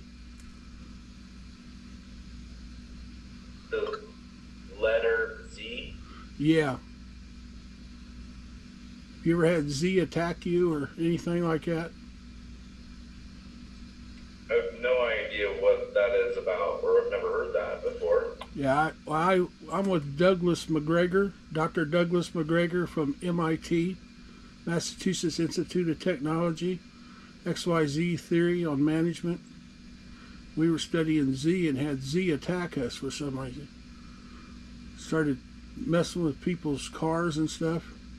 Had Z of 4 flat tires and stuff, and I didn't know really. So are you saying this Z thing is kind of like an entity? I don't know. I'm asking. I don't have answers. I just have questions. It looks like it is, but I don't really know. I've written papers on it and tried to. My papers are just preliminary reports, and for my master's, I was going to try to get a master's degree in it and have a thesis on Z. One thing I'll tell you, life is a very scary place, and we can make it more scary with story times too. But like, I also know like there's able to like put away the scariness by bringing light. So like we can go chasing down Satan, and Satan's scary if you want to go stories and all the scariness. But we can also bring light and be not so scared, because like some people plant fear, and some people follow fear, and some people are really love the fear. And it's like, okay, we can go down that path because the world is kind of creepy and there are some scary, weird things. And so, like, how do we stay in the light? How do we not deal with whatever nonsense? How do we make sure God is protecting and guarding us? And I think that's why we ask God every day to help us out.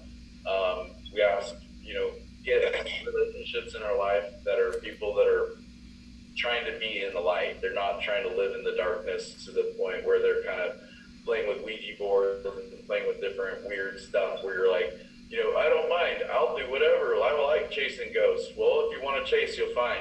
You knock on the door will open to you. It doesn't matter what door. You like playing with drugs and fire, you'll get burned.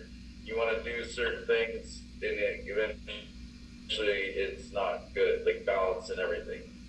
It's okay to know about some of the things. The darkness, I think it's okay, but it's just like even godly things. It's like too much water too fast is not good for your body.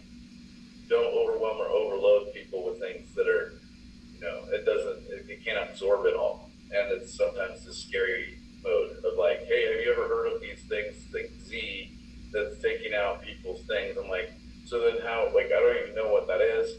But anyway, I'm always about like, how do we be defending and protecting? I'll be back, she says. And like spiritual warfare or whatnot, like it's real.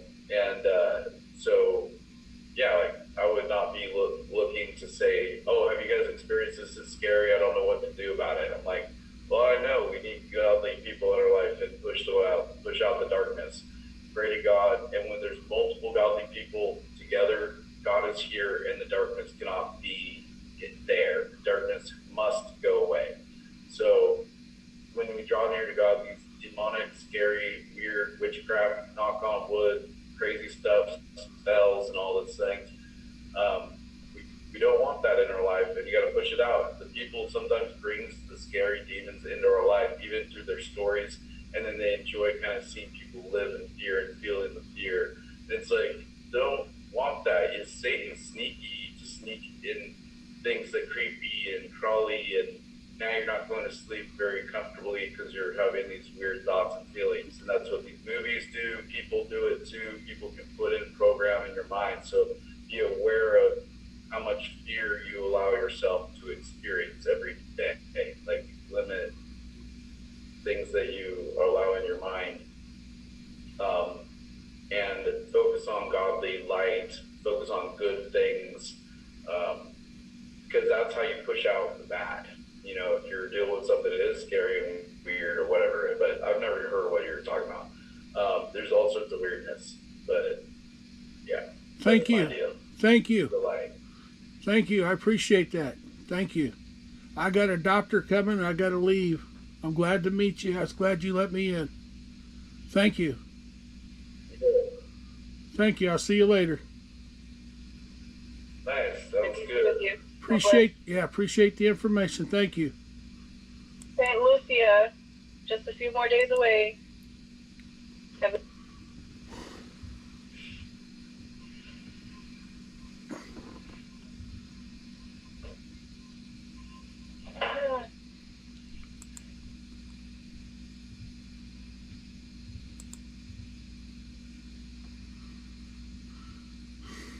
Thank you, thank you. Well, I needed that. Yes, sir.